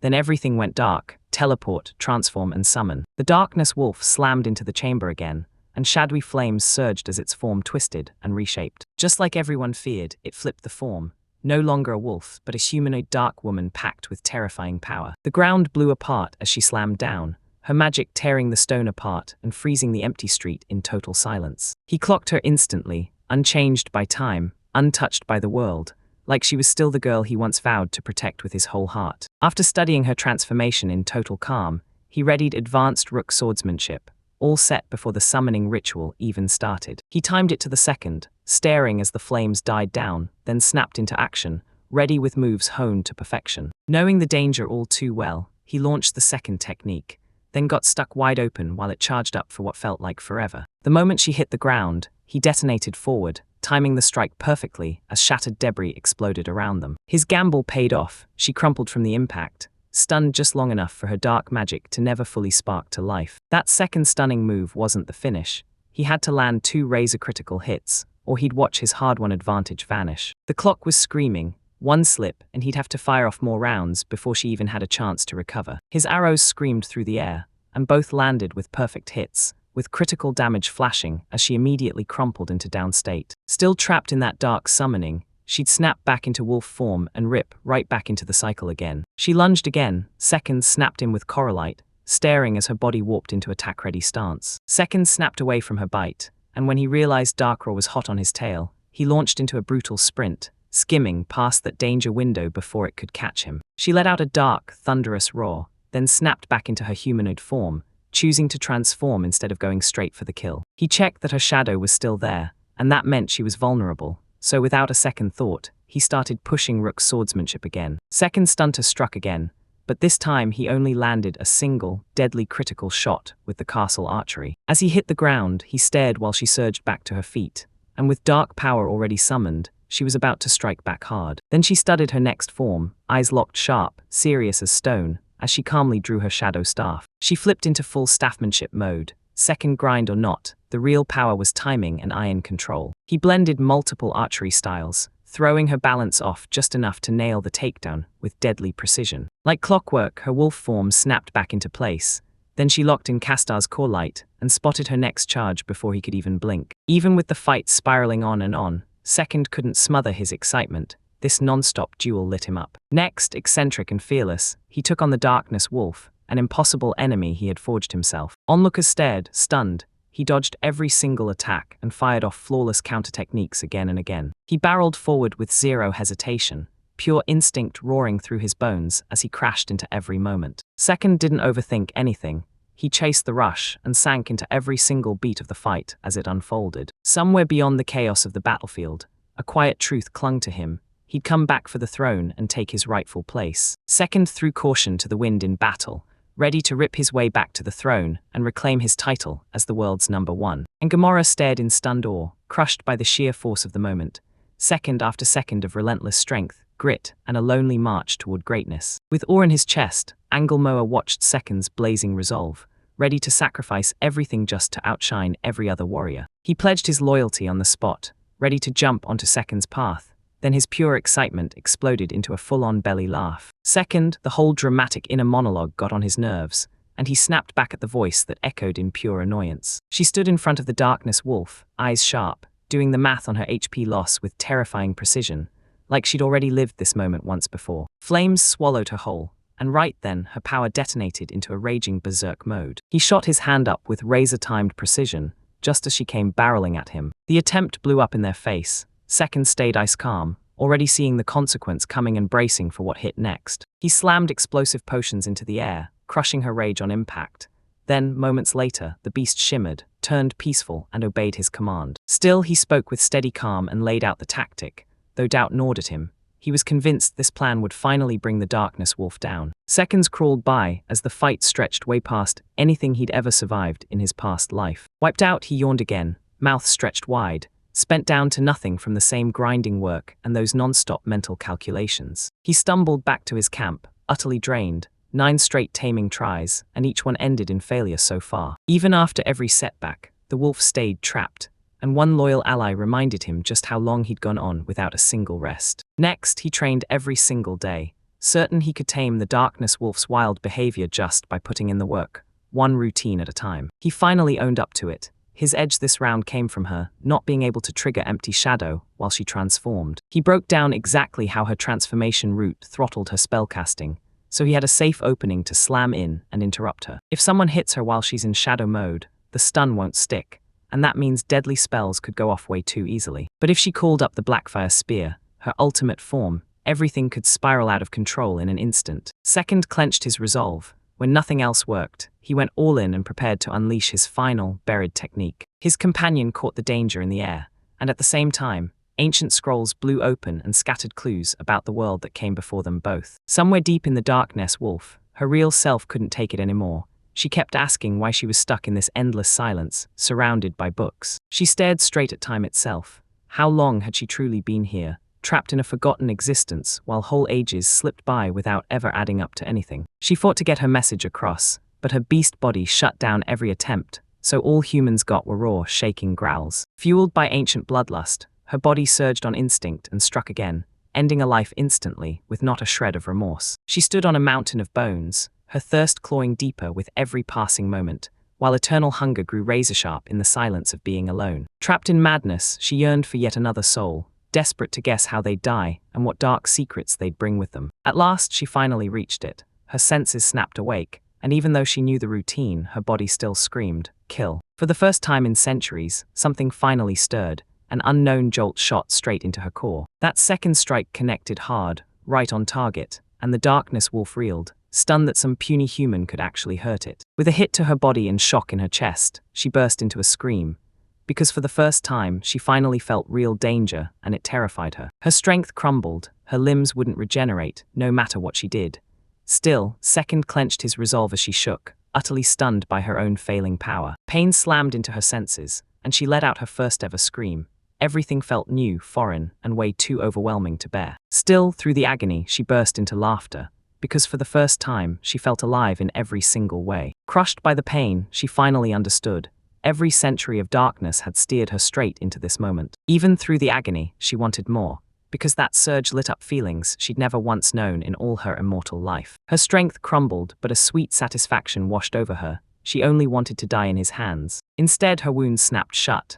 Second had healed her. She blinked, totally stunned, as her glowing, restored body returned. Tears spilled as she whispered that he was her destined master, the one her soul had secretly been waiting for, and she watched him without realizing it. I watched him like my life depended on it, my heart thundering, because she'd finally found her destined master. Even after he turned away, her faith didn't break. His gaze vowed he'd never, ever leave her behind. She smiled sweetly, certain he'd come back again, because his silent, gentle vow had already sunk deep into her trust. Trapped between loving him and craving death, she begged the universe for a miracle, so both life and that dark longing could finally survive. In her last fading thoughts, she desperately wished she could learn his name, and finally be given one of her own. She shut her eyes and let go completely, trusting his hands to choose her last moment. 2 months after Second vanished, Sylvia, Iko, and Yukari met every week to trade intel like it was life or death. Eyes shut, they replayed every detail in silence, then steeled themselves to speak up, ready to report the updates with full seriousness. They crunched the info, sorted it fast,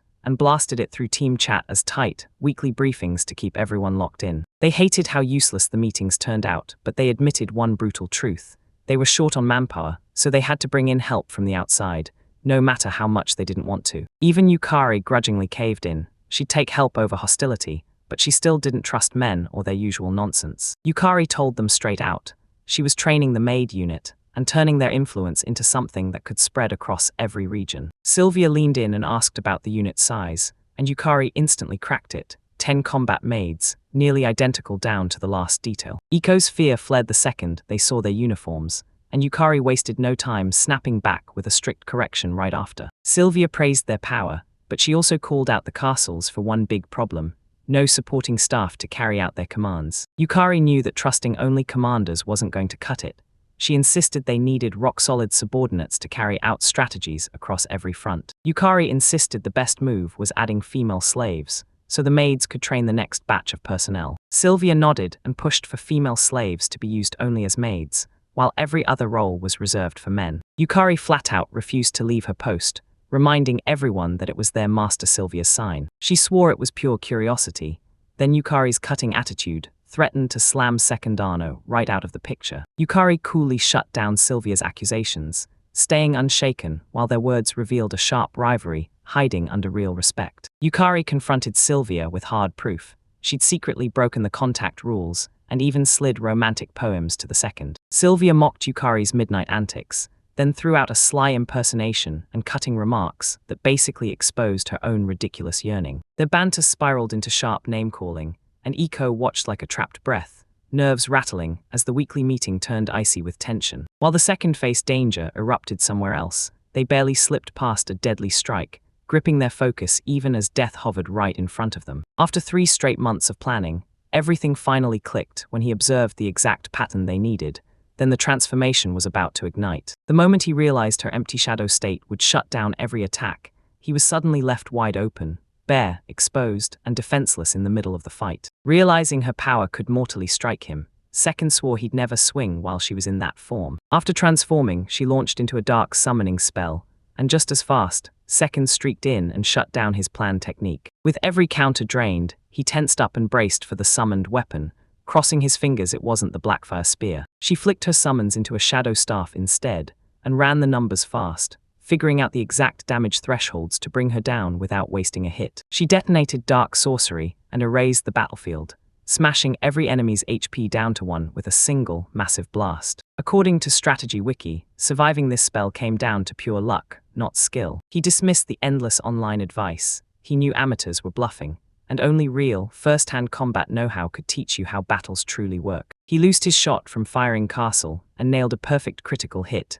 slamming into her mid-cast and throwing her full spell off completely. He checked that the blast truly hit, but seeing the spell's massive range, it felt like dodging was pointless. Second finally triggers his transformation ability, sparking a blinding surge of power as he braces for his next savage assault. With invincibility blazing for 8 heart-stopping seconds, he shattered the second barrier and lined up his next devastating strike. He loosed another castle archery arrow through the smoke, and this time, somehow, it didn't land as a killing blow. Even without a critical hit, her slumped stance gave her away. One clean, perfectly timed shot was all she needed. With his nerves locked in, Second powered up his final shot the moment the invincibility vanished, because he was done playing around and ready to end this fight. Then he clenched his teeth and paid the dark magic's brutal price. Only 1 horsepower left in his body, and he still slammed his opponent down. With the potion in hand, he poured healing into his body, and once the enemy finally fell, he snatched back his breath in safety. He threw himself back into work, praying she'd wake up any moment, ready to fall right back into their brutal fights and hard-won healing. After more than 2,000 tries, he finally cracked the art of taming, drilling it every single day with discipline, repetition, and sheer grind. When the dust finally settled, his companion snapped him back to reality. Time to wrap up training and head home. He watched his friend demand they head back, yet he plastered on a fake smile like everything was fine, while the unrest kept surging underneath. He replayed the latest reports that proved the truth was buried, and fear still brewed louder, but he shut his mouth and stayed silent. The capital's reformist surge only sped up, and with every passing day his time ran thinner, while worry for Sylvia and Iko kept climbing higher. Even Yukari's frantic progress, and those unfinished mansions piled up his life like weights. Every demand screamed for him,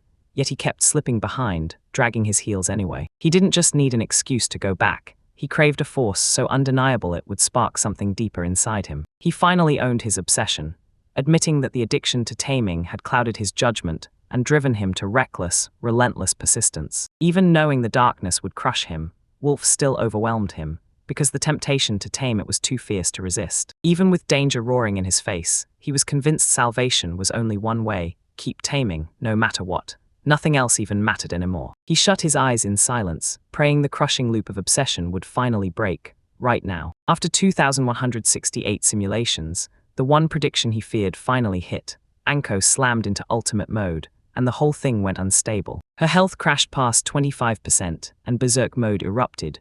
Once it hit, there was no way to wrestle control back from her. Without even a blink, Anko seized her weapon. Her transformation finished, and the battle finally demanded her full power. Power detonated through her veins. Ultimate mode and berserk mode fused together, blasting every stat past anything she'd ever seen. With a Blackfire spear in hand, she unleashed razor-accurate long-range strikes, and every swing lit the dark hallway on fire. With his current stats, even just 2 seconds hovering near Blackfire would probably straight-up vaporize him, no chance to fight it off. No matter if he dug in his heels or bolted for the exit, the result was the same: instant, certain death. Since running back was out of the question, he braced for the worst and unleashed a final desperate plan, one meant for emergencies only. Clenching the goblin mage's horn with all his strength, he slammed it on, his final shot at staying alive. That horn's power was born with dungeon goblin mages. Death wouldn't take them, so they spammed random teleportation to slip away. That goblin horn unleashes wild teleportation, right only when someone jabs it straight into a monster. Even with its raw power, Second knew the horn's rules were brutal,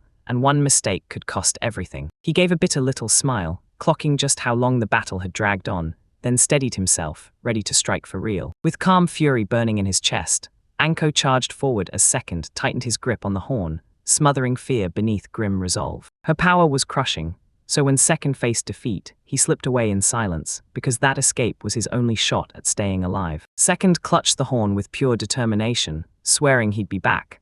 Then he hit the teleport escape button. Anko's fierce glare cracked open, her face softened fast, and her eyes shook with tangled feelings, teetering between burning rage and crushing sorrow. Right before he blew the horn, a voice ripped through his mind, begging him, pleading with everything in him, to stay. Second froze, stunned as Anko's subtle shift hit him, his grip slackened, and his confidence started cracking. He remembered Mobian's rule: once you run, you risk losing everything, and he clenched his fists even harder. Second stomped forward, and a voice thundered from within, screaming that retreat meant surrendering everything. He clung to his title, the top man in the charge, and once the push began, there was no turning back. Second shouted, and the transformation command hit like lightning. His hesitation died instantly, replaced by raw determination that bulldozed fear and doubt. With 8 seconds of invincibility ticking down, Second sprinted forward. This time, his whole fate would hang on the last 2. Laughing wildly, Second lunged straight into the pressure again. His spirit flared back to life, and he charged the impossible with pure, reckless resolve. Second sprinted in without a shred of hesitation, and Anko just stayed frozen, eyes shut, like she was waiting for the impact. Right in the middle of the fight, he praised her strength, and it sounded dead sincere. Her power had boxed him in for real. With castle archery roaring to life, he fired off a laser-precise shot at full power, aimed clean, and absolutely no holding back. An arrow smashed into Anko's head. Just like they planned, his bold strike landed perfectly, and the moment turned critical. With seconds ticking down, he planted himself and didn't budge. Her HP kept crashing, and he refused to retreat. With the clock screaming for mercy, Second thrust his hand forward and snapped on the skill. Taming protocol **. His second straight failure hit hard. He still laughed at the odds, and through it all, not a single regret touched him. Anko dropped to her knees in silence, her rage finally draining away. Then the whole room went dead quiet. She looked up with softened eyes, spoke with crystal clarity, and fully obeyed when he barked for her to come. Second, frozen in disbelief, he watched what he thought would fail turn everything between them upside down. Anko felt the bond crush in on her. Second had forged her through chaos and impossible odds. Not a single warrior lived through her ultimate berserk form, so the wise never dared trigger that transformation on purpose. So she crunches the numbers, gambles anyway, and boom, lets her rage flare, even as her HP drops dangerously low. Right on the mark, he charged during her invincibility window, slamming down that tame skill before she could land another hit. Kneeling there, Anko threw herself at her second, and only true master, pledging body and soul, trusting him with everything. Second froze in shock when Anko spoke, her voice cutting through a silence he swore would never break. Her sudden words hit him like a truck, matching the sheer disbelief he felt when he finally managed to tame her overwhelming strength. Before this moment, Anko moved like she'd been trapped on a leash, just another mindless, combat-obsessed monster carved out by programming. But now everything felt different. Second guessing burned in her head.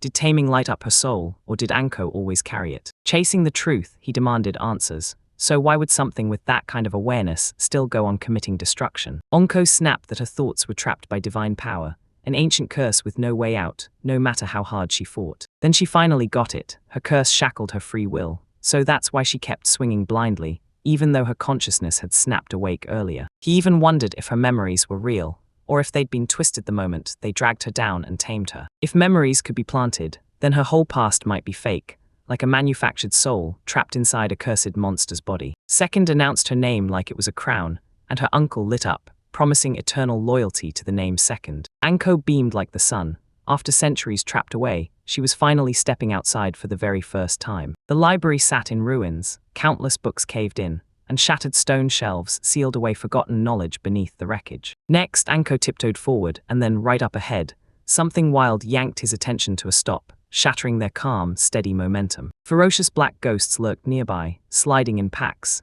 and any head-on fight felt like a death wish. Second braced himself, taking on 5 enemies solo, reckless, sure, but he decided it was still a fight he could handle. Anko didn't hesitate. She clamped down on the black ghost's head, then unleashed a brutal dark curse like she meant it. Her strike exploded in a burst of fire, freezing even the second in its tracks as the monster's body buckled and collapsed under the crushing force. Second gaped in shock as Anko's dark spell slashed every nearby enemy down to just one last hit. One of the creatures lunged at them, and she crushed its mask into nothing, shattering its face in an instant with brutal confidence. No hesitation, Anko snapped her shadow staff into existence, and it was like the real fight had finally cracked the door wide open. With total control, Anko swept the shadow staff in a clean arc, and its energy curled around her like living armor. Second stared in shock at her cruelty, because the moment her deadliest attacks flipped, they finally started landing in his favor, and it felt like power had turned its teeth on the world. Anko struck in a blur, and the black ghosts crumpled one by one, helpless against her calm, razor-precise attack. The staff's trait snapped into action.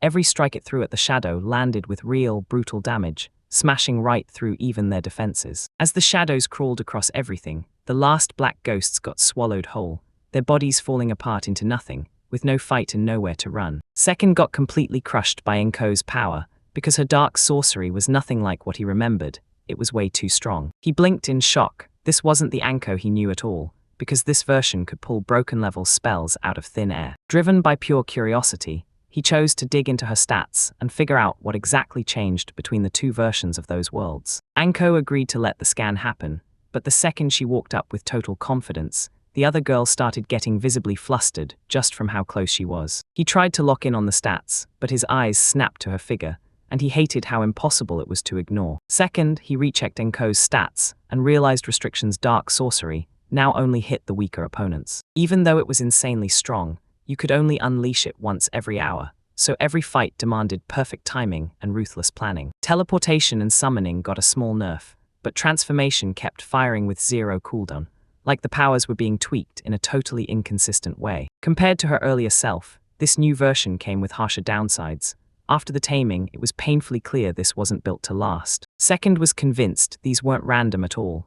Divine Hands had tweaked the plan on purpose, shaping things to balance Anko's overwhelming potential. Staring at the skill menu's insane detail, he realized the rules had just been freshly locked down. He clocked that dark sorcery only worked on weaker enemies, and he could only unleash it once every hour. Now even the scary stuff, teleporting and summoning, came with brutal cooldowns, but his transformations hit instantly with 0 delay. Compared to the world he came from, his skills got weaker after taming, until transformation kicked in and boosted everything. When he saw the divine balance with his own eyes, he knew it wasn't random. Someone carefully designed the world on purpose. After that calm beat, Anko sinks into a deep bow and blurts out an apology, and right under the bright sunlight, a shocking truth finally surfaces. The young master's eyes go huge with shock, because it finally hits him, and he realizes the one crucial detail he completely missed until this very moment. Right as they stepped outside, Anko suddenly crumpled. Sunlight hit her like a death sentence, and her body gave out on the spot. Once the sunlight's grip hit, Anko realized one brutal truth. Only in the shadows could she unleash her full power. Once the master clocked the limit, he knew dark sorcery would only work if the environment was perfectly set. Even under brutal sunlight, Anko kept hammering forward, refusing to let her master's devotion go unanswered. Anko slipped into second with a quiet confidence, and somehow his presence turned those endless, empty plains warm. His steady calm melted her worries, and right there, her strength started coming back like it never left. Anko leaned into him, eyes shut, savoring every cold little shadow that accidentally slipped across her for just a second. She froze for a beat, thrown off by how close she got, eyes narrowing, wondering if one more tease would spark something dangerously familiar. They kicked their journey back into motion, with Anko riding beside him, yet her patience kept snapping thinner by the second, all that longing burning in her chest. Even with his doubts gnawing at him, Second dragged himself off Isorwa Island with Anko, praying she'd stay safe once they were out. A hostile spirit burst out, sneering at Anko for clinging to power she didn't earn, and jeering that her closeness to Second was nothing but pathetic weakness. The spirit kept clawing at her pride, screaming she was useless, but Anko stayed rock steady at her side, right there beside Second. He finally lost it. He snapped back at that arrogant spirit, that had the nerve to disrespect both him and Anko. Second snapped in horror at his own blunder, calling both of them unleashed their ego war, and chaos erupted on horseback. After the second scolding, the spirit snapped back, accused Anko and demanded fairness, screaming that she's biased against spiritual beings. It slammed Anko with old hostility claims, swore the punishment was deserved, but Anko stayed perfectly calm, like nothing could rattle her. Anko stood her ground and swore she belonged to Second's soul, and with that bold claim, she nudged Second's heart a little closer to trust. Second heard both sides, nodded, but couldn't shake the conflict in his chest, while Anko's snark pushed for a wild, absurd punishment until Second finally broke and got overwhelmed. Stuck in the middle of their ridiculous rivalry, he had no clue how to handle either of them. Second shoved the pressure into his spirit until it snapped to action,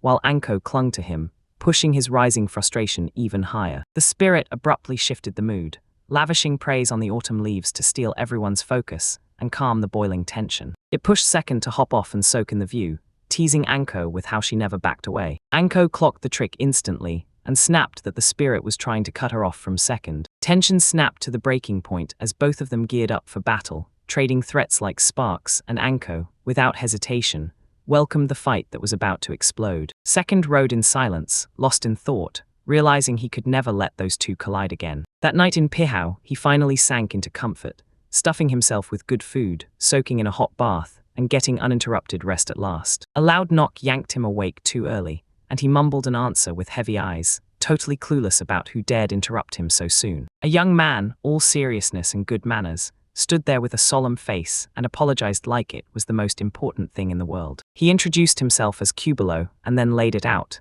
He was the brand new butler assigned to the Second. Cubella's second sense wasn't just a trick, it felt like a pulse of danger in the air, and one sharp look between them lit up tension and sparked mutual curiosity. Even with Cubello's fancy introduction, Second threw cold doubt in the air, flat out questioning whether anyone could really call their family the fastest, right out loud. Cubello snapped into clarity on Yukari's instructions, but Second still fumbled, months away from town, had wiped the details clean from his memory. So when Second finally understood his brand new public title, he accepted it with a grin, but the whole time, he couldn't shake the feeling that Cubello had to be hiding something. Cubella snapped back with ironclad loyalty, swearing he'd take the second spot anywhere, serving as his butler and personal valet without a single doubt. Cubello bowed and apologized to Second for the interruption, then promised he'd keep pushing for more rest while he coordinated everything with the innkeeper. He offered to make breakfast on the spot, nodded politely to Second's every answer, and showed off real thoughtfulness in all the little details. As Cubello stormed out, Second just stood there in silence, staring, completely blown away by how polished he was,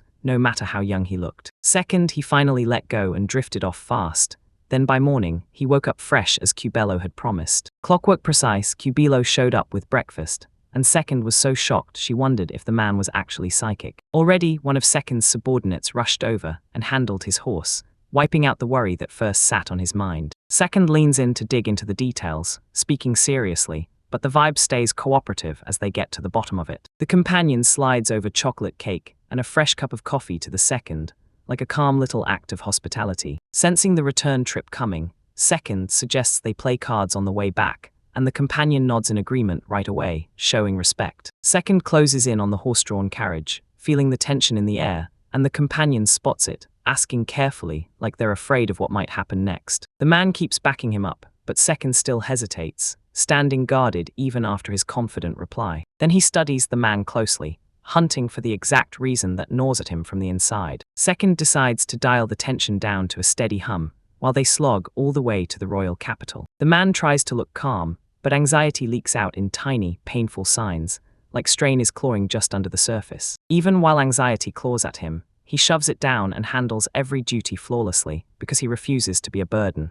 Second, that man's iron will crushes his anxiety, and he still stays calm no matter what comes, making everyone watch in awe as he wins second place. Second lets out a laugh, impressed by the man's unbreakable spirit and ruthless determination, even while his own inner demons are still fighting him. The man awkwardly snaps back to the praise for a second, like he can't decide whether to smile or panic. They slide into the carriage and the second one, still shaking with relief, says thanks again, making it crystal clear that his appreciation is real, not some mistake. The second guy suggested they play cards to shake off the tension, clocking how exhausted the man was, yet praising the way he still stood by his duty. Cubello in valet mode clutches his cards with iron focus, proving, every second, how dead serious he is about duty. Second flashes a smile from the carriage ride, betting big on a strong, lasting bond with Cabello. Second leans into Cubello, promises him he's got this, and pushes him to reach out for help the second anything starts weighing on him. He swears he'll help Cubello dig through his past, promising that whenever the moment hits, he'll be right there with the help he needs. Cubello squirmed through an awkward explanation, insisting his words were just careless, because he was desperate to keep his image spotless. Cubello shows his gratitude with everything he's got, swearing he'll cherish every word his master said, and he won't ever forget Second's kindness. Later on, Cubello finally steels himself and asks Second for a private consultation right there in the dead of night. Second agrees to help Cubello tame his suppressed anxiety, and he's decided to be right there for him tonight. As he stepped onto the estate grounds, Second clocked the seasonal house shift, different from what he'd pictured, and it threw him off. He realizes Yukari and the others didn't just talk about it. The estate swap plan got locked in for seasonal living. Yukari welcomes the second one in with open warmth, like a cozy homecoming, just as they gear up for the season ahead. Yukari slumps into second base, letting raw emotion show, and Second calmly steadies her like an unshakable rock. Yukari clings to Second, murmuring an apology, then lets his strong presence pull her in like a warm shelter. Second stays silent as Yukari finally confesses her worries, and you can practically feel the weight of her responsibilities pressing down on her. They set up a meeting to slam into the estate problems piling up while he was gone. Next, a bright, energetic girl rushes in with a happy grin, tackling him with pure joy because she gets to see him again. Second leans in and greets Iko warmly, instantly noticing how much she's grown, as Iko beams back with pure, innocent joy. Yukari shoots back at Second's teasing, calling out that Sylvia's smile slips, jealousy flares, and her protectiveness shows. Second fires everyone up with his upbeat energy, grinning as he tells Yukari how pumped he is for the wild adventures ahead. They lock in a meeting to tackle the looming estate duties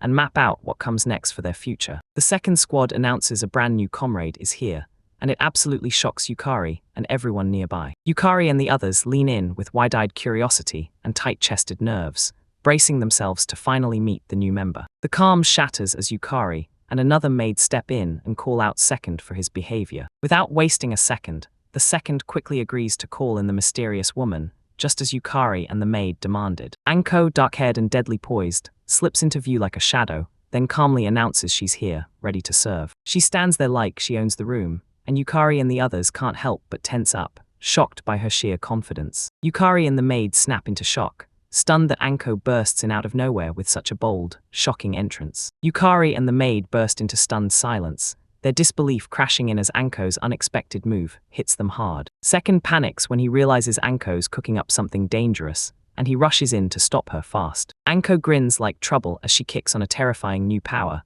and the whole room freezes with unease. She lunges out of nowhere, smashing into the scene so fast everyone freezes, and the whole group tumbles into full-blown chaos. After the attack, Anko mutters an apology through gritted teeth, stunned by the raw violence she just unleashed from nowhere. Anko rushes in with a heartfelt apology, swearing she'll follow the rules from now on and never move without permission again. Second watches Anko like a live wire, realizing her dangerous pull isn't just power, it's a battle with violent urges. Anko's lonely years inside the underground library forged her killing instincts until they finally broke loose. Second, he wrestled for the perfect way to steer Anko and rein in her wild behavior. He slams down a firm order.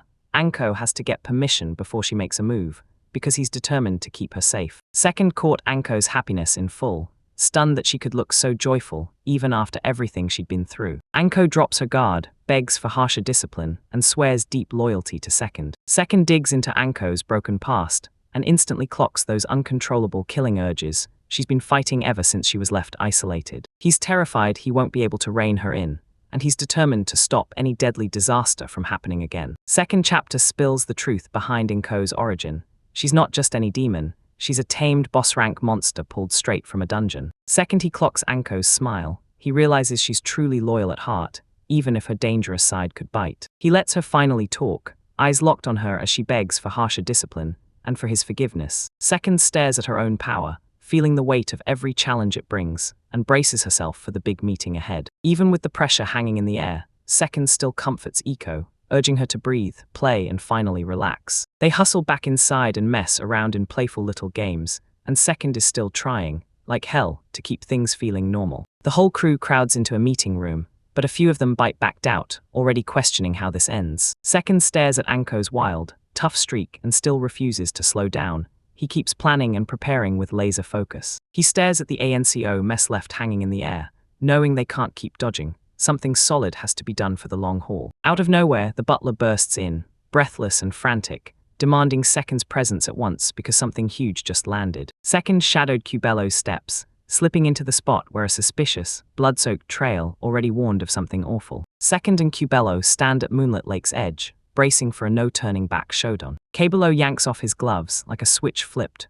ready, locked in, and deadly serious about what's about to hit. They lock eyes with fierce resolve, psyching themselves up for the fight about to explode. Cubello makes a formal request to a bouting with Second, signaling loud and clear that he's officially ready to compete. Cubello declares he can't let a great opportunity slip away, nerves sparking in his chest as determination locks in. Both men gear up for the next big event, drawing power from old advice and locking in their resolve. Cubello lifts a competition crown into the air, flashing a formal challenge, because the battle between them is officially underway. Second brightens up, totally charmed by Cubello's wild spirit, and somehow, it even makes him look forward to the test coming up. Still anxious, he steels his nerves and accepts the challenge with honor, while Second can't hide his admiration, staring in awe. Cubello clenches his resolve and pushes back, demanding to know if Second will accept the contest. The second one nods with fearless confidence, and the two step into a no-jokes showdown. Cubello demands a second move first, refusing to step toward him on Cubello's terms. Cubello suddenly faceplants into the fallout of a hidden trap, something the second one set up. Cubello stumbles and slams into Second right off the bat, shocking everyone with a sudden burst of contact. Cubello blurts out an apology, while Second stays ice calm, accepting that deadly, accidental headbutt like it's nothing. Cubello can't wrap his head around it. How could his own master accidentally hurt him? Second smirked, then showed off a prison break technique that ripped Cubello out of slavery. Cubello's jaw drops as he wrestles with the sheer reality of this unknown, instant technique. He stares at the mystery, desperate to understand why the second freed him from slavery, because that sudden, unbelievable freedom hits him like a tidal wave. Second declares it's game on, no holding back, no restrictions, the fight can finally go all out. Cubello pauses and stares into the heart of it all, how their second strength isn't just a title, but the real meaning of the contest. Second smile teases a wild freedom move, prison break, and just like that, it releases Cubello. Cubello blares a warning, don't you dare tear up their slave contract on a whim, safety is the line you don't cross. Cubello reassures him, if betrayal happens, it'll cost him his life, so stay loyal, move careful, and don't take chances. Second lays it out plain. He freed Cubello because he trusted his heart, and he truly believed in the man he'd become. Cubello's face twists with rage. He snaps that the moment he's freed, the second he regrets it will be the moment he wishes he never made that choice. Cubello looks back on his battered fighting skills and the battles that nearly broke him, gearing up for the next fight. He swears he'll prove his grit with brutal, powerhouse strikes in the next fight. The brawl kicks off slow. Cubello stays cool on the outside, but his eyes sharpen and lock in as he focuses like a predator. It pushes Cubello to stay calm and flat out calls how their fight ends. Cubello snaps at Second not to underestimate him, flashing pure confidence in every move he's about to make. Second snaps forward to strike, snarling a warning to Cubello, don't you dare underestimate my power. The second guy crashes a brutal punch straight into Cubello's face, and Cubello finally feels how terrifying his real strength is. Cubello gets blasted backward by Second's punishing punch, stunned for a moment, but he's still standing, still alive. Second's body slammed into the ground, still and lifeless, with dust exploding up around him after a brutal defeat. Pain crashed over him, his face got scraped raw, his limbs went numb, his vision turned to mush, and cold footsteps kept closing in with zero mercy. Trapped, helpless, and bracing for the second fear of being left behind, he swore his weakness had already betrayed the one who was watching him. His mentor planted himself like a wall, demanding real strength, tearing down every excuse, then ignited a spark buried deep inside him. Realization hit hard, he wasn't abandoned at all. Regret and pride burned through him, fists smashing into the ground as he forced himself back up. Second slammed off the ground, shaking with determination, refusing to stay down, because he still wasn't abandoned yet. With his face soaked in blood and his heart locked tight, he roared at the top of his lungs, finally tearing free the fear and weakness that had been strangling his soul. Bruised and gasping, he finally stood his ground, staring ahead while the second one watched in silence, nodding with quiet approval. His steps wobbled, but his mind was on fire. he vowed to fight, survive, and prove his strength without ever backing down. Fueled by pure willpower, he burst forward and swung a full-force punch straight at Second. Then he caught the punch with ease, stopping it in midair with icy calm and total control of every inch. Their eyes locked, Second, then they shared a small smile, clear approval of Kabulo's growth, and his clenched fist stayed steady, rock solid. Second released his hand with a soft ease, and the moment it was over, Cubello stood there completely still, crushed by how calm the result felt. Second stepped forward, chest full of pride,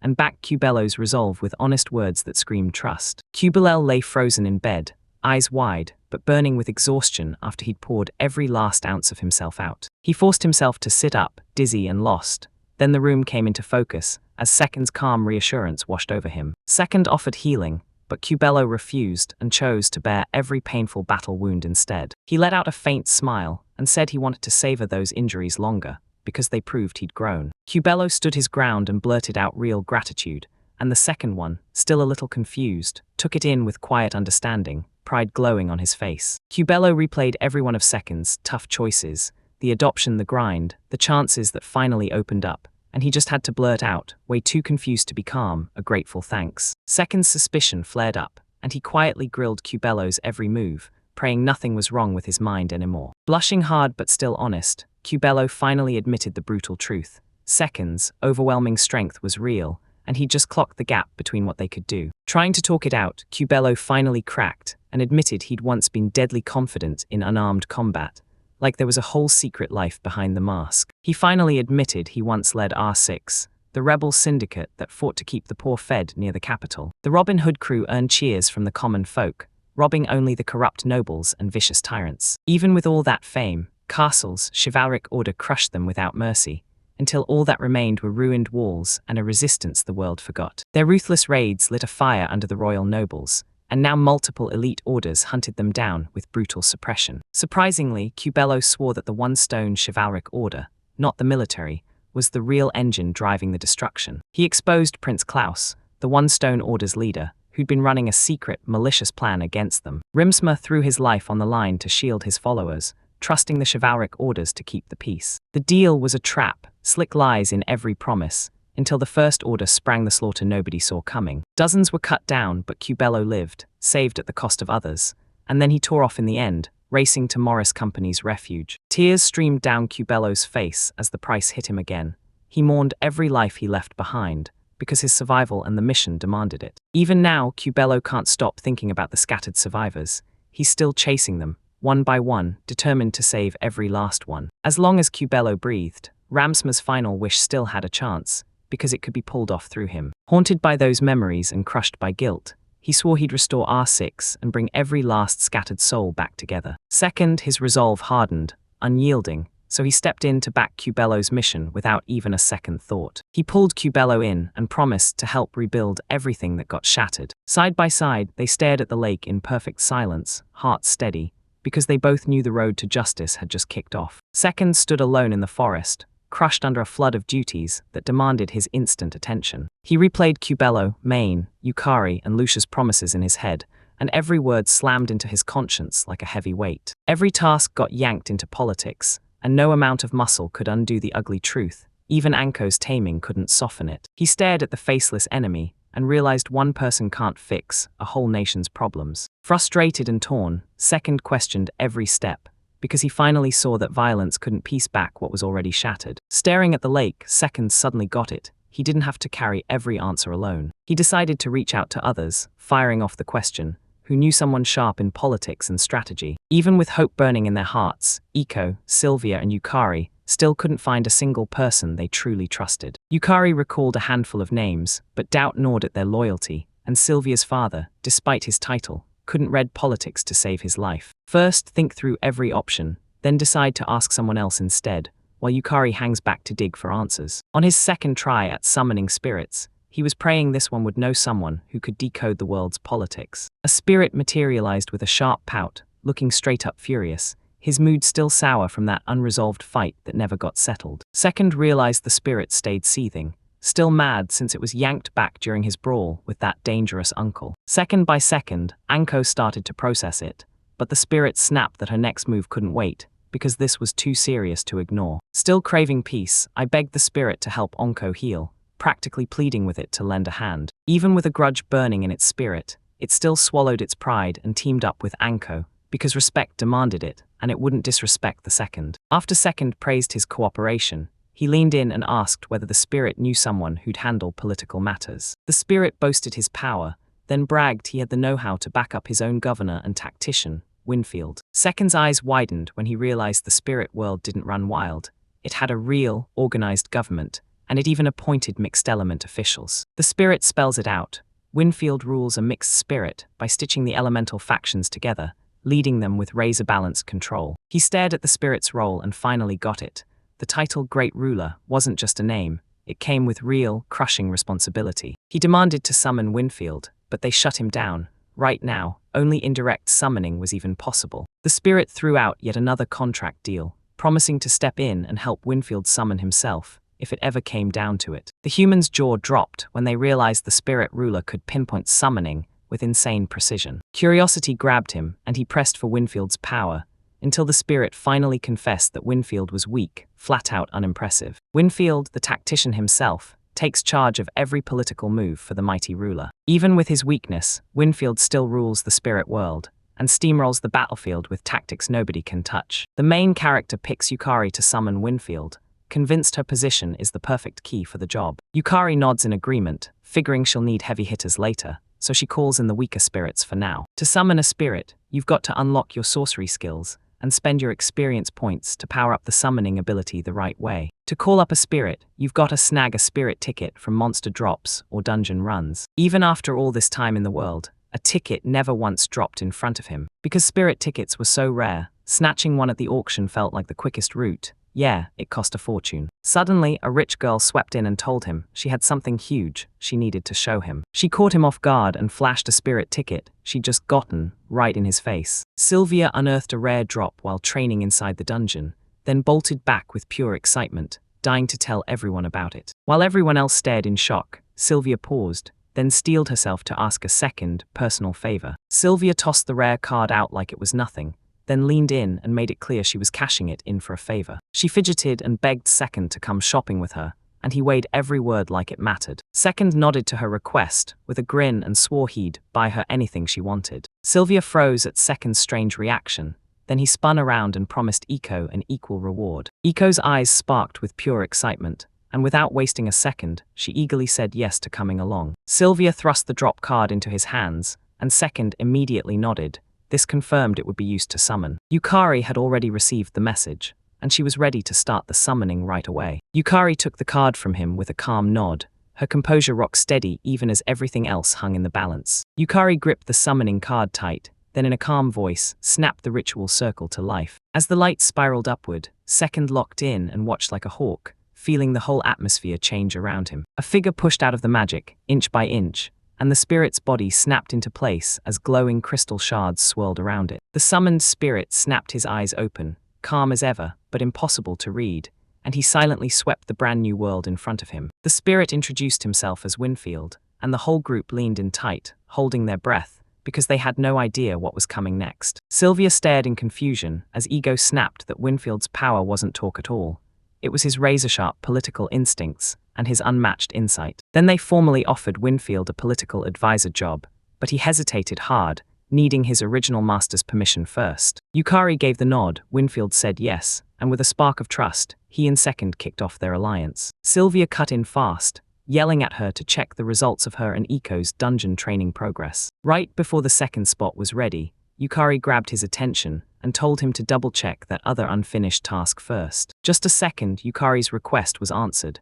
Then another voice cut in, sounding hit the deadline urgent. Fear struck over a wolf, and that one threat forced the whole crew to flip the plan on the spot. One more companion hit Second with a fatigue warning, urging him to rest. Then, to everyone's shock, Second nodded and agreed without a fight. He dropped onto the bed while the others hovered nearby. Then, with a grin, he waved them off while. In the quiet, Second stretched as they secretly questioned Winfield's worth, while the others traded sharp glances packed with curiosity. While Second tried to catch his breath, he had zero clue just how insanely capable Winfield was about to. Winfield's approach proved deadly accurate by noon, then the second man slid in privately, asking for a moment with calm, measured confidence. Winfield's arrival shut the loud crew up in an instant.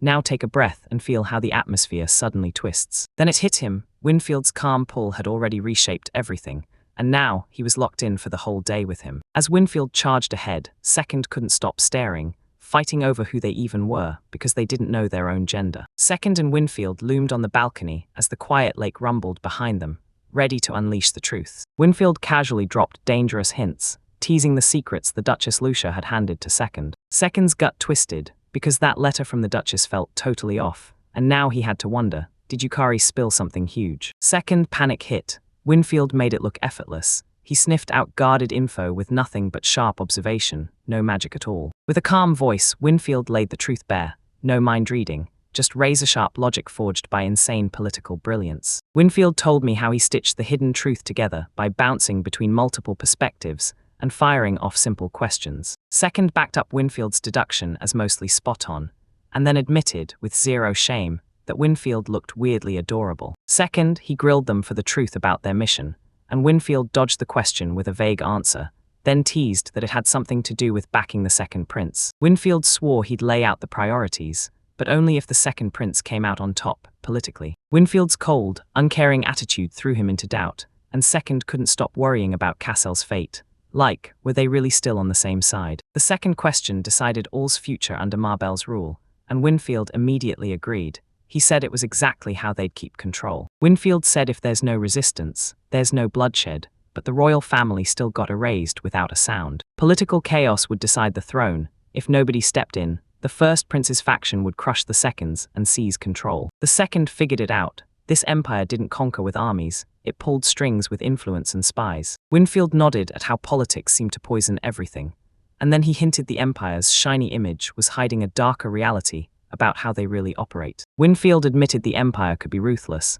but he couldn't stop his second surprise, because the clarity hit like a punch. Winfield shot back a brutal question: save the kingdom, or burn it all to keep the second prince alive. He made it clear he was backing Castile's survival, convinced the old-school battles could still stay exactly the way they were. He weighed the fallout. If the empire took control, the title battles would rewrite the locations and the rules for good. Locking in those second-priority title battles, he knew they were the only stepping stones to becoming the world's recognized best. Winfield nodded and chose to walk Second's path, signaling a bold new strategy with steady, calm determination. Second snapped that the old plan might just push him towards surrender, and that keeping both goals alive at the same time was starting to feel impossible. Second challenge, Winfield's confidence cracked. He froze, hovering on the edge of spilling the real reason their trust was even earned. Right in the middle of a political debate, Winfield suddenly blurted out that he was deeply attracted to her, and the second just froze in shock. A quiet spirit named Winfield finally showed his true self, half-breed, and cursed with weakness in both elemental powers he inherited. Second dragged up old legends of a spirit people tossed aside, useless to both water and earth, a total elemental flop. Winfield admitted he was rare and fragile, yet the greatest ruler still handpicked him, weakness and all. Next, Winfield didn't just brush off the adoption. He calmly stared at the ruler's cruelty and let it slip that something worse, harsher, was hiding underneath. Laughing from above, his superior crushed him. Winfield trembled in silence, swallowing every cruel jab just to carry out his duty. Winfield finally poured out her doubts. She used to believe nobody would ever call out or even recognize a weak mixed spirit. Even with a soft laugh, she confessed that Second's presence pushed her to step up and act as the ruler's deputy. Her grin curled slyly as her eyes brightened. She practically admitted it was her first time snagging something this powerful, this useful, as her subordinate. Second, Winfield clocked him instantly. Just a pawn, a move in her bigger game. Lost in his own thoughts, Second swallowed the brutal truth, then stared at the world like it was his personal game. Second stood his ground, locked in on the fact they'd chosen him, and proved a strength none of them saw coming. Winfield let out a laugh with zero malice, and out of nowhere, a second laugh burst in two, shattering the tension with a couple of genuine, shared chuckles. They snapped back into strategy mode. Winfield calmly called out targets. Brainwash sorcery first, then the second prince. 2. He snatched the Duchess's letter and read it out loud, then grimly swallowed a shocking demand tied to attacks carried out by an assassin's own slave. Winfield pitched a schedule, but Second snapped back at the logic, freaked out by the weird magic condition it demanded. But then Second snapped to it. Once Yukari was freed, she didn't qualify anymore, and a former slave could never meet that brutal requirement. Winfield said assassin-class slaves were basically unheard of, but she confessed she once dreamed up a sneaky workaround by using a different master. Training assassinations meant taking a real life, something he couldn't morally stomach, so it dragged the whole sorcery setup down and stalled it completely. When Winfield brought up Eve's potential, Second gave a quick cheer. Then his joy flipped into panic because he realized he opened the floodgates and she was getting way too deep. Second felt grateful to the laid, but his mind raced. How did Winfield pull off that kind of hidden intel? Yukari's sneaky influence bends the rules, letting them seize the chance to control Eve with Night, using string manipulation to slip right past the restriction. They pictured it, then confirmed it. Eve could strike on command, yanked around like gear by Yukari's strings. Second caught the shortcut working first, then Winfield confirmed it, earning him a teasing compliment right on the spot. They made the call, agreed to hit the servant's estate, dropped a message, and set themselves up to unleash their next moves. Second replayed Yukari's messages again and again, finally swallowing his doubts and accepting his role as her master, still uneasy, because that responsibility felt heavy enough to crush him. As he strolled through the sprawling estates, Second let out a gentle smile, buzzing with pride at the land he'd finally bought. Hungry for answers about spirits, Second cornered Winfield and demanded to know the gender thing.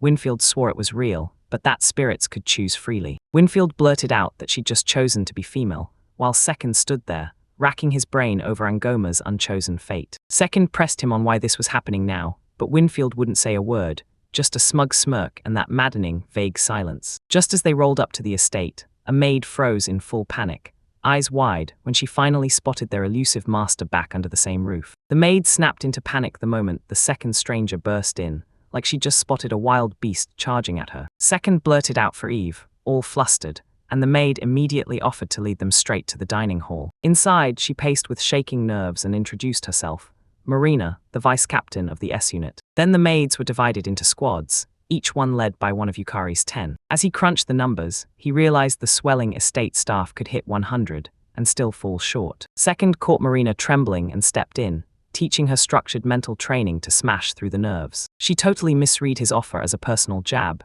broke down in tears, and drowned in guilt and nervous panic. Second snapped into focus and proved it. When pressure crushes most people, you either prep or you grab a mental anchor. He laid out a game plan, prayer, autosuggestion, and a daily routine, so each person could steady their emotions in the way that suited them best. Second finally understood this.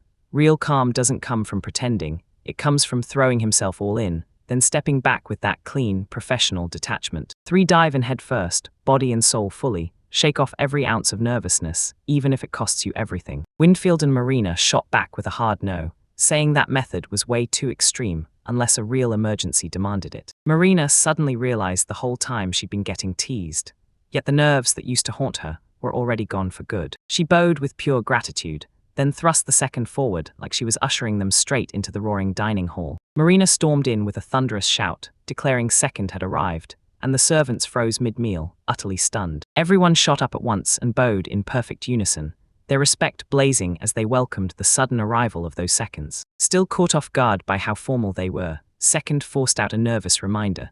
He wasn't royalty, and he definitely wasn't anyone grand. He tried to melt the tension and urged them to keep eating before the food went cold. The butler swept in with a calm command, ordering everyone to eat. He wouldn't let Second worry spiral into something unnecessary. The elegant maid caught his attention, and for the first time he spun around and blurted, "What's your name?" The boy marched up to the head chef, Sobra, and introduced himself, then boldly asked him to talk like they were old friends. Soba hesitated, then the moment he found out the boy smoked, he nodded and jumped at the chance to join. The boy flashed back to Mobian's super-detailed virtual tobacco setup, and the sting of his old in-game addiction hit him all over again. Over breakfast, Second clocked that Lily could barely take a bite, so he leaned in, worried out of his mind, and asked softly if one plate was really enough. Lily stammered that she was full, but second-guessing her, Lily's friend unveiled the truth. Her appetite was usually wildly bigger. Curious, the second one demanded his name, so Lily squared up and introduced himself as the residence's loyal head gardener. Second, he turned to the whole room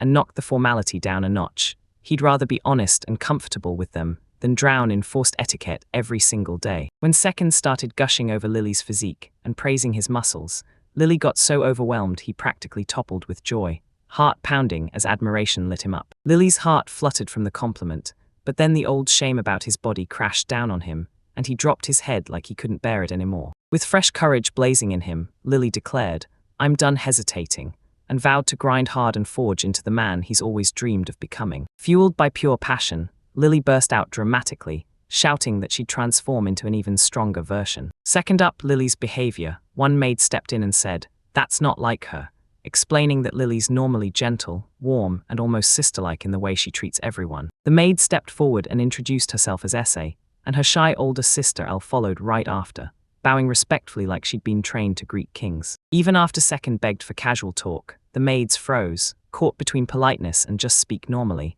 and not knowing how to make it feel real. He suggested they go straight to Marina for advice, saying he'd helped her calm her nerves back then. Because his confidence was so strong, the maids couldn't help but heap praise on him, and the whole room instantly felt brighter. Curious, Second peppered them with questions about their duties, and the maids laid it out.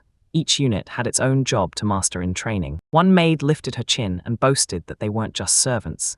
They were trained warrior maids in disguise, and she said it like she owned the room. First, cheer on the warrior maids, then right away test them, because he can't help wondering what they're truly made of. Just before the match could even kick off, Cubella snapped into action, warning them about the danger and shouting at the maid to stop. Cubello dropped that wild bombshell that he'd already battled the second last midnight, and the whole room went dead silent. He boldly claimed he'd once been a top-ranked master of unarmed combat, so feared he even led the very Robin Hood crew people hunted. In the biggest twist imaginable, Second realized Cubella wasn't some student council darling at all. She was a legendary gang boss. Cubello broke the moment down for him, saying the duel ended in a blink, and that the second strike slammed into him before he could even react. Cubello proved it, no special move, just a plain punch. Then he calmly admitted, "Yep, that's exactly what it was." He warned everyone not to underestimate her second form, vowing to crank up her unit's strength even higher. A towering elf called in the second summon and Eve, then warned her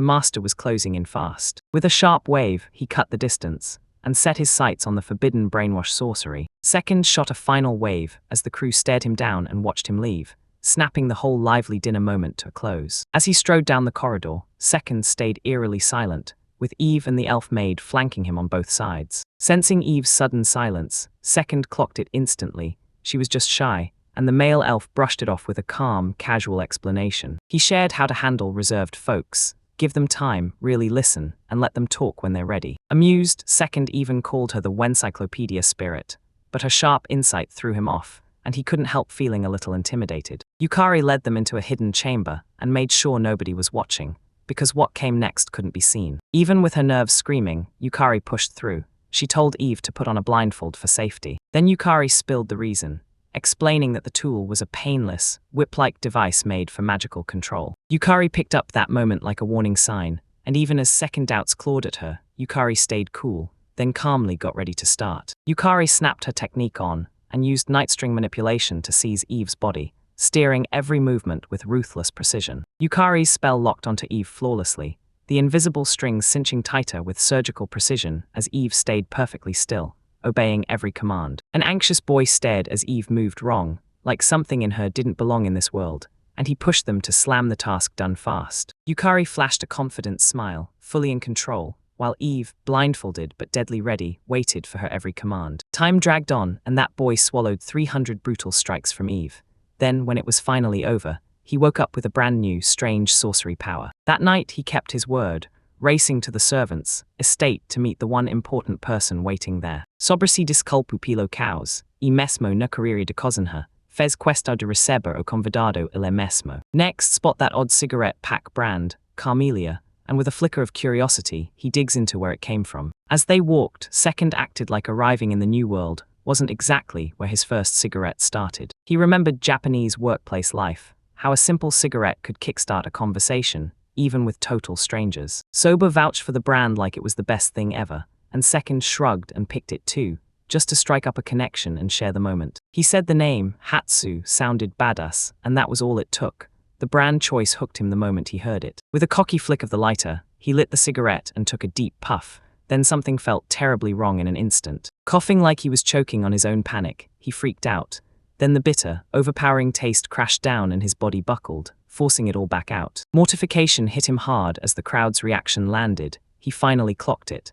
This tobacco was the real deal, nothing like the stuff he'd ever remembered smoking. He finally confessed that his body had changed, and his friend just nodded back, like they both knew time had shifted them. Then he caught a faint whiff, and his curiosity snapped into action. He asked if the tobacco was a totally different blend. Soba laid it out plain. Carmelia's the reason everyone's hooked. Clean smoke, instant comfort, and a serious motivation boost that hits fast. Second flashed a small smile and pushed Soba to cook up some really good meals, letting that motivation fuel every bite. Sora let out a joyful laugh, and they stood together in the shelter, choosing to soak in the moment in peaceful silence. Winfield talked over the second schedule, ready to check the progress first, and then meet the second prince face-to-face later. Winfield snatched the secretary role, and Yukari just stood there, seething as her old spot got taken in the blink of an eye. Yukari's silent rage burned under her piercing stare, daring everyone to move, and even Winfield started watching her mood like it might explode. Second Yukari locked him with that haunting stare, worry spiked. He feared they'd force another duel if the talks crumbled. Winfield told Sylvia and Eiko to slip out and make contact with a hidden crew, secret intelligence on the line. Winfield kept dodging Second's questions, swearing that keeping things secret right now was the best way to protect everyone. With a confident grin, Winfield leaned in and warned him in a serious tone. This was no ordinary round. A strategic war game was about to explode into action. He interpreted the word game totally differently, but instead of backing down, he embraced the challenge and swore he wouldn't stop until he won. Winfield grabbed Second's spirit with open arms, grinning like the world was brighter, and immediately geared up to pull him into the unfolding plans. Suddenly, Yukari strode in with total confidence and slammed 4 months of secret results right in front of her stunned master. Yukari slammed her final results down, armor and accessories, packed with magical effects. Second laid it all out, how endowment works, and then mashed the blacksmith and sorcery paths together to forge destructive item powers that hit like a truck. Yukari stayed silent, but Second stared in disbelief. Every move she made had crushed it. Even with all the patience he had, Second finally admitted the endowment path was brutal, too tough and draining to survive on his own. The whole endowment grind became a relentless loop. Enchant, strip it down, rebuild it up, then enchant again, until the result finally hit that sweet spot. Yukari was drowning in failure, hit after hit with no results to show, yet she kept grinding through countless attempts until she finally chased the effects she wanted. Each loss ripped her world apart. She had to tear the equipment down into half-finished parts and restart from scratch, and every round only drove the costs higher. Sylvia and Eiko lucked out by snagging dungeon materials, cutting costs to the bone, while they could keep running enchantment trials again and again, without losing that all-important consistency. No matter how hard they pushed, all they could forge was second-class gear, and it stuck perfectly to that nasty risk-for-profit pattern. He quietly watched Yukari's rise with amazed eyes, shocked by how hard she worked, so much that she blew past every expectation he'd ever formed. After 4 grueling months, Yukari tore through 3 upgrades, starting with boots forged from the Rock Tortoise boss. Rock Shell Armor is the second upgrade, blasting your vitality by 150% so you can lock in hard and defend like a tank. Eiko strapped on the entire Badger set, turning into a walking tank with maximum durability and rock-solid stability. The last prize was a gorgeous pair of Bishop Exchange rock earrings, crafted with obsessive care. Even though it only gave a tiny plus 5% critical rate, the Bishop Exchange was a sweet deal for the secondary role players. Slapping Bishop Exchange onto 10 slots shot the *** critical rate up 50%**, and with the stat boosts piled on, it doubled **it. Second thundered with praise for Yukari and beckoned her forward, and she answered with calm confidence, ready and waiting for whatever he said next. He demanded she hand the gear over to Sylvia and Eiko, then kept her right back to work with those mesmerizing tasks. Second realized giving gear only to everyone else would snap Yukari's temper, so he mapped out a fair reward instead. Yukari stalled for a moment, then nodded yes, because when the second one promised personal gratitude, she realized she couldn't refuse and agreed to ask for what surprised her. Yukari's request landed in his hands, and he agreed, while a fierce, unstoppable determination kept sparking behind her eyes. Yukari's voice shook as she insisted she'd wait for him in her room that night, flustered but unbreakably sure. Yukari went still at the sheer nerve of her idea, then nodded shyly to confirm, like she couldn't believe it either. He sensed her offer came straight from unwavering resolve, and guilt hit him, because her courage had taken things farther than he could ignore. Second shouted back with full certainty, and he promised he'd be there, no hesitation left in his heart. In the quiet afternoon, the second and his companion tore across the open plains, racing toward their destination. While they were scribbling, the companion peppered them with questions about this surprise visit, and Second stayed locked in, gripping their goal like it was the only thing that mattered. The surprise visit was meant to flex Zepeng's raw power on the spot, before some high-ranking Prince of Castile, even got the chance to size him up. Second rehashed the forgotten lore of Zeipung, stunned by their strategist's razor-sharp depth, right as the academy finally came into view. They finally reached the Royal Academy of Magic, an enormous fortress that screamed power and politics from every shadowy corner. Second's horseback arrival jolted the students. Most recognized him right away, and disbelief exploded into loud, chaotic shouts. He yelled for the missing mine, his voice booming across the courtyard and dragging even more eyes onto him. Mina locked eyes on him and sprinted over, completely thrown off by how fast and how suddenly he showed up. Minds snapped at that reckless entrance. Second laid out what was going on, and their reunions kicked off surprisingly friendly. Second demanded a secluded spot to talk, and someone who could handle the horse right. Meanwhile, Minds ripped into Second for charging in recklessly, and his temper flared so hard that he sparked a full-blown scene across the entire academy. Inside the lounge, the second man casually threw out an apology, while the main one tried to steady his nerves and make sense of the chaos. They clapped fists with warmth, and just like that, their bond snapped back strong after forever apart. Second, he brought Winfield in as his tactician.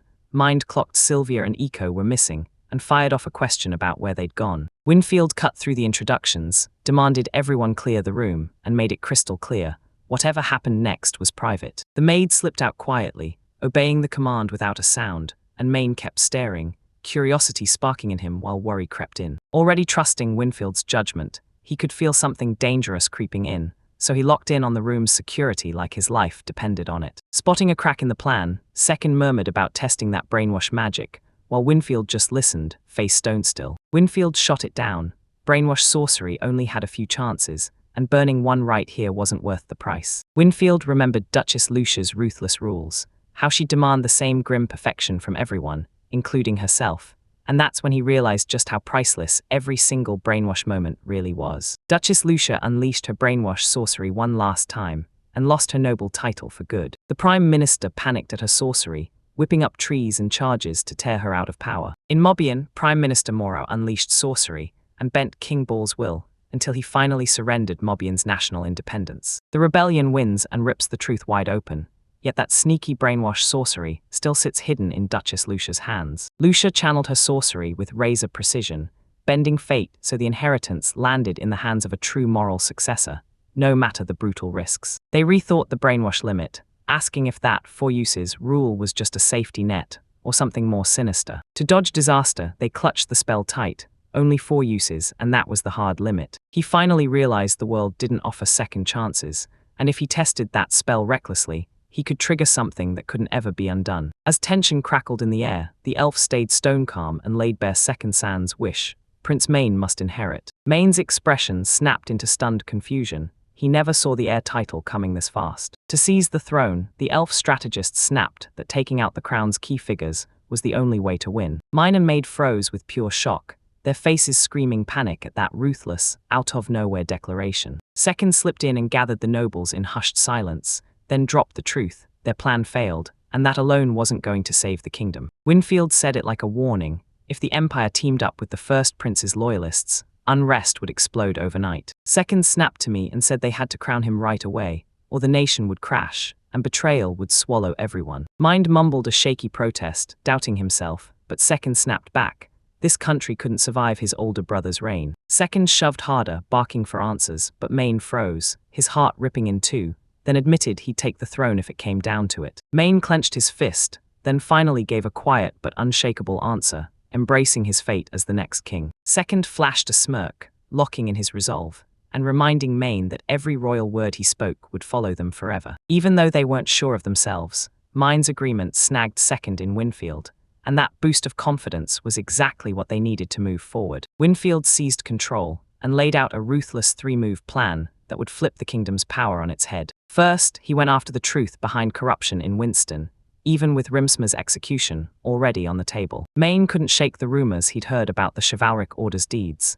Then he realized they'd struck, even after peace was declared. Winfield exposed how the R6 factions, rising fame through diplomacy into chaos, engineered by the first prince and the prime minister. Maine's cluelessness about the political schemes hit hard, and his loud outburst made it obvious he had zero real grasp on authority. Once the news spread, Mobian intelligence turned out to be incredibly rare, and exposing the truth would ignite a brutal public backlash against the chivalric order. Winfield hatched a backup scheme, he'd flaunt the real documents, then forge the rest, all to turn public outrage into a weapon. Second clocked it, Winfield had oversimplified the whole job, and the original documents were now all on her shoulders. Mine panicked that both copies could be gone, while Winfield insisted their disappearance would scream silent guilt. Winfield dropped a third plan: recruit witnesses who'd stand up in public and testify, so the accusations hit even harder. The second one pinpointed them as R6 survivors, but the main character froze, shaking with worry that even a wrong move could light a fire under powerful enemies. Once the second witnesses were confirmed,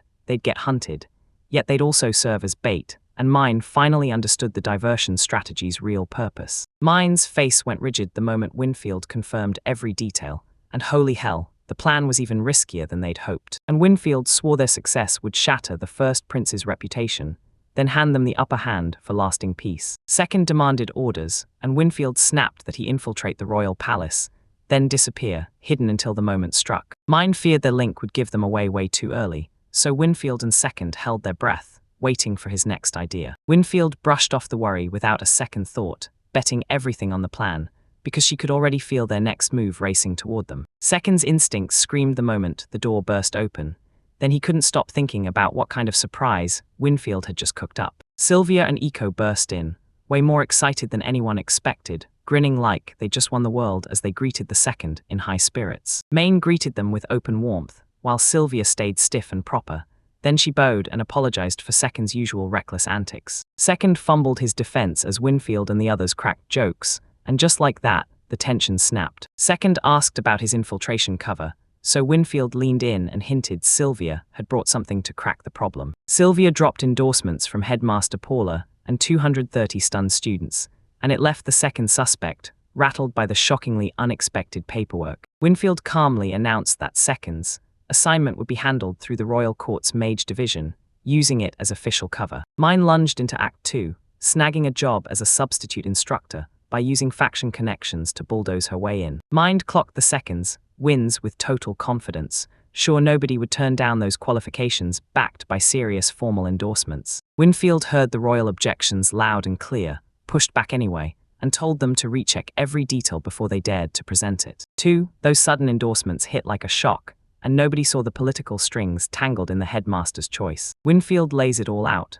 how the second queen's sway isn't just politics, it's a calculated faction play meant to push their agenda. When someone presses Winfield about the student signatures, he leans in and claims they're linked to secret school networks. Even with second thoughts gnawing at him, Winfield doubles down. Being an instructor will give him the authority he needs to keep everything running smooth. Second agreed to step into the role, swallowing his ambitions and starting his brand new assignment. Second is already clocking the next title battles, because he knows those matchups are the real key to crushing his way to greatness. He stares at the storm coming, politics about to explode, and then it hits. He's been yanked into a meeting with Yukari that very evening. Yukari sits in her room, calm as a locked cage, while Second steels himself in his head for the explosive battle talk they're about to have later. Second's spent eyes dull, face blank, like the night's whole ordeal sucked the last bit of energy right out of him. At breakfast, everyone spots Yukari's empty seat, and Second starts to slump as the whole table turns curious about where she vanished to. Second slumped hard, drained to the bone, and even with the morning air still bright, that crushing exhaustion hit him like a wave. Yukari finally settled down in quiet calm, but the second her eyes closed, her mind replayed that night's brutal intensity. Even with all his prep, her energy overwhelmed him, and every plan he threw out crumbled as she pressed forward non-stop. His deadliest technique barely scraped through the fight, then even with boosted strength, he still couldn't outlast her relentless determination. Then came the admission of defeat, because no challenge, physical or personal, had ever drained him like that, with such brutal, total intensity. The whole group crowded around the table as Yukari swung into action, serving a vibrant meal she'd cooked with her own hands. As Eco and Second dug in, Yukari stared in silence, watching every reaction like a hawk while her nerves raged underneath the quiet. Once Yukari finally steadied herself, she shot them an apology for the delay, then flipped open her notebook and laid out their daily game plan. Winfield had already briefed him, so he quickly took over the new tasks and set out to meet the king as the substitute instructor. When Yukari heard Sylvia's schedule and realized there wasn't any urgent mission,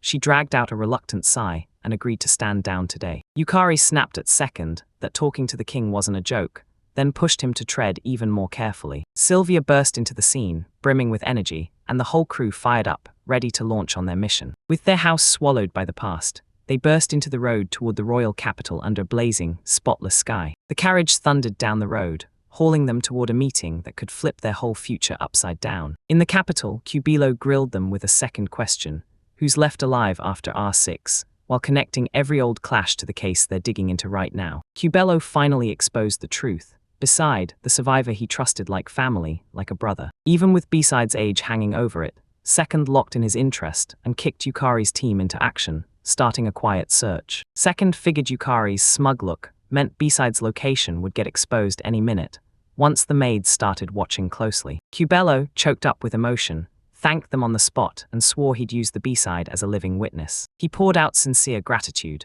then gave Winfield the real credit for building the revenge plan Cubelo had been waiting to strike with. As Cabello poured out his gratitude, Winfield cut in with a calm edge, hinting that her earlier strategy wasn't kindness at all, it was something darker. She made it crystal clear, this wasn't vengeance at all, she was forging a better road ahead for Second. She replayed her own words and finally understood it. He didn't fake it at all. He'd won her support with real alignment, not some manipulative trick. Meanwhile, Second cornered Sylvia and demanded answers about her ties to the Third Order.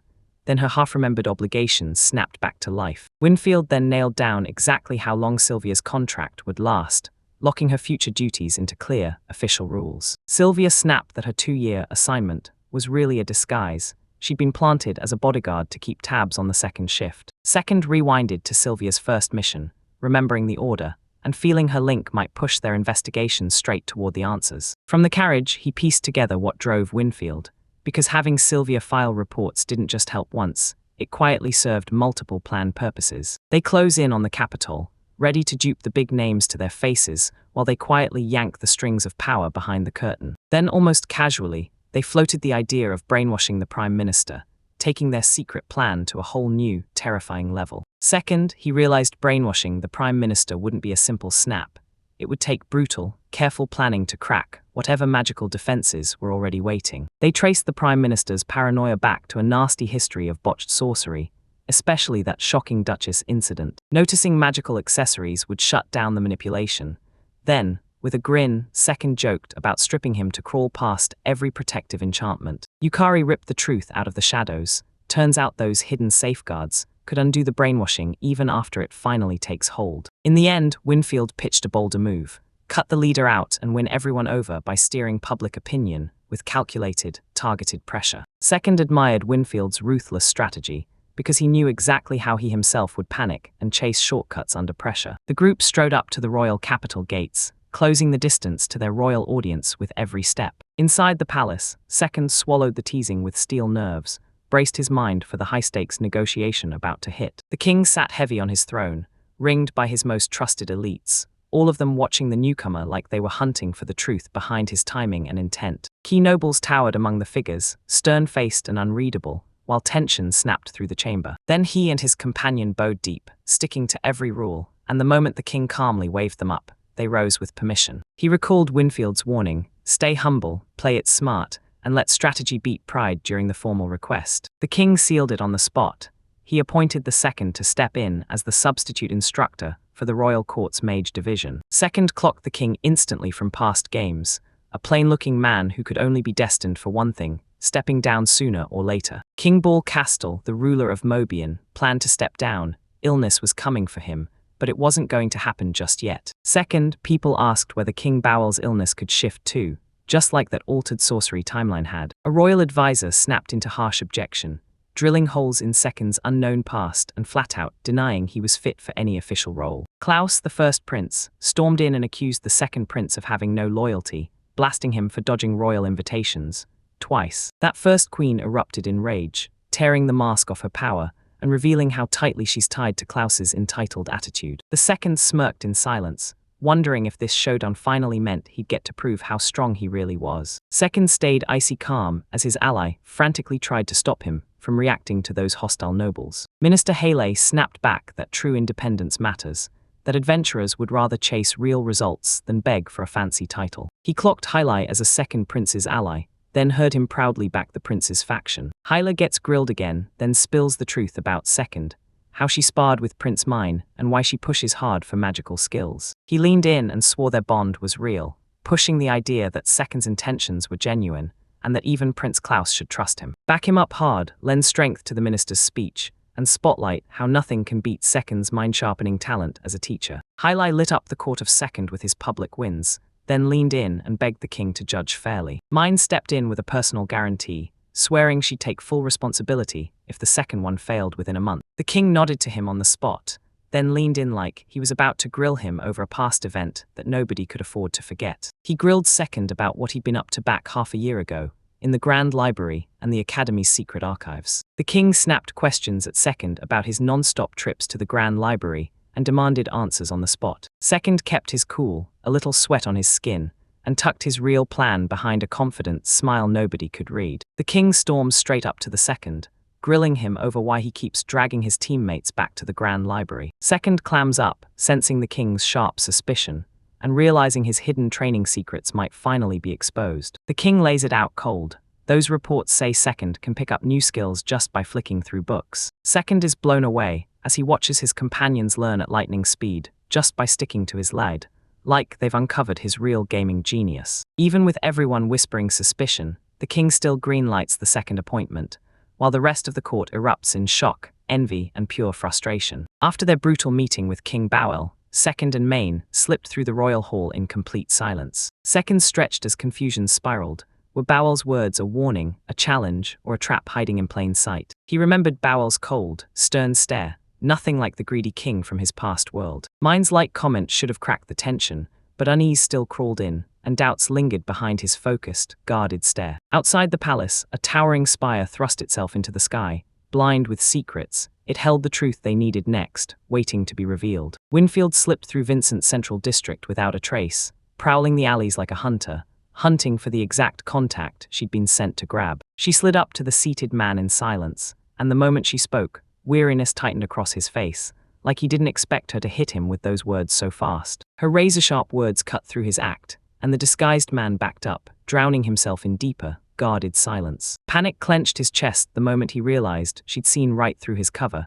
his whole plan for sneaking into the royal archives. Her sharp deduction nailed it. She exposed him as a reporter, proving her suspicions right with zero real fight from him. Winfield stared at the reporter with ice in his eyes.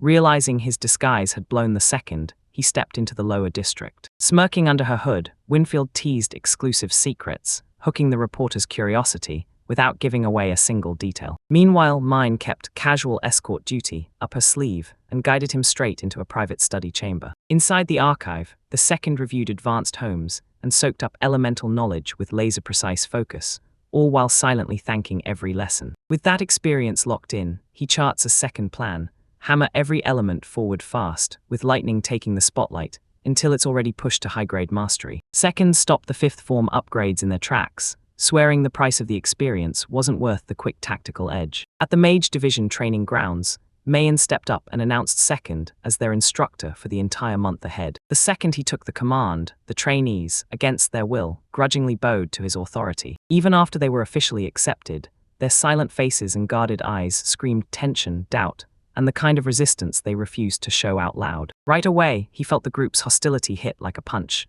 and he knew they never wanted him there in the first place. Second stared the situation down, and admitted that elite mages would never just accept someone with zero formal training. Main bolted out fast with a fake smile, dodging responsibility, while Second got stuck all alone, staring down tension that kept climbing. Their quick back and forth got cut off when Commander Zephyr barreled in, pointing at the trainees, as their descent kept creeping higher. Zephyr begged for royal backing, pushing Main to stand up and speak for Second, to shut down the resistance and wipe away the doubt. Main wouldn't step in himself. He shoved the duty right back onto Zephyr as the unit's commanding officer. Zephyr stalled for a beat as whispers ripped through the students, blaming the second kid all the way for wrecking their training and crushing the morale. Second strutted right up to everyone and dared them to fight, demanding a duel to wipe the resentment clean and prove his worth on the spot. He clocked Zephyr by name, strode in and acknowledged the commander's seniority, then swung straight into their age difference just to light the fuse and spark a reaction. Second flashed a confident smirk and vowed he'd rip away Zephyr's decades of unchecked, self-satisfied complacency. Zephyr froze in shock, then burst into laughter. Second's bold move stunned him, and his outrageous confidence had him hooked. A determined trainee named Cherry strode forward, boldly claiming she should take the spot as second in Zephyr's place. Cherry argued that the commander's involvement would throw discipline into chaos and insult the prince's presence. Calling it internal training, Cherry pushed and persuaded Zephyr to let her step in and fight for him. Cherry snapped at second, warning him, "Don't you dare underestimate the elite division's mages, because their power is no joke." She declared the academy reserve would be reserved for the strongest, and Second's smug confidence lit a fuse of fury in her. Second dove into the temporary teaching role, convinced it was the only way to keep Castile standing and stable. He nailed down Cheria's opponent, but Cheria's brushed off his reputation and shot him a serious warning. Second mocked her arrogance, sneering that she was like a frog who'd never seen the endless world beyond its pond. Seconds of taunting slammed into Cherry's nerves, and rage flared bright on his face. Still, he stayed icy calm, completely unshaken. Second breaks down emotional control in PvP combat,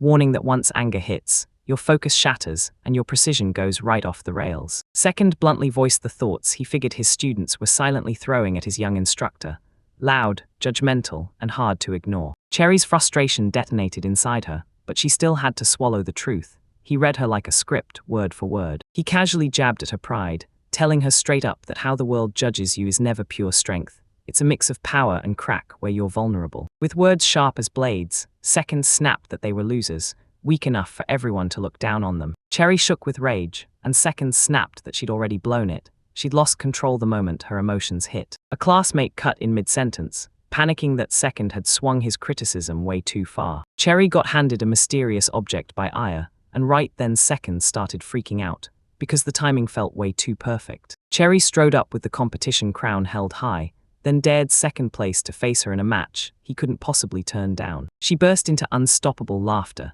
totally wrecked by how absurd her over-the-top declaration and grand ceremonial gesture were. Cherry's mind went blank as she stared. She couldn't wrap her head around why his reaction hit so damn funny. Second burst into unstoppable laughter after seeing Cherry's dead serious face during the opening briefing of the training session. Fuming because their training was weak, Second question challenged the group's standards, and Cherry's patience finally snapped. Grinning at their stillness, the second guy openly taunted the class and dared them to strike him as a team. Ignoring his challenge, the students froze. Then Second stepped in, tore into their cowardice, and laughed at their fake bravery. Second didn't hold back. Zephyr and Cherry were the only ones he considered worth anything, and the rest, they were utterly below him. The commander stayed razor-sharp, but Cherry froze there, totally lost, clutching the crown Irie had handed her, doubt eating at her from the inside. Second just watched in silence while the other students sat back, acting like the match wasn't their problem. Even with disgust crawling up his spine, Second was forced to turbocharge the team's powers in just one brutal month. He made it clear that training matches were never deadly, so everyone could go all out with serious effort, no terror of real injuries. But second-guessing reality punched them with the truth. Unlike Mobius Online, real combat doesn't forgive errors, it punishes every single mistake for real. In Mobius, getting killed wasn't just game over, it meant stat loss, and for the top players, every single death carved in real damage that stuck around for good. Second, she warned them, if it didn't hurt for real, they'd grow careless, then drop their guard without even realizing it. Casual matches trained them like it didn't matter, mindless repetition dulled their instincts, and real effort got swapped for lazy routine. Second broke it down like this. Once death finally strikes, the brutal reality of weakness stops hiding and comes roaring to the surface. He figured it out. Most trainees shy away from real combat, constantly dodging with their heads down and swinging wildly, because fear training has them panicking before they even strike. Second stared them down and warned, even a small habit-based opening can get you killed by seasoned fighters. He made it crystal clear, sparring matches aren't real battles, and they've got nothing to do with actual warfare. Seething at their attitude, Second cut the session short as the students shrugged off his warnings like they didn't even matter. He calmly declared he was leaving, shrugged off their outrage, and promised he'd be back tomorrow to keep teaching. Cherry demanded proof of his strength.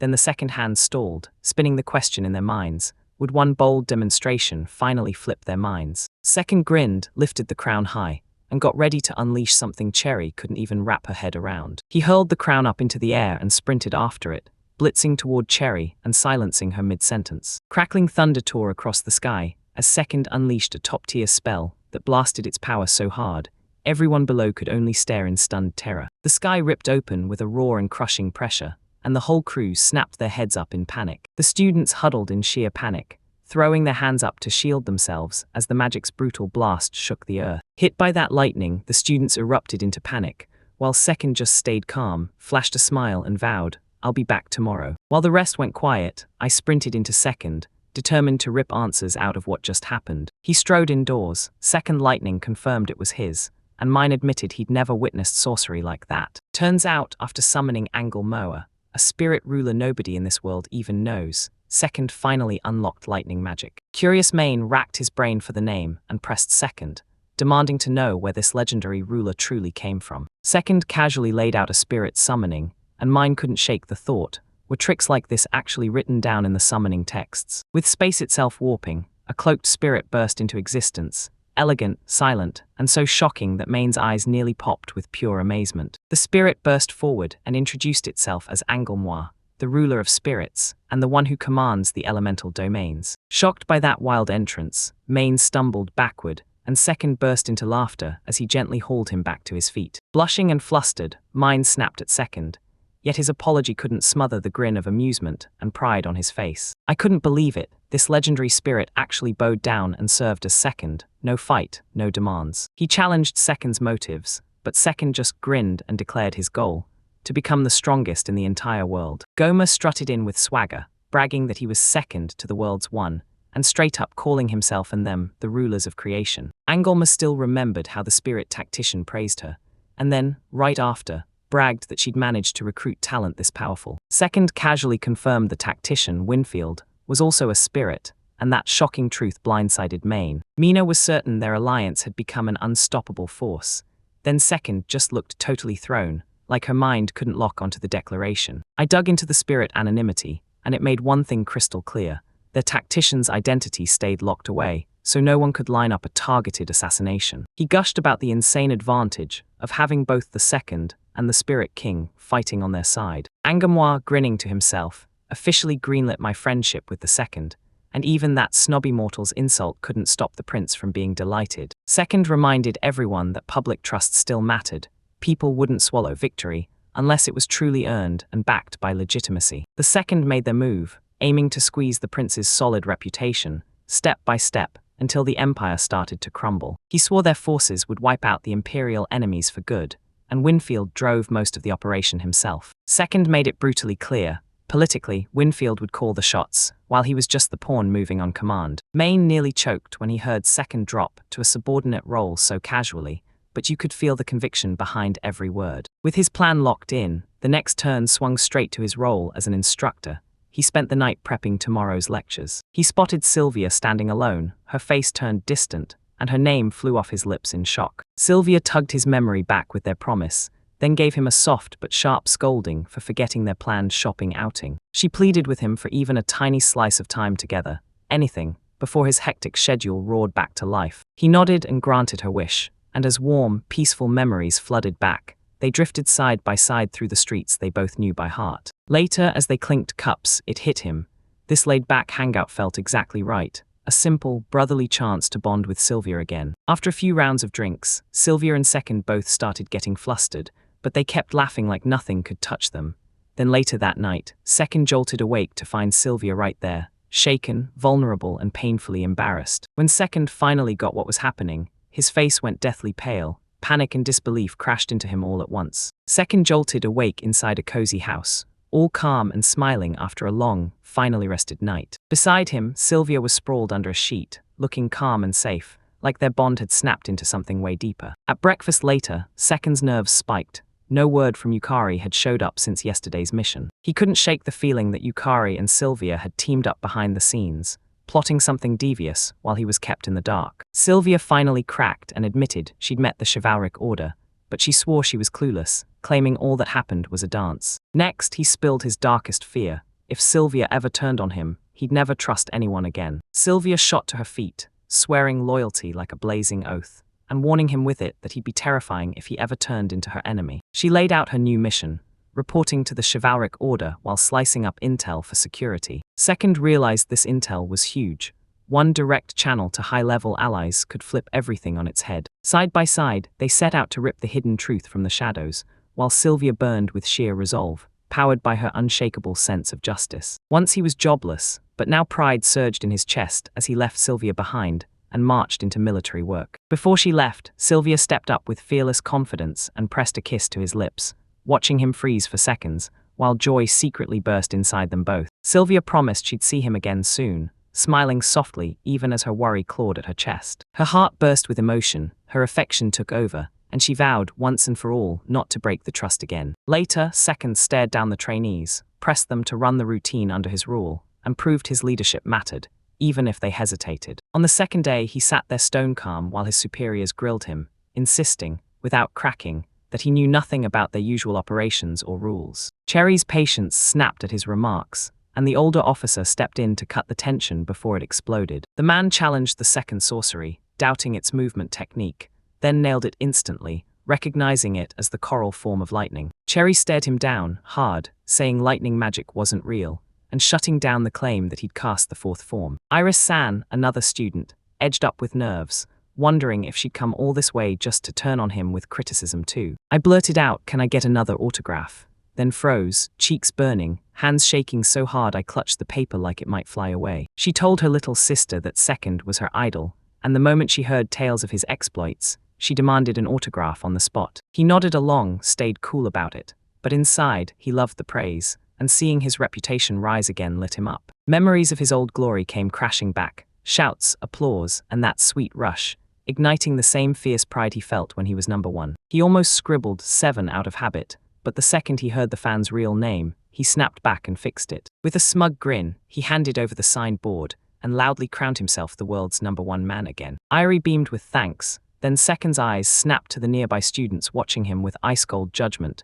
their disapproval blazing clear. He finally caught on. Most guys turned him down flat, but a few women looked at him like they were ready to back him. Cherry's furious glare pinned Second in place, like, "Now's the moment asterisk, time to show he's not just strong, but the one in charge with leadership and total control." Just as he was about to move, the commander slammed in, flexed his authority, and cut straight through the mounting tension. The commander publicly backed Second's power, then barked orders for everyone to start the regular training. No resistance, no exceptions. Hours slipped by and the training kicked back into gear, strict, no excuses, while Second nodded along to the commander's iron command, proving just how powerfully it kept everyone in line. Second had wanted top-tier mages, but when he saw them stumble through every spell, disappointment hit him hard and clear on his face. Their training felt like a game, and Second, she wasn't so sure they were ready for the real fight or the real deployment. He challenged the Mage Division's war job, and found out they handled the extermination hunts, the support moves, the raid strikes, and the brutal tasks on the battlefield. He stared at those flexible formations, confused.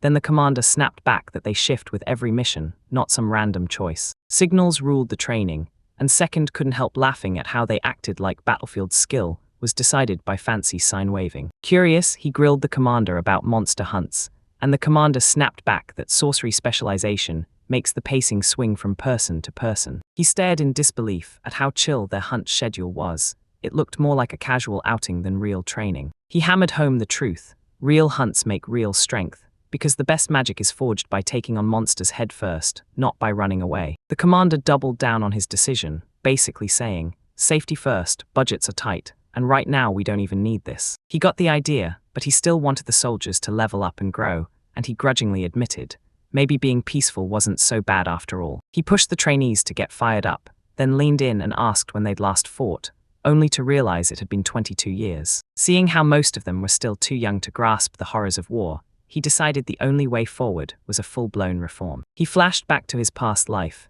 team battles in a serious mock war game, where every move demanded ruthless strategy and sharp tactical planning. He knew team battles inside and out, but his personal dream of total domination never actually took off. Even with just a glance, he clocked the mage's training system as a busted setup the second it came into view. He studied the mage-only formation in detail, and he could already see it collapsing the moment melee fighters crashed in, or the second, a concentrated volley of arrows tore through it. Using mages for support demanded perfect timing.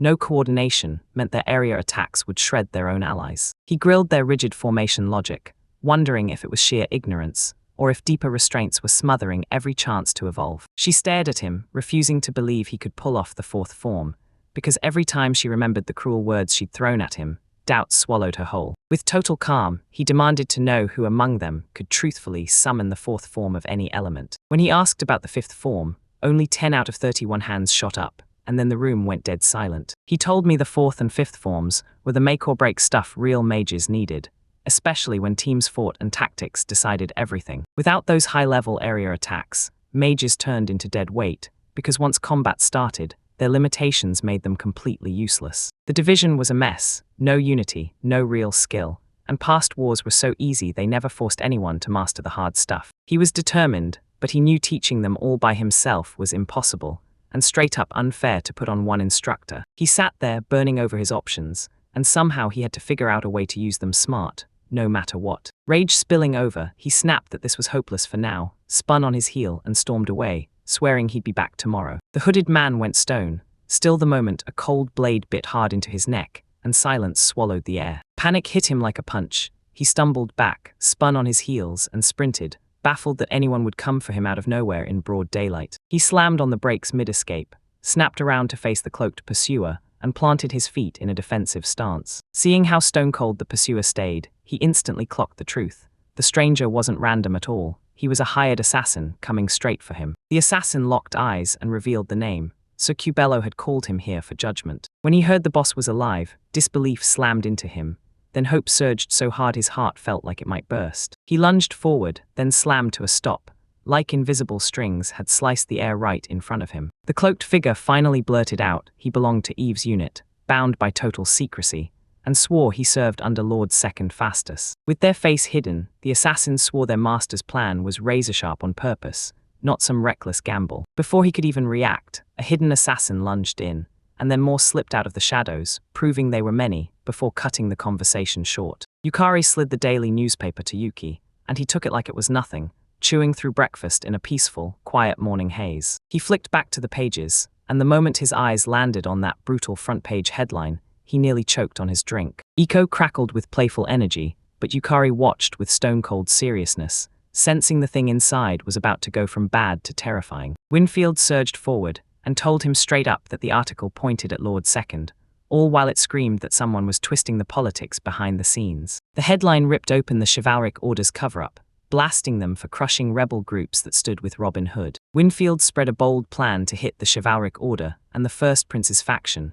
by turning public doubt into a weapon. He laid out how pounding the same message over and over in the press could slowly bend public opinion, step by step, like a quiet form of manipulation. Second finally grasped the move. If he let those shocking, sensational leads fly, everyone would go crazy, hunting for every update and rumor as they spread like wildfire. Feeling way too proud of himself, Winfield grabbed the spotlight, and Second nodded along with a mild nice work, keeping everything light but clearly impressed. During her chat with the Third Chivalric Order, Sylvia was told to quietly plant the idea that Second already knew. Winfield drilled Sylvia on how to forge a believable cover story, then slipped her into Second tasks, right inside the royal court. Second had cooked up a training method for the Imperial mages, even though deep down he wasn't convinced it would actually work. A sharp-witted maid burst in and, without hesitation, confirmed that Cerbicide was locked down safely in their quarters. He gave her a respectful nod, then demanded they prep to meet Cubello right now, no more waiting. Winfield smirked with total confidence,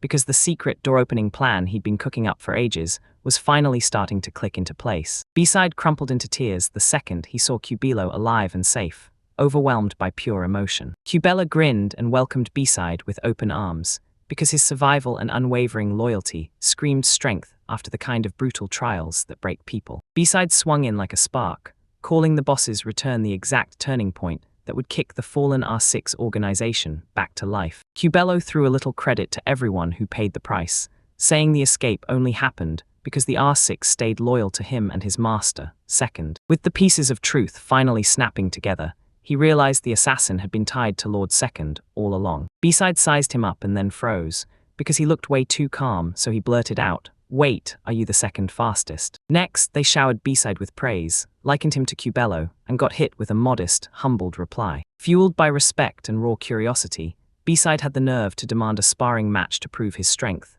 and when a second decline came, he accepted it politely. I kept reminding him this wasn't real life. It was Mobian, and the rules worked totally different here. B-side ignored the refusal and fired a light strike anyway, kicking off a test run of unarmed hand-to-hand combat. Beside shot his fist out, going straight for the calm stranger who stood there without even a twitch. Below just watched in silence as the man juked and dodged with crazy ease, leaving Beside stunned, then secretly amused. Below studied the tension with razor focus, realizing that sneering at the world's strongest player could blow up in their faces. The man snaps a spirit summoning call and hauls enrollment into the world, getting ready to pour divine power straight into his body. As soon as the spirit possession snapped into place, his body erupted in a storm of black aura, and overwhelming power flooded every inch of him. The black aura hit like a punch to the gut, and both men stumbled back in pure terror as the boy spoke up calmly. Refusing to flinch, the challenger surged forward, ready to fight tooth and nail no matter how huge the gap looked. His punch landed clean, but the possessed boy didn't even flinch. An overwhelming magical shield held him tight. Bones crunched on impact, the attacker crumpled in agony, and the boy stood there in silence, hope draining as disappointment hit. Even with the wound tearing him up, the boy pressed healing magic anyway, while the attacker, still apologizing for his reckless move, watched in stunned silence. Angelmasa got pulled back, seething, as the boy roared that they'd never underestimate his real strength again. Beside, he dropped to his knees, begging for forgiveness, while his superior, Below, stepped up and took the blame to settle it honorably. Below stood his ground and defended Lord Second's value, slamming home that Beside still mattered, because he could be the key to R6's revival. Second watched the tension spike again, seething because they just wouldn't listen or fall into the right order. Then it hit him, Below wasn't just talking, she was hinting at something bigger, like a grand plan was already in motion behind the scenes. The second accepted Beside forgave his remorse, then demanded he stand up in front of everyone and testify the truth, so justice could finally hit. A former top player, now serving in the mage division, pitched a brutal combat tactic called *magic curtain***, and it totally scrambled the commanders. In a packed summit of every party leader, they huddled together to plot their next move, figuring out how this brand new strategy could flip the battlefield completely. To make them finally understand what artillery fire feels like, he coined the magic curtain and pushed a tactic of non-stop, close-range spellfire. He insisted mages should cripple, not erase their foes, aim to maim and seize control of the battlefield without wiping anything out completely. Behind that confident grin, he was running an expert tactic he learned from online team games,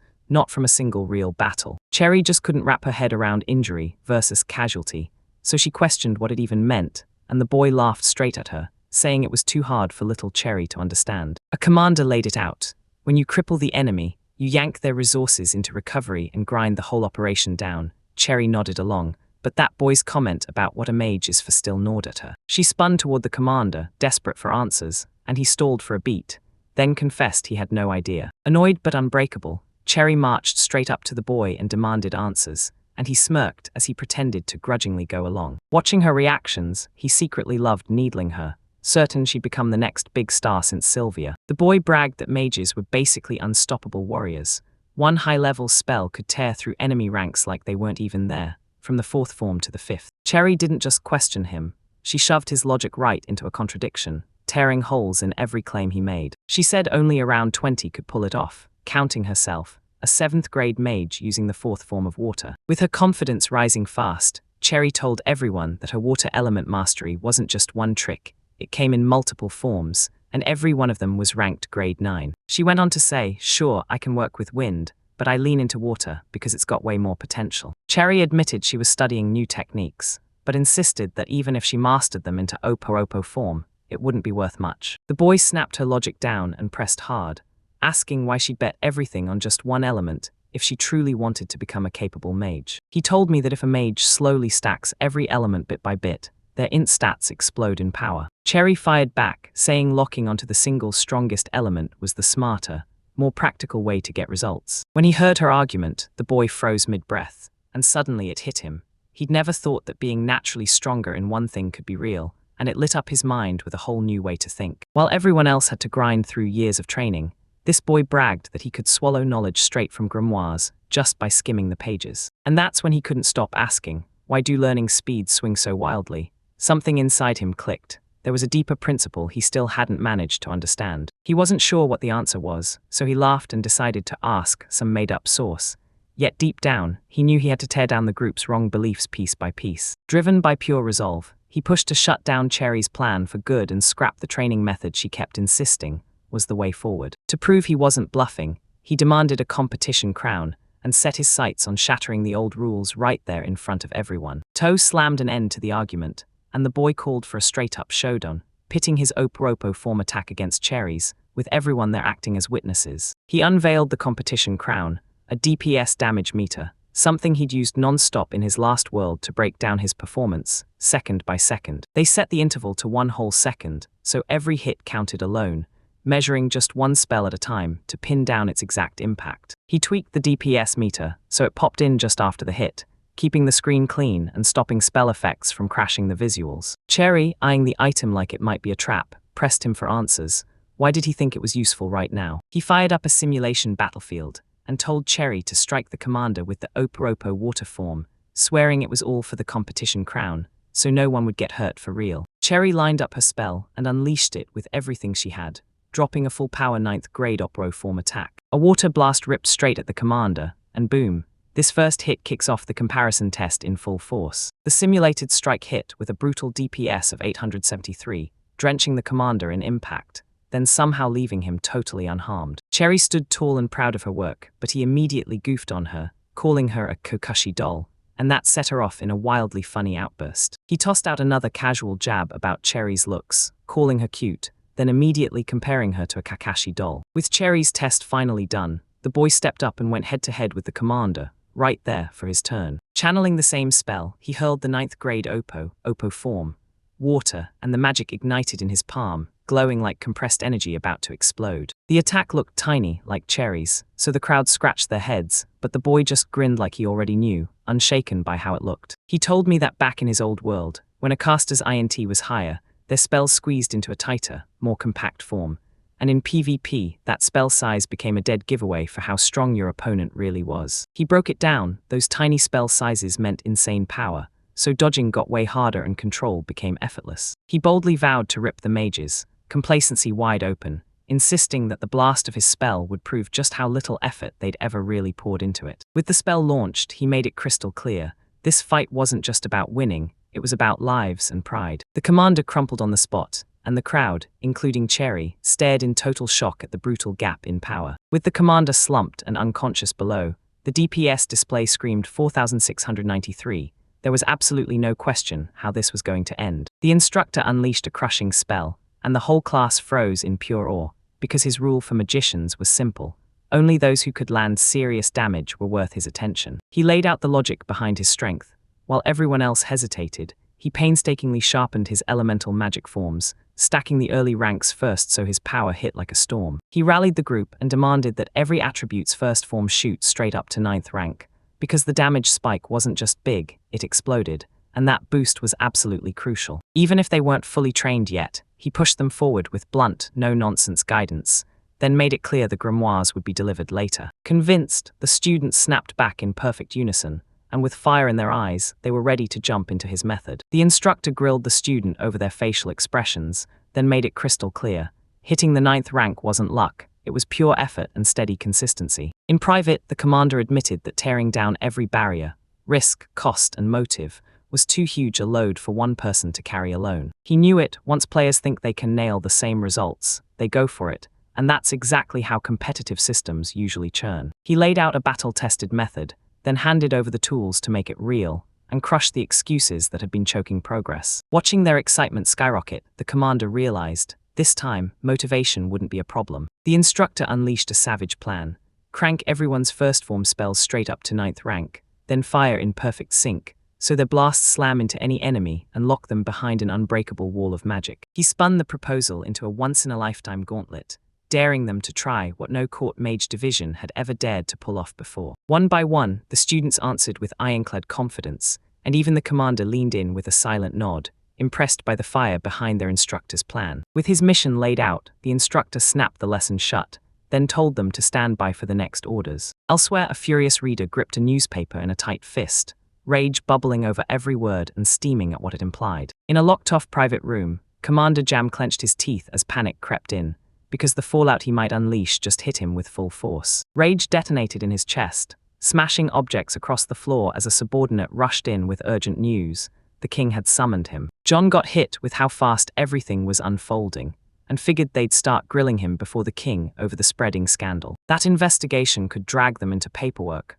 but the third knights might end up taking the heat, maybe. When he spun back to his desk, grit crushed the fear in his chest. He vowed to rewrite those documents before anyone laid eyes on them, scrambling to bury the trail before it got too far. The documents locked inside that secret pact between the Night Orders and the bandits sat untouched on the shelf, until the second prince's allies found them, and then the first prince's faction would get its reputation shattered for good. Zhao's thoughts sprinted, because if he got exposed, they'd either pin everything on him as a scapegoat or come for him straight as the commander of the Third Night Order. Meanwhile, the king called his council into a room, staring at that morning's Vince newspaper, because the headlines screamed treachery. When they pressed him, one official shot down the claims as baseless and infuriating, waved off the article like it meant nothing. The first prince cut in with a fierce refusal, shutting down every claim that any pact ever existed. When the king grilled Memphis, he swore he knew nothing about the pact, then promised to launch a ruthless internal investigation before the second night hit. Everyone's eyes snapped to Jorm.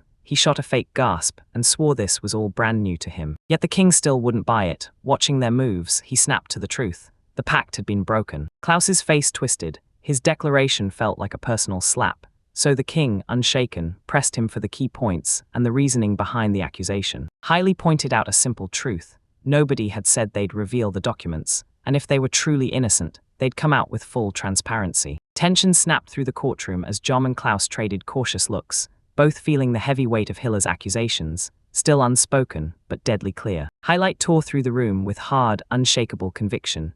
Because the moment massacres are justified to crush rebels, the whole nation starts teetering on the edge. Klaus shoved back hard, saying the crackdown had to happen, and he blamed the fresh crime surge on the lack of deterrence, no bandits around, and on the grim, getting worse conditions in places like Winston. Highlight demanded answers for the stalled deployment, pushing hard on whether this delay was negligence. And now gangs were throwing unchecked violence at the capital like a storm. Klaus demanded a retraction, insisting his moves were completely misunderstood and totally pre-planned. Hyla ripped the truth wide open.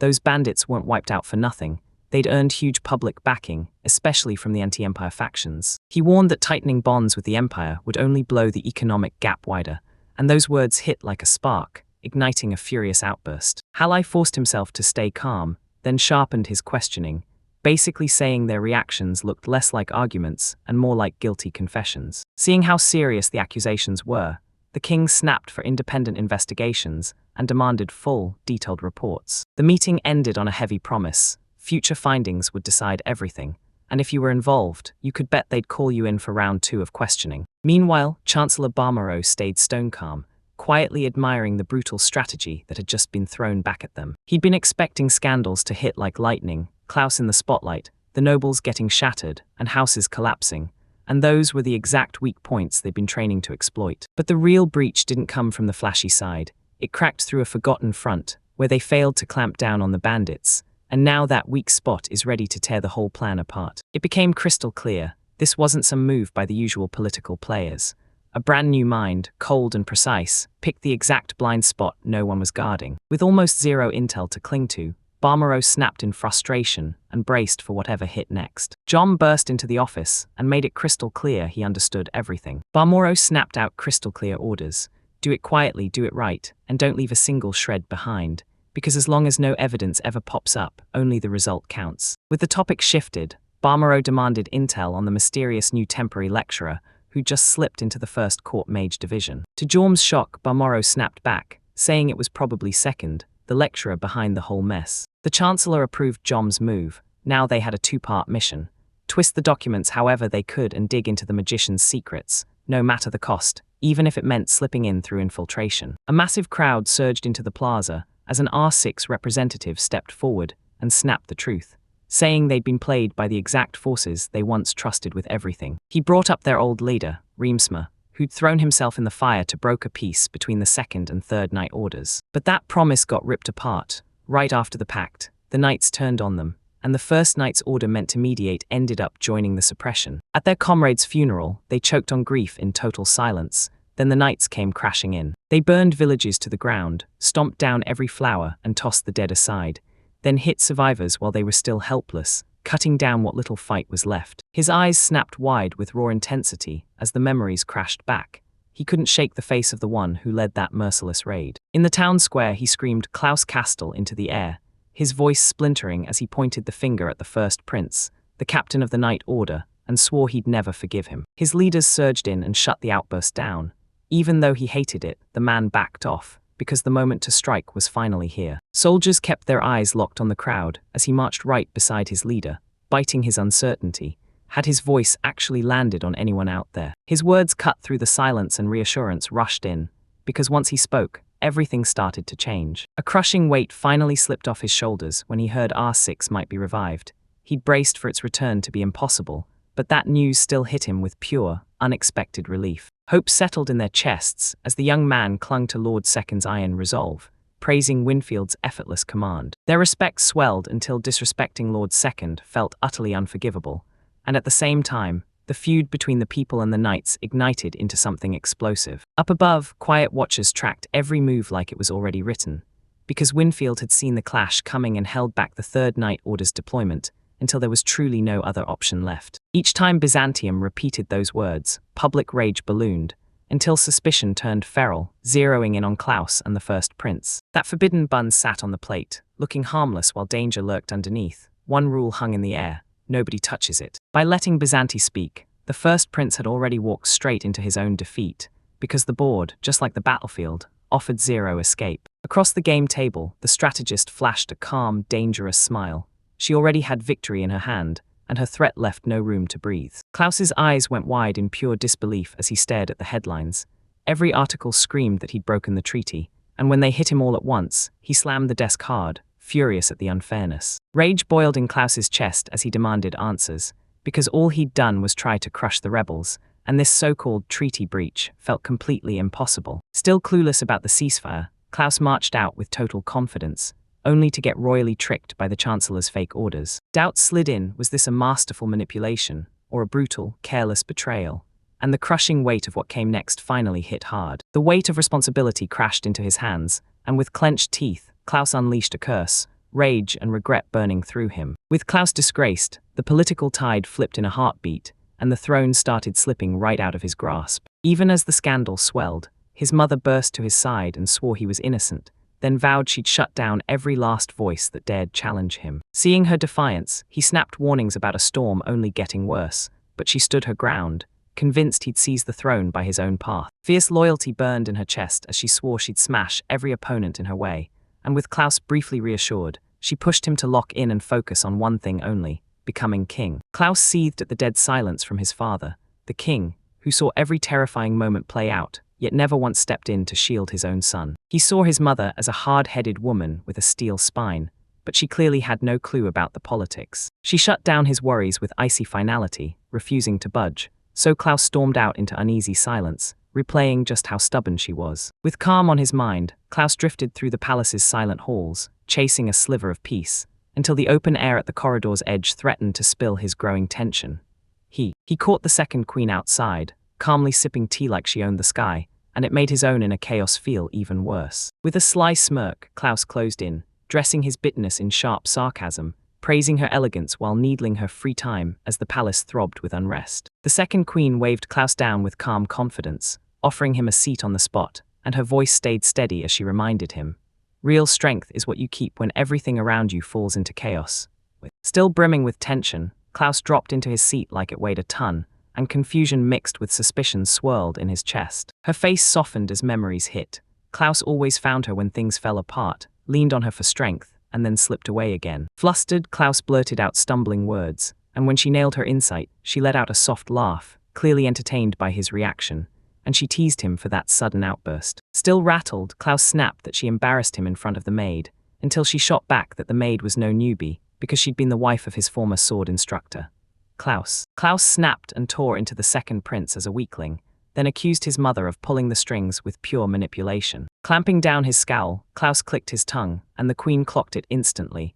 This kid had just lived through something huge, something that rewired him. With quiet grace, she voiced hope for Klaus's future too, but Klaus didn't budge. He swore he'd outgrow his younger brother through his own strength and take the throne. She watched his pride burn brighter and brighter, and she told him straight: becoming king wasn't the real prize, his blindness was, and it was the one flaw that doomed him. Klaus shot back with a demand for answers, and the queen's warning hit like a hammer. One day he'd be dragged into consequences and made to atone. The Queen's second voice stayed stone steady.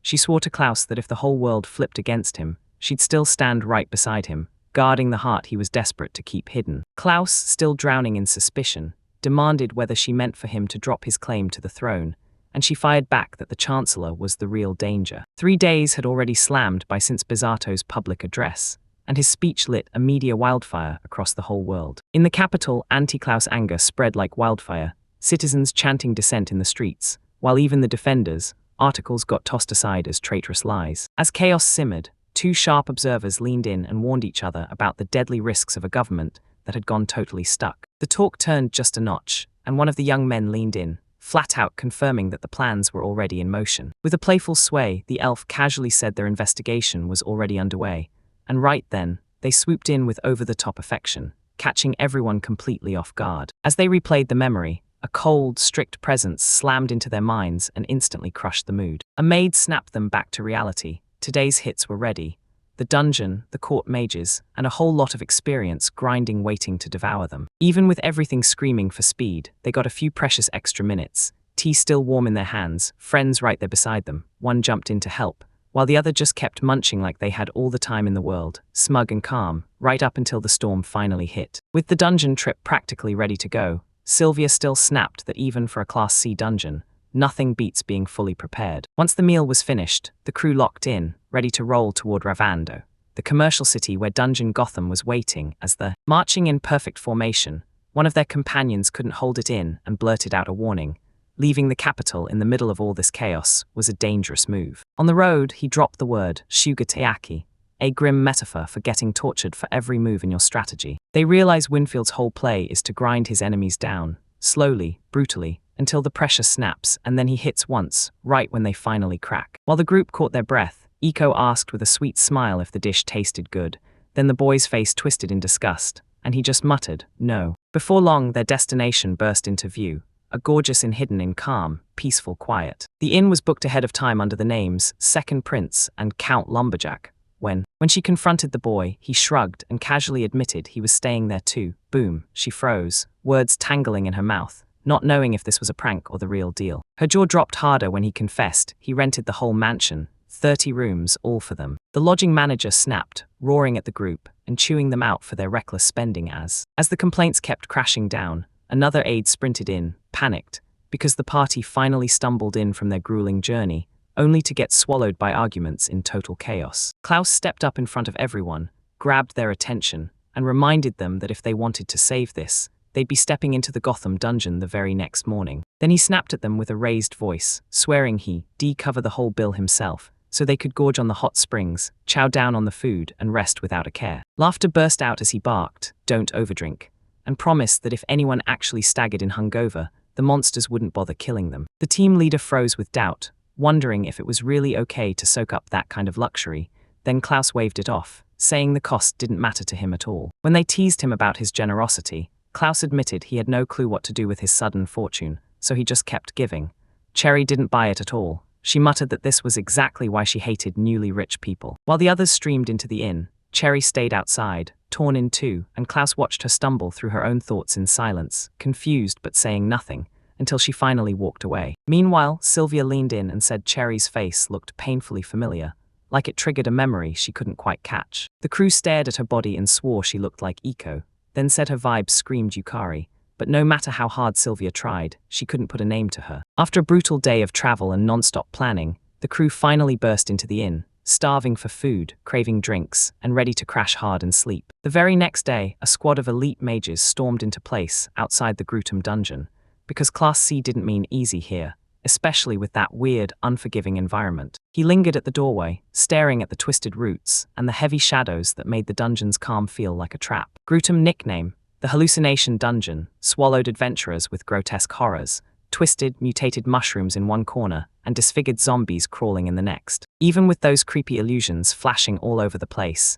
anyone who could resist them found the dungeon way more manageable than it looked. Every creature unleashed hallucination magic to slam the intruders' senses, and if their blows landed, the targets would stagger for 10 whole seconds, long enough for the monsters to pounce and finish the job. In the dungeon's chaos, two ways kept the hallucinations at bay: dodge the magic, or eat a banana. Even if it sounded crazy, eating just one banana gave him full immunity to illusion effects for an entire hour. To everyone else, the explanation sounded like nonsense, but the protagonist shrugged it off and treated it like Mobian's built-in rules, just the way the world is wired. As he laid out the trick, the other adventurers laughed it off. None of them had ever heard of anything like it, proving this world barely had a clue about anti-hallucination tactics. Wildly, even the shops were out of bananas and bulk, yet NPCs still peddled them like nothing was wrong, thanks to some secret mechanic almost nobody noticed, but the pros milked for profit. Clutching a banana like it was a secret weapon, the protagonist smirked and said eating one every hour would wipe out the dungeon's hallucination magic. His companion stared in disbelief at his massive stockpile,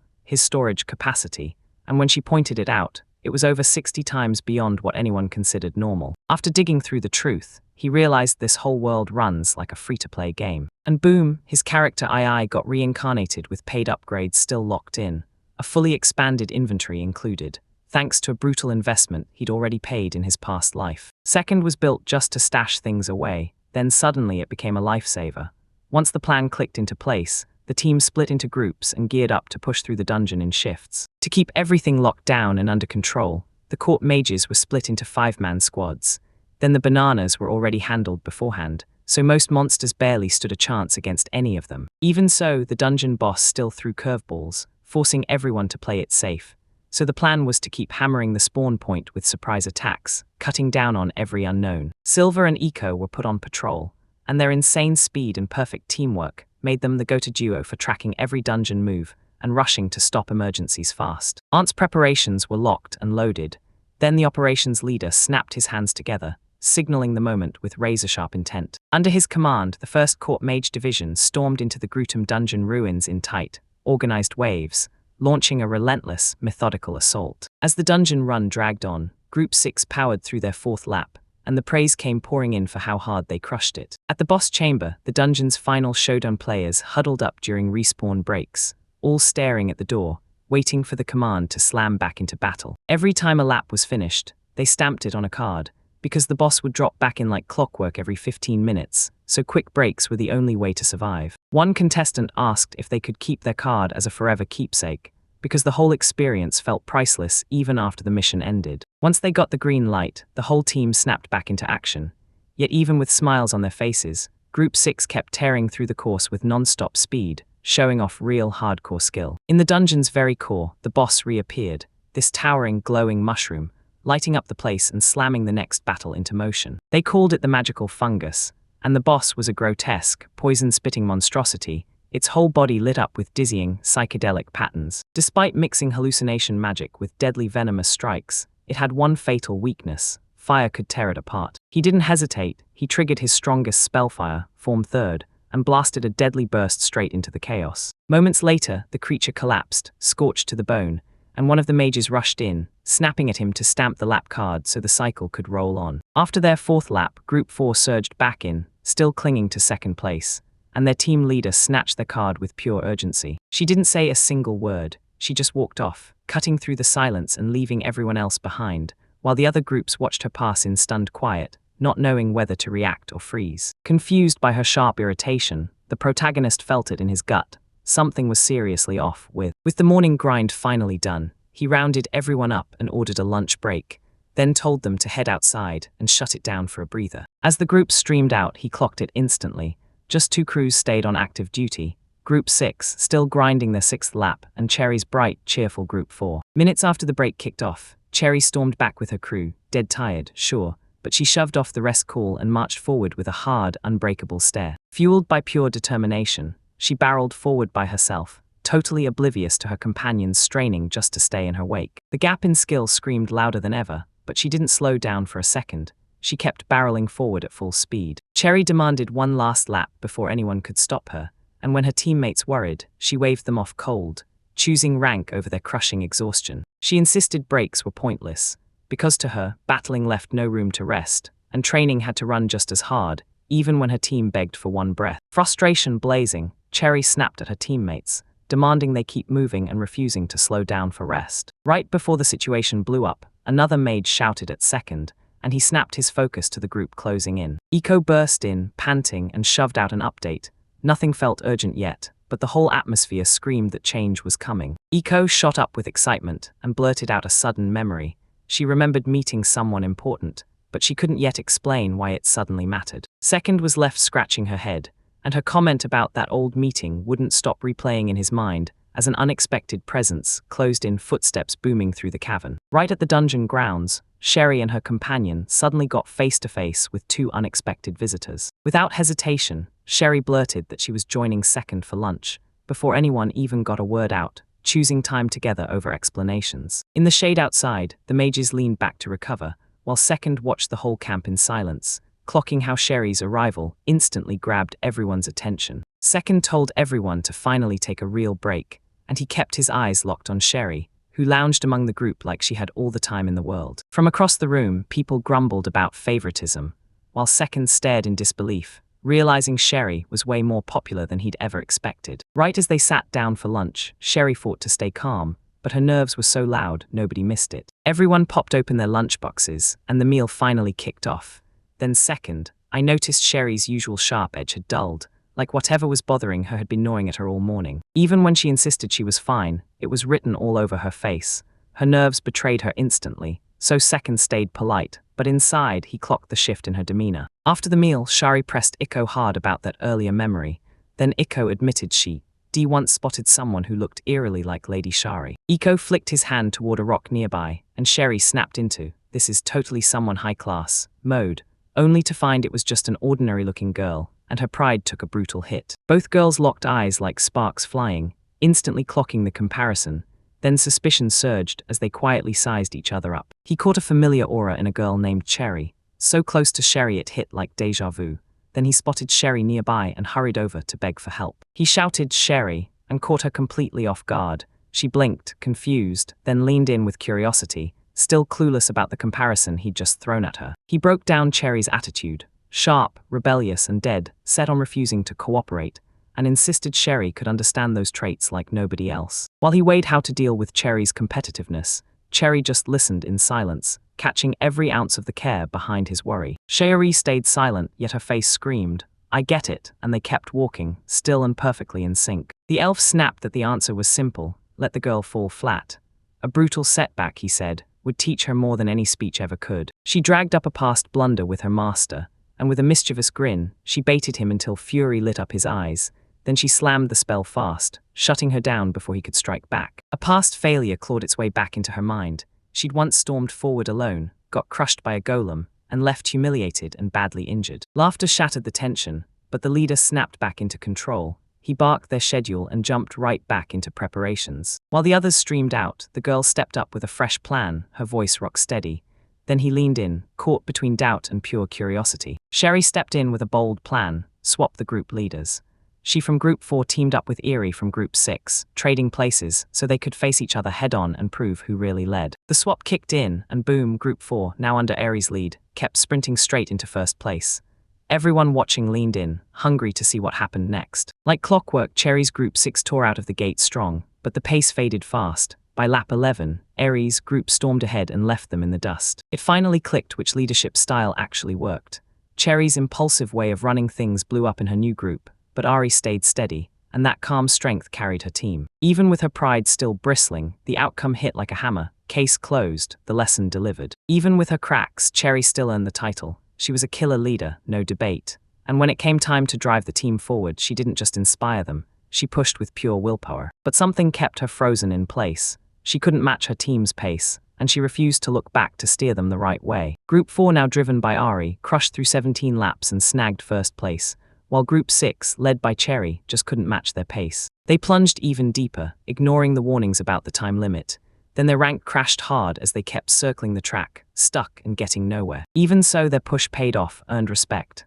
Sure, the result was messy, but Group 6, especially its members, refused to quit, and that grit was genuinely admirable. Group 6 finally staggered back from the challenge, bone-tired, bruised, and wiped out, but they still crushed the trial and finished it. When the rest of the team finally spilled out of the cave, the observers locked in on them. Sure, they moved slow, but their resolve was rock solid. They got called out for knocking out all 16 laps and grabbing fourth place, and right then Cherry's face fell. She clutched the results sheet so hard it crumpled in her hands. Tension snapped tight as Cherry spun around and glared at her teammates, furious and unable to mask her disappointment.